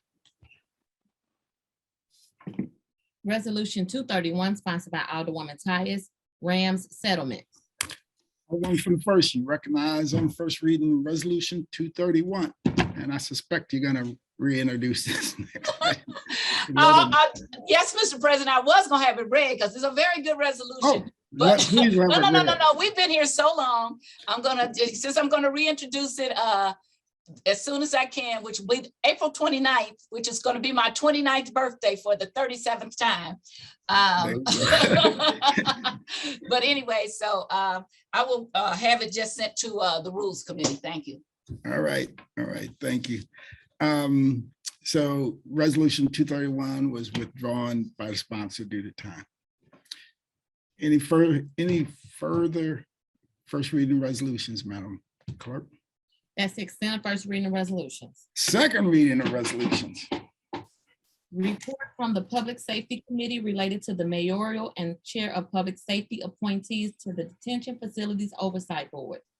Mayor's appointees, Pamela Walker, Hillary Stuckey, Barbara Baker, Mike Milton, James Dom Jr., and Tom Lawson.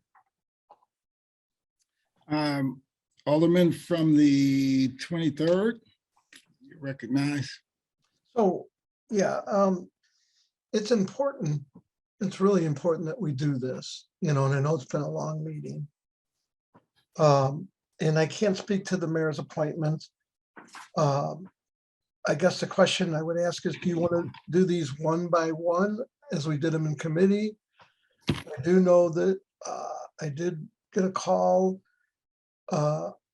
on one that someone felt that they would not be the best choice. Yeah. So do you want to do them one by one? And then I think that may be best. I know there are a number of them that various different aldermen had some problems with. Well, and I would say we'll do them one by one. Not doing them puts us and me and the people over in the jail in a bad situation, in the sense that there needs to be something going on. I've toured that place enough to know. Now I can speak to my appointments, but we'll deal with the mayor's first, and then I'm going to make a change in mine. So is it that we want to do them one by one, and we could just simply yes, no, and yes, we can do it like that, unless someone else had another recommendation, or maybe there's one or two people who want to pull out. We can open it up for discussion to see if there are any that people want to pull out, or we could just do them all one at a time and just get through it quickly. Okay, so I can tell you, if we're going to talk about pull them out, I've received calls about Mike Milton in his 20th ward, executive director of Freedom Community Center. There was a request that we would at least go, take him off for now and bring him back to committee. And I think it was the same request for Pam Walker, those two to be brought back to committee. And if there's no objection to the rest, we can do it in mass. How do you want to do it? All right. Alderwoman from the 8th. And mine, Are we voting on mine at the same time? We can do them, we can do them Okay. separately. Okay, Yeah. because I have a change in mine that. Okay. What several changes? people called me State, about. go ahead and state the change and we'll make note. Well, I had received several calls that they felt Reverend Gray would be too controversial and asked that I remove him off my list. I think there was a suggestion, and if it was another reverend, and I would like to add him, and I could do that at my point, or at this point, or we can do it. We can do it. We can do it in a second. If you hold some of the stuff, Okay. we'll come out with a couple of questions. Alderman from the 8th. Thank you, Mr. President. Could I inquire of the Alderman from the 23rd? Alderman from the 23rd, will you yield for question to the Alderman from the 8th? Sure, yes. Alderman Thank you, from Mr. the 8th. President. Thank you, Alderman. So I watched the hearing where there was thorough discussion that was had with each of these appointees, where members of our body were able to ask questions and vet these folks that have also been vetted by the mayor's office and by yourself. And I guess I'm a bit concerned that we're pulling people off today when I think you're right that it's vital that we get this up and moving. This has been an important piece of work for you this session. So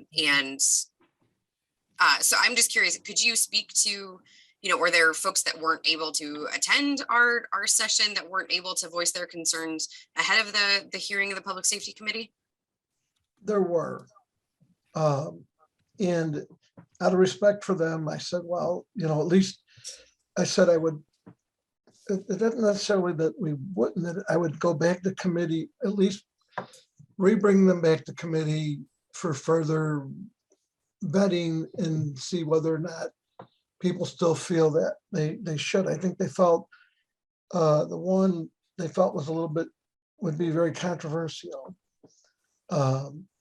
And so, I'm just trying to honor what they want. Sure.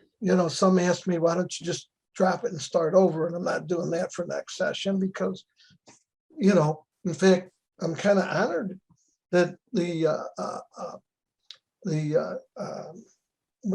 it's John Collins, Muhammad's sister, and I'm sorry, I can't think, but she's state representative, is bringing this exact bill up exactly the same way in the state now to deal with the jail. So I'm pretty honored that at least it's not, and if you look at the people on there, I mean, these are not all friends of, it seems that it seems pretty fair in the sense that a lot of these are people that I think are going to be a good voice for the people in the jail as well as sure. workers.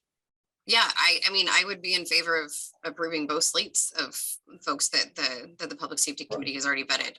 But I guess I'm a little bit concerned since you've raised right now the names of 3 of 9 people that have already been vetted that you're considering pulling off today. So that's, I think the committee did a great job. So I would love to go ahead and move these folks forward. Thank you. Okay, and I do too, and I'm sorry, Mr. President, I'm sorry. Okay, and sorry, we were out of order there. Alderwoman from the 1st. Mr. President, members of the board, if the Alderman from the 23rd would yield. Alderman from the 23rd, we yield to the Alderwoman from the 1st.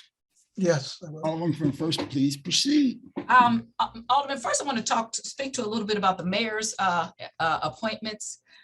Did you all ask where each of these people live? Do you know what wards each of these people are from? Yes, I can tell you right now. Okay. Pam Walker's from the 5th ward, and she was the past director of health. Hillary Stuckey is the 25th ward. Okay. And we had to vary a little bit there because she's a paralegal. We did not get a whole lot of people that applied, and I feel strongly she'd be a very good pick. Barb Baker's from the 4th ward. Okay. And she's from the Women's Advocate Center. Mike Milton was the 20th Ward from the Freedom Committee Center. James Durham is from the 13th Ward. And shows whether they're white or black. He's white, former corrections officer, and law enforcement would be the 6th Ward. He's a white high school teacher, former adjunct professor of criminal justice. Thank you. I appreciate that. I'm fine with whoever you guys are fine with. I just wanted to make sure we actually have an ordinance 55771 that was approved back in 71, the last one, which requires whenever the mayor makes more than 3 appointments that they have to be so that they're fair across the city. And she did do that. So whoever you guys are fine with, I'm fine with. Okay. And then and I did ask you about Reverend Gray, so I'm one of those people that would like him to be vetted further. Okay. Right. And I believe that since it's my choice to make that, it apparently is my pick. And we do have someone that people called me about, and I don't want to get into the reasons, but some people felt he would,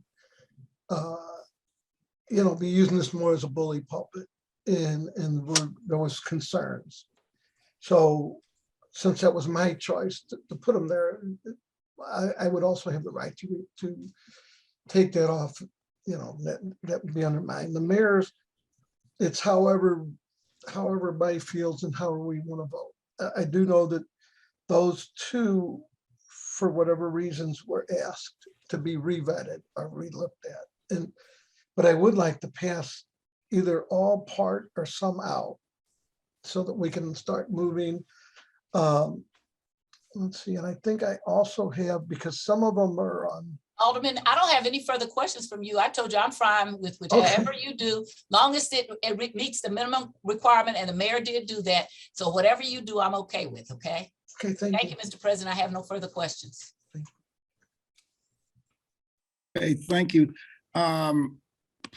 To Alderman from the 18th. Thank you, Mr. President, and thank you, Board of Alder people. Mr. Gray, Derek Gray, lives in the 18th Ward, and I represent Reverend Derek Gray. I don't think he. I don't think he would be using anything as a bullet pulpit. Let me be perfectly frank. After working with him, I think if there are other reasons, but I think it would be certainly. I'm not the one.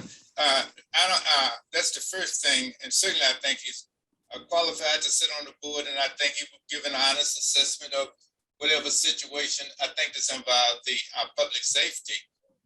So I'm just speaking as the alderman who represents Reverend Derek Gray, and to say he would use it as a bullet pulpit. From my knowledge of Reverend Gray, I think he would use it to I think he would be balanced in representing the interests of the city and the prisoners. Okay. Okay, any further, Alderman from the 4th?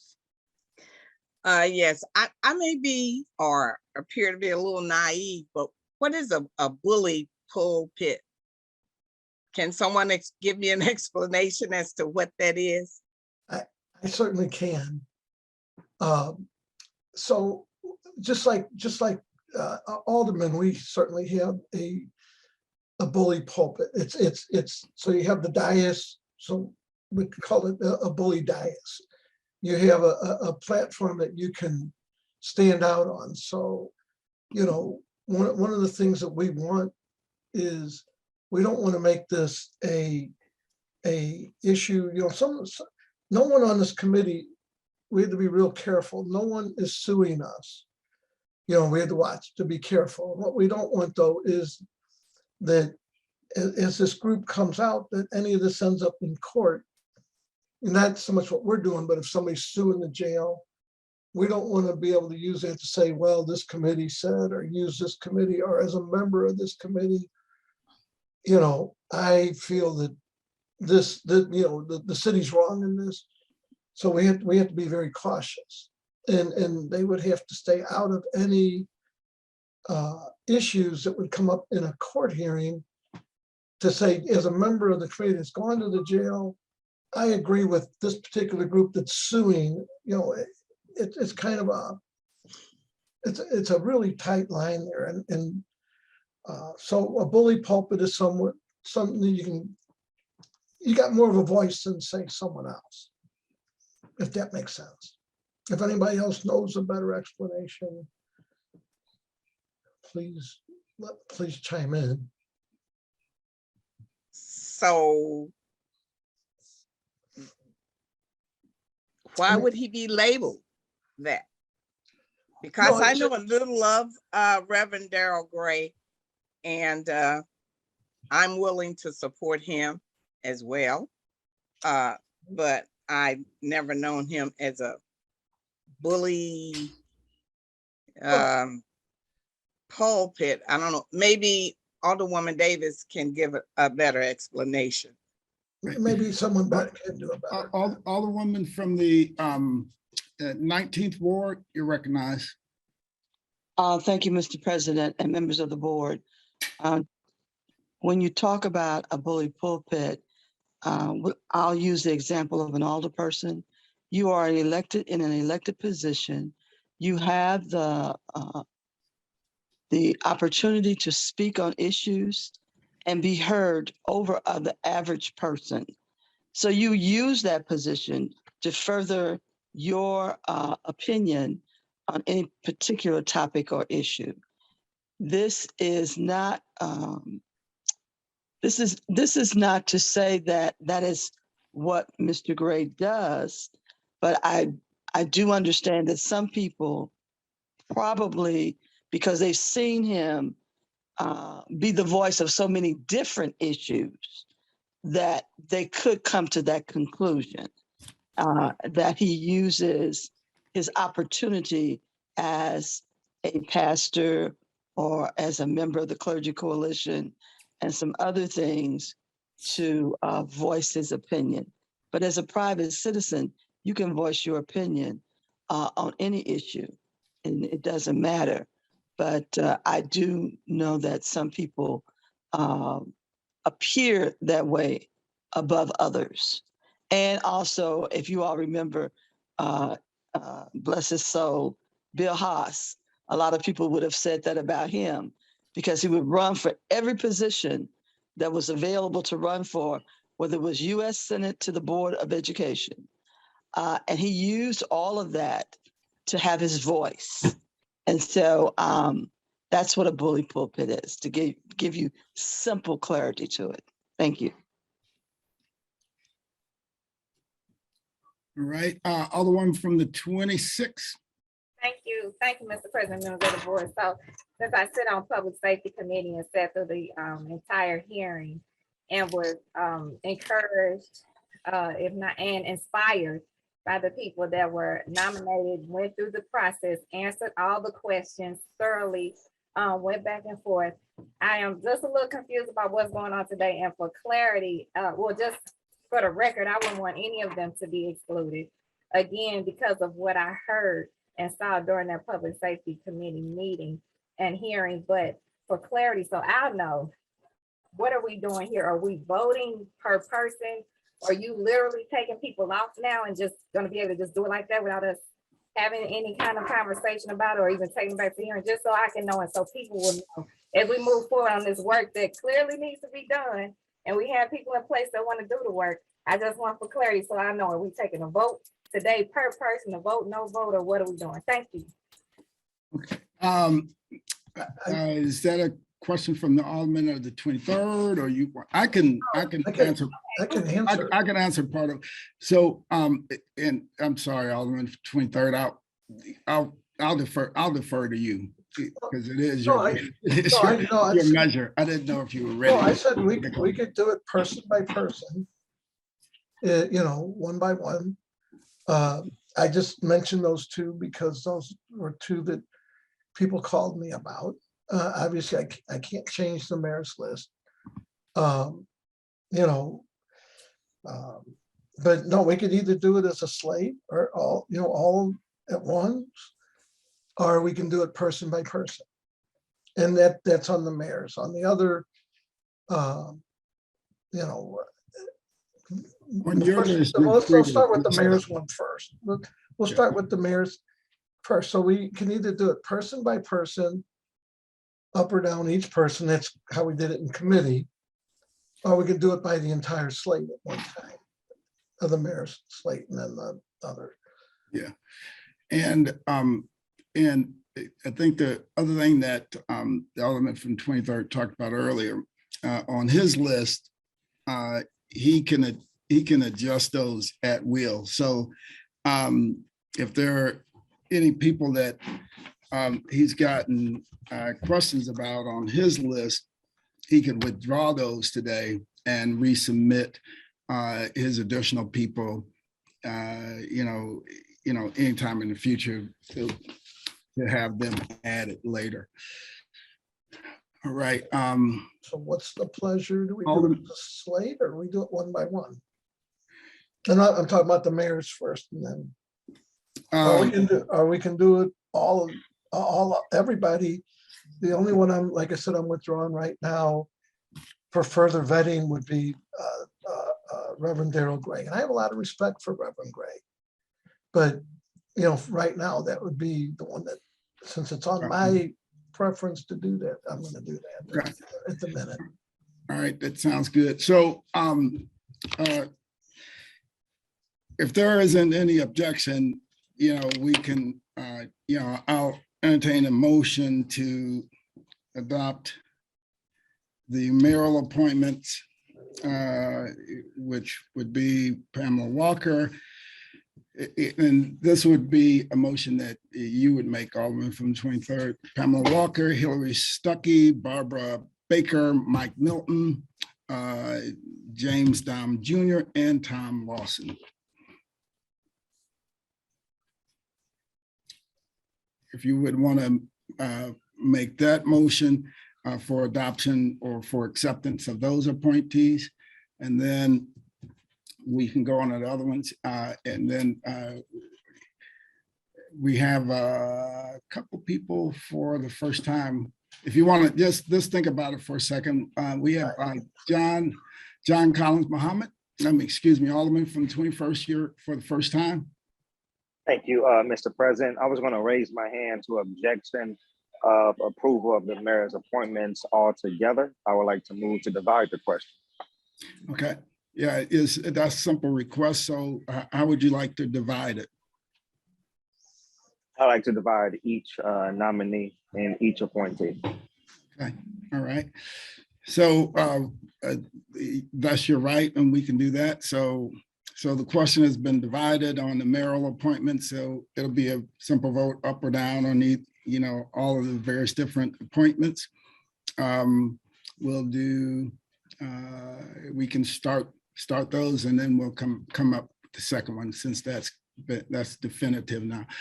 Or one from the 4th.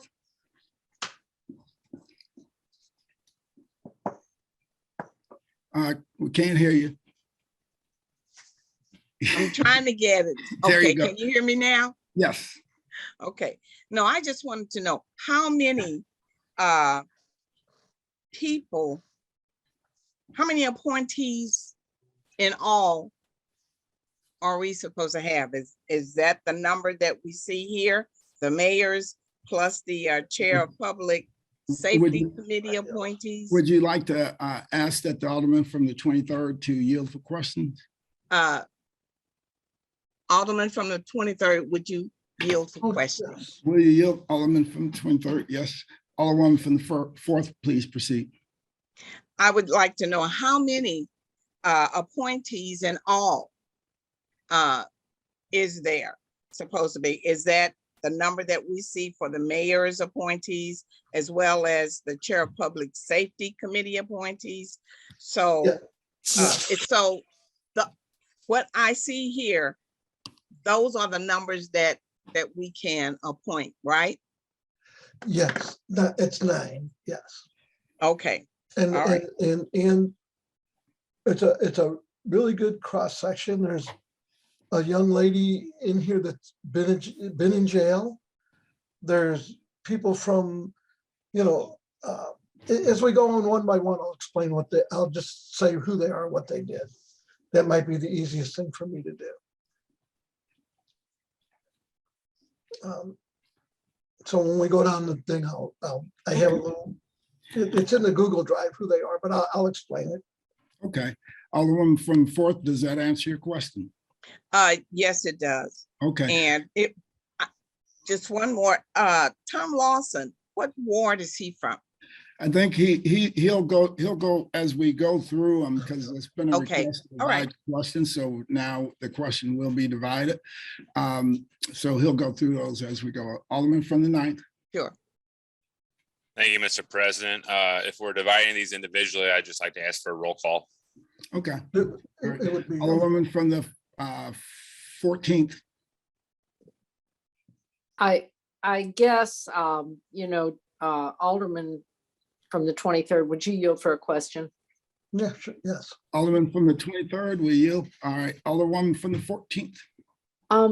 You said, do you have their little resumes or what you presented to the committee as far as their vitas? That's in the Google Drive.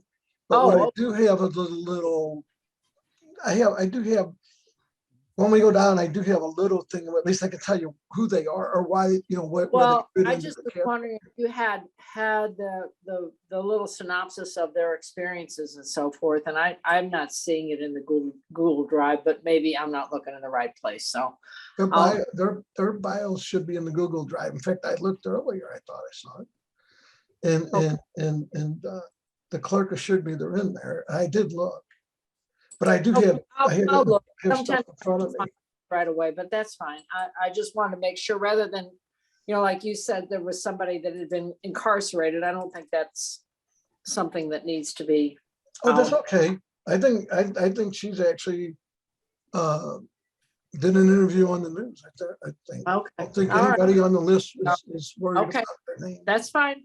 If you're comfortable, I'm comfortable. All right. Thank you. Right. That's all. So there's been a request for division of the questions, so we're going to go down the list. So back to the Alderman from the 23rd. Would you like to make a motion for the first one, Pamela Walker? So I'll make a motion for Pamela Walker. She lives in the 5th Ward. She's white, and she's the former health director there in the city of St. Louis. And moved by the Alderman from the 23rd.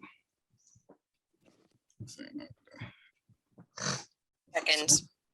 Second by the Alderman from the 8th.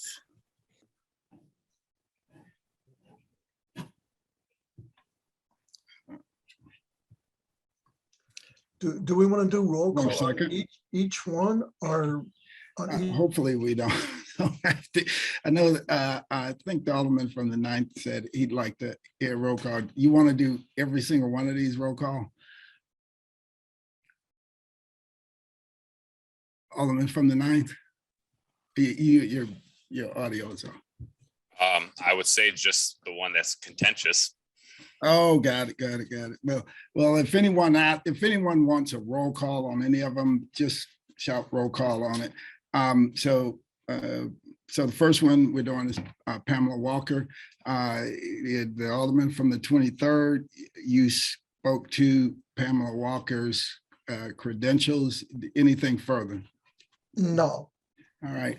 It's been moved by the Alderman from 23rd, seconded by the Alderwoman of the 8th that we approve Pamela Walker. There isn't a request for roll call. All in favor signify by saying aye. Aye. Aye. Opposed? Motion carries. Alderman from 23rd, you recognize on the next. Hillary Stuckey, she's our legal professional.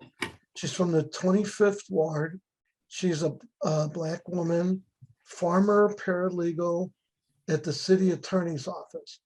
Now, technically, the board bill calls for an attorney, but we couldn't get an attorney. And it was very limited, the amount of people that applied. And I felt in talking, the mayor's office asked me, and I personally think she'd be a good pick. And I think that she has enough legal experience, so I would ask that we vote Hillary in Stuckey. All right, it's been moved by the Alderman from 23rd. Entertain a second on that motion. Second. Seconded by the Alderman from the 9th that we nominate Hillary Stuckey. Any questions or comments on Hillary Stuckey? Hearing none, all in favor signify by saying aye. Aye. Aye. Opposed, motion carries. Alderman from the 23rd, you're at Barbara Baker. Barbara Baker, she was previously incarcerated. She's in the 4th Ward. She's a Black woman, and she's an advocate for the Center for Women in Transition.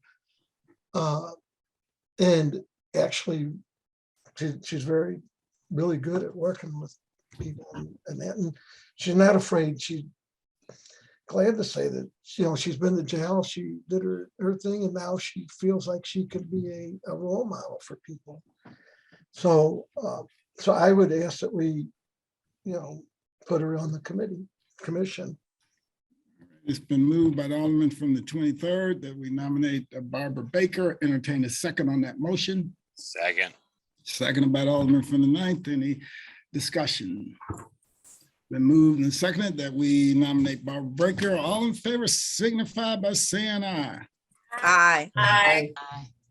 Opposed, motion carries. All right. You're down to Mike Milton. Mike Milton and again, Mike Milton is a civil liberties advocate. He's Black. He's the executive director of Freedom Community Center, of the Freedom Community Center.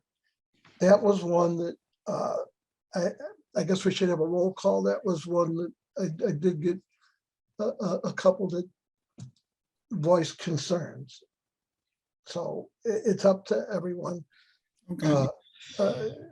It's just up to everybody if they want to do a roll call or not, but he's next on the list. Right. So so would you like to make a formal motion for adoption? I would adopt it, that we adopt Mike Milton to the. Moved by the Alderman from the 23rd. Second. And seconded by the Alderman from the 8th and the Alderman from the 9th. Any discussion on Mike Milton? Any discussion on Mike Milton? There's been Alderman from the 21st. Alderman from the 9th asked for a roll call. Oh, no, Alderman from the 21st. Thank you. Thank you, Mr. President. I mean, I know this is not your direct appointment, Alderman Vaccaro, but would you yield to questioning? Yes, Alderman Vaccaro. Yes, I would. will. Alderman from the 21st, please proceed. Thank you, Mr. President. Thank you, Alderman. Alderman Vaccaro, can you go through the past experience or bio sketch just real briefly for Mr. Mike Milton? I can't. Let me see, maybe I can. It's in the Google Drive, and I apologize that I don't have that. Other than the brief synopsis that I had for the, let me just double check that I don't have it in front of me, and I don't. Other than the brief synopsis that I have in front of me, I don't have, I don't have that, and I apologize. Maybe I should. Madam Clerk, do you have that, the bio? I know it's that's okay. It's okay, Alderman. It's okay. I just know that I apologize for not having that. This nominee has been instrumental in the Defund the Workhouse campaign or movement. And I just want to make sure that there is no conflict of interest with him serving on the Corrections Oversight Board. That's my main concern right now. I will follow your lead. If you think he's a good fit, I would definitely, I'll vote with you with no problem.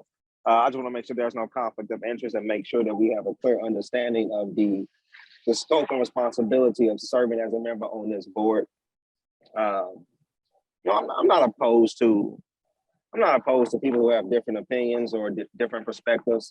Again, I just want to make sure, just for transparency's sake, that we understand who we putting on this board, and ultimately who's going to be responsible for overseeing the inmate activity or operations of our corrections division. And I appreciate that. And I did not know that he, is active on the defund the, workhouse, which I can tell you, I'm very opposed to defunding the workhouse. I believe it's a very, I think the facility is better. And I'm hoping people figure that one out. But yeah, that's been a concern again, that somebody would use this to get out and say, gee, I would want everybody to be truthful and not use this, so so I'm open to a roll call on this, and I would in or request a roll out, call. no, we'll do roll call on this. Thank you, Alderman. Okay, thank you. Mr. President, I would request a roll call. Oh, sorry about that. Alderman from 21st, you still. All right, got it. All right, got you. Alderman from the 8th. Thank you, Mr. President, members of the board. I just to speak a little bit to the question, the Alderman from the 21st. I don't believe that Mike is even still on the campaign for Close the Workhouse anymore.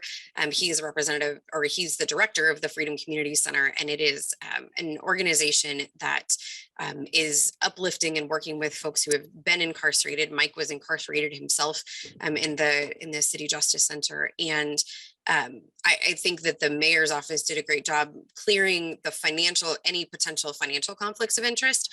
He does come with a valuable perspective on folks who have been detained in our city justice system, and I think is really important as one of the folks whose team and himself are on the ground in the jail day to day, working with detainees and folks who are then on their way out, or making sure that folks are showing up and trying to work towards better justice solutions that are going to keep people from being reincarcerated or reoffending. I think he's an incredible community asset. And I do think we've thoroughly vetted any potential financial conflict of interest. There's no money being made off of the Close the Workhouse campaign, and that's over with at this point anyway. So thanks so much. All right. Any further discussion? Alderman from the 6th. Thank you, Mr. President. I just wanted to also clarify why I think Mike Milton would be an asset to this commission. He was a former advocacy director for the Bail Project, but then realized that there was sort of a niche new restorative justice model that could benefit not only individuals who might find themselves detained, but also the people that those folks are accused of harming. And so his new role leading the Freedom Community Center, I think, is going to be a huge asset to the city of St. Louis, and echo the Alderwoman from the 8th that I think Mike's perspective would be incredibly important to have on this commission. Thank you. All right. All righty. Can Any further discussion? Could I ask a question of the Alderwoman from the 6th Ward? Yes, Alderman from the 23rd, you're recognized. Could I ask a question? Would you like to request that okay, Alderman from the 6th will yield a question to the Alderman from the 23rd. I will. Do you think that, I mean, what you said kind of concerns me only a little. So the Freedom Community Center, that has to deal with people coming out of the jail, right? Or am I wrong? I'm confused by what you were saying. I'd like just if you can clarify further, because would this be something he would be using for potential clients or something like that? No, I don't think that's. What is it? What do they do? What is the? I mean, you were saying that. So if a victim of a crime is okay with a diversion program, then it's a restorative justice model. So a victim indicates that they're willing to be a part of this type of program. And then there's an assessment to see if both parties would work well in the program. They work with counselors in a comprehensive process to determine next steps for both of the parties. The person who's a victim of the crime and the person who committed the crime? The person who allegedly committed the crime and the victim, yes. Okay, I was just curious. I'm sorry. No, thanks for asking the question. Okay, any further discussion? Any further discussion on Mike Milton? No further discussion. It's been a request for roll call. Madam Clerk, please call the roll. This one is for Mike Milton. Alderwoman Tyus. Alderwoman Middlebrook. Alderman Bosley.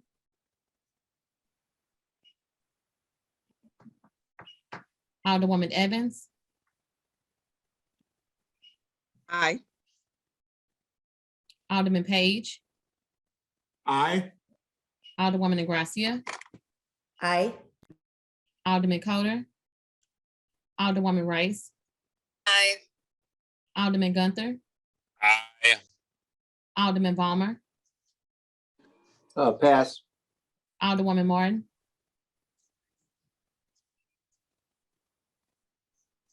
Alderman Stevens. Aye. Alderwoman Schweitzer. Alderwoman Howard.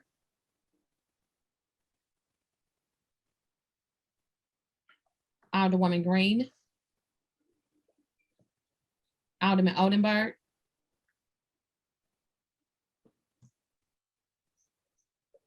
Alderwoman Peel. Alderman Todd.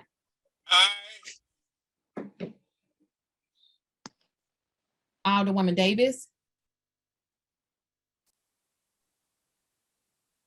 Alderwoman Spencer. Aye. Aye. Thank you. Alderman Muhammad.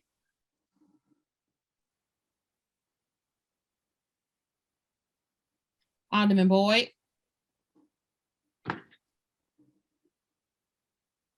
Alderman Bakoro. Present. Alderman Narayan. Aye. Alderman Cone. Aye. Alderwoman Clark Hubbard.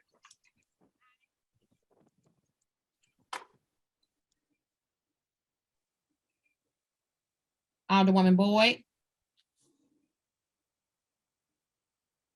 President Reed. Couldn't hear. Oh, yeah, President.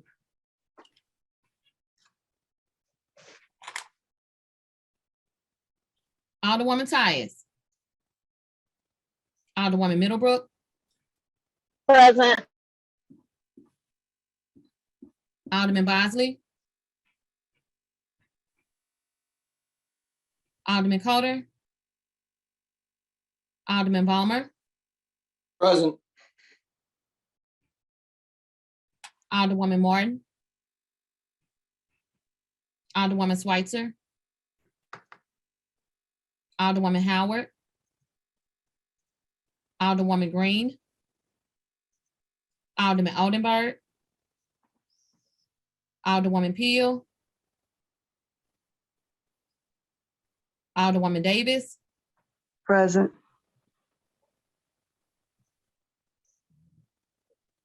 Alderman Muhammad.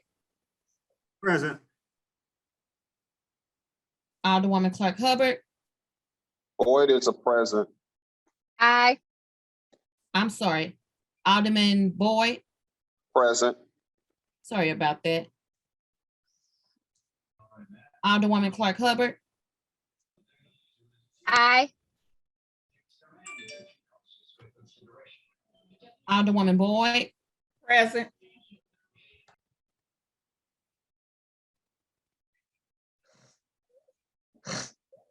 Alderwoman Tyus is a present. Thank you. Can you change Evans to present as well?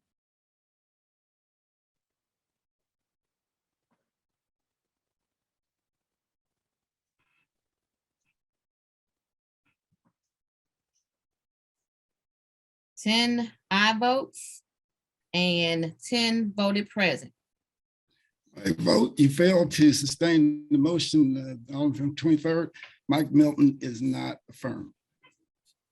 And we'll ask the mayor to send us someone. Next would be James correction officer. James Dom Jr. Adam Jr. He's from the 13th ward. He's white and he's a former corrections officer. So I guess he worked there, but now he doesn't, but he's a former correction officer. All right, so it's been moved by the Alderman from the 23rd that we take up James Dom Jr. and entertain a second on that motion.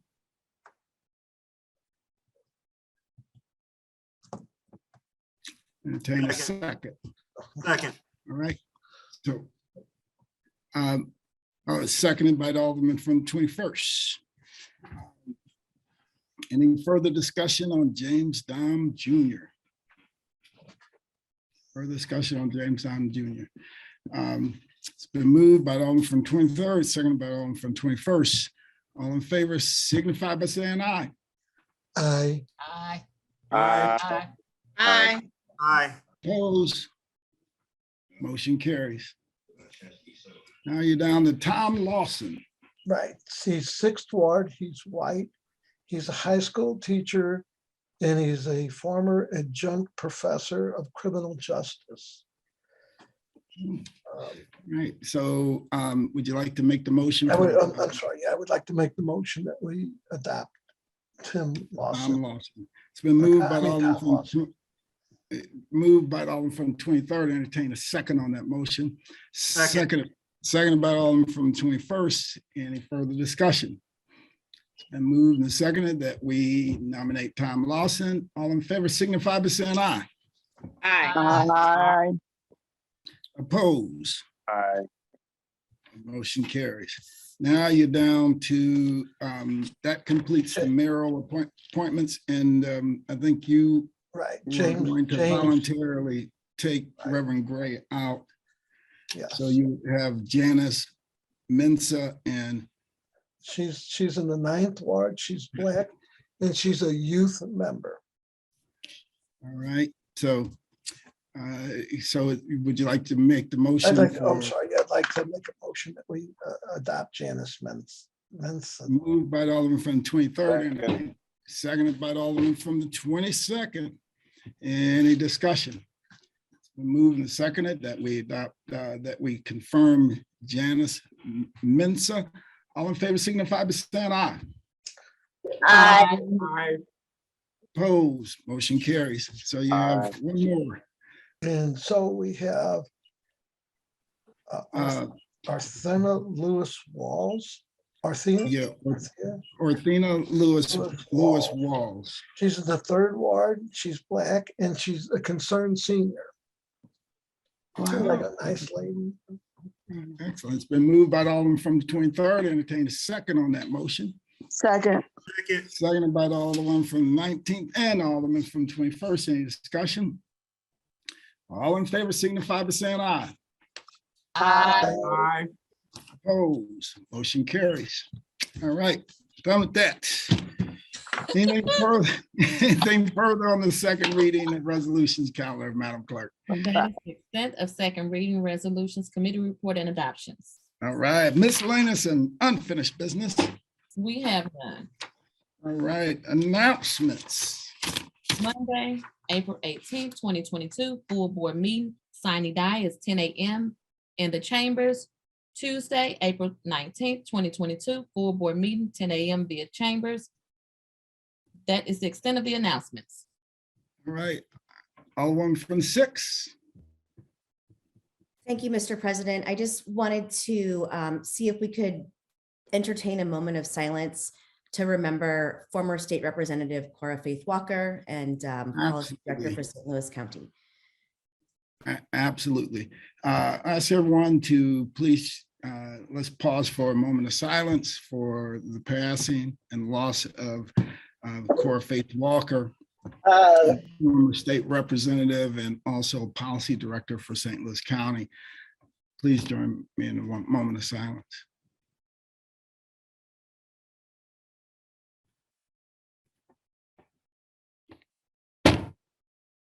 Thank you, Alderwoman. And I know some of you are in touch with the family, so please let the family know that we're sending our prayers and everything out to them.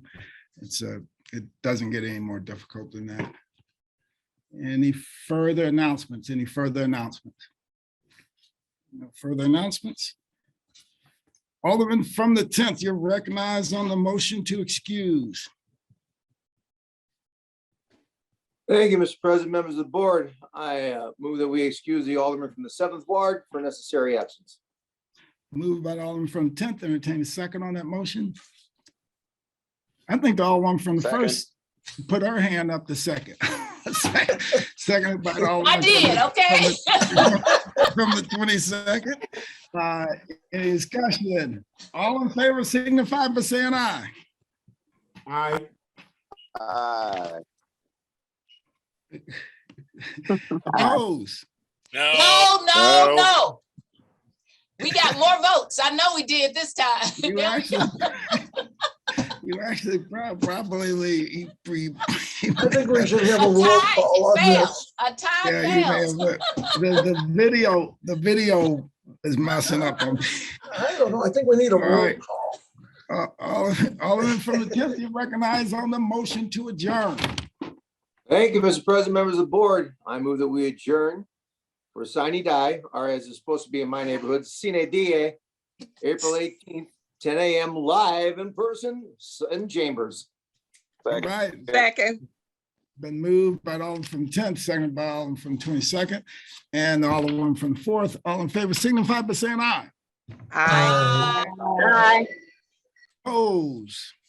We stand adjourned. You all have a great weekend. Talk to you Monday. Right.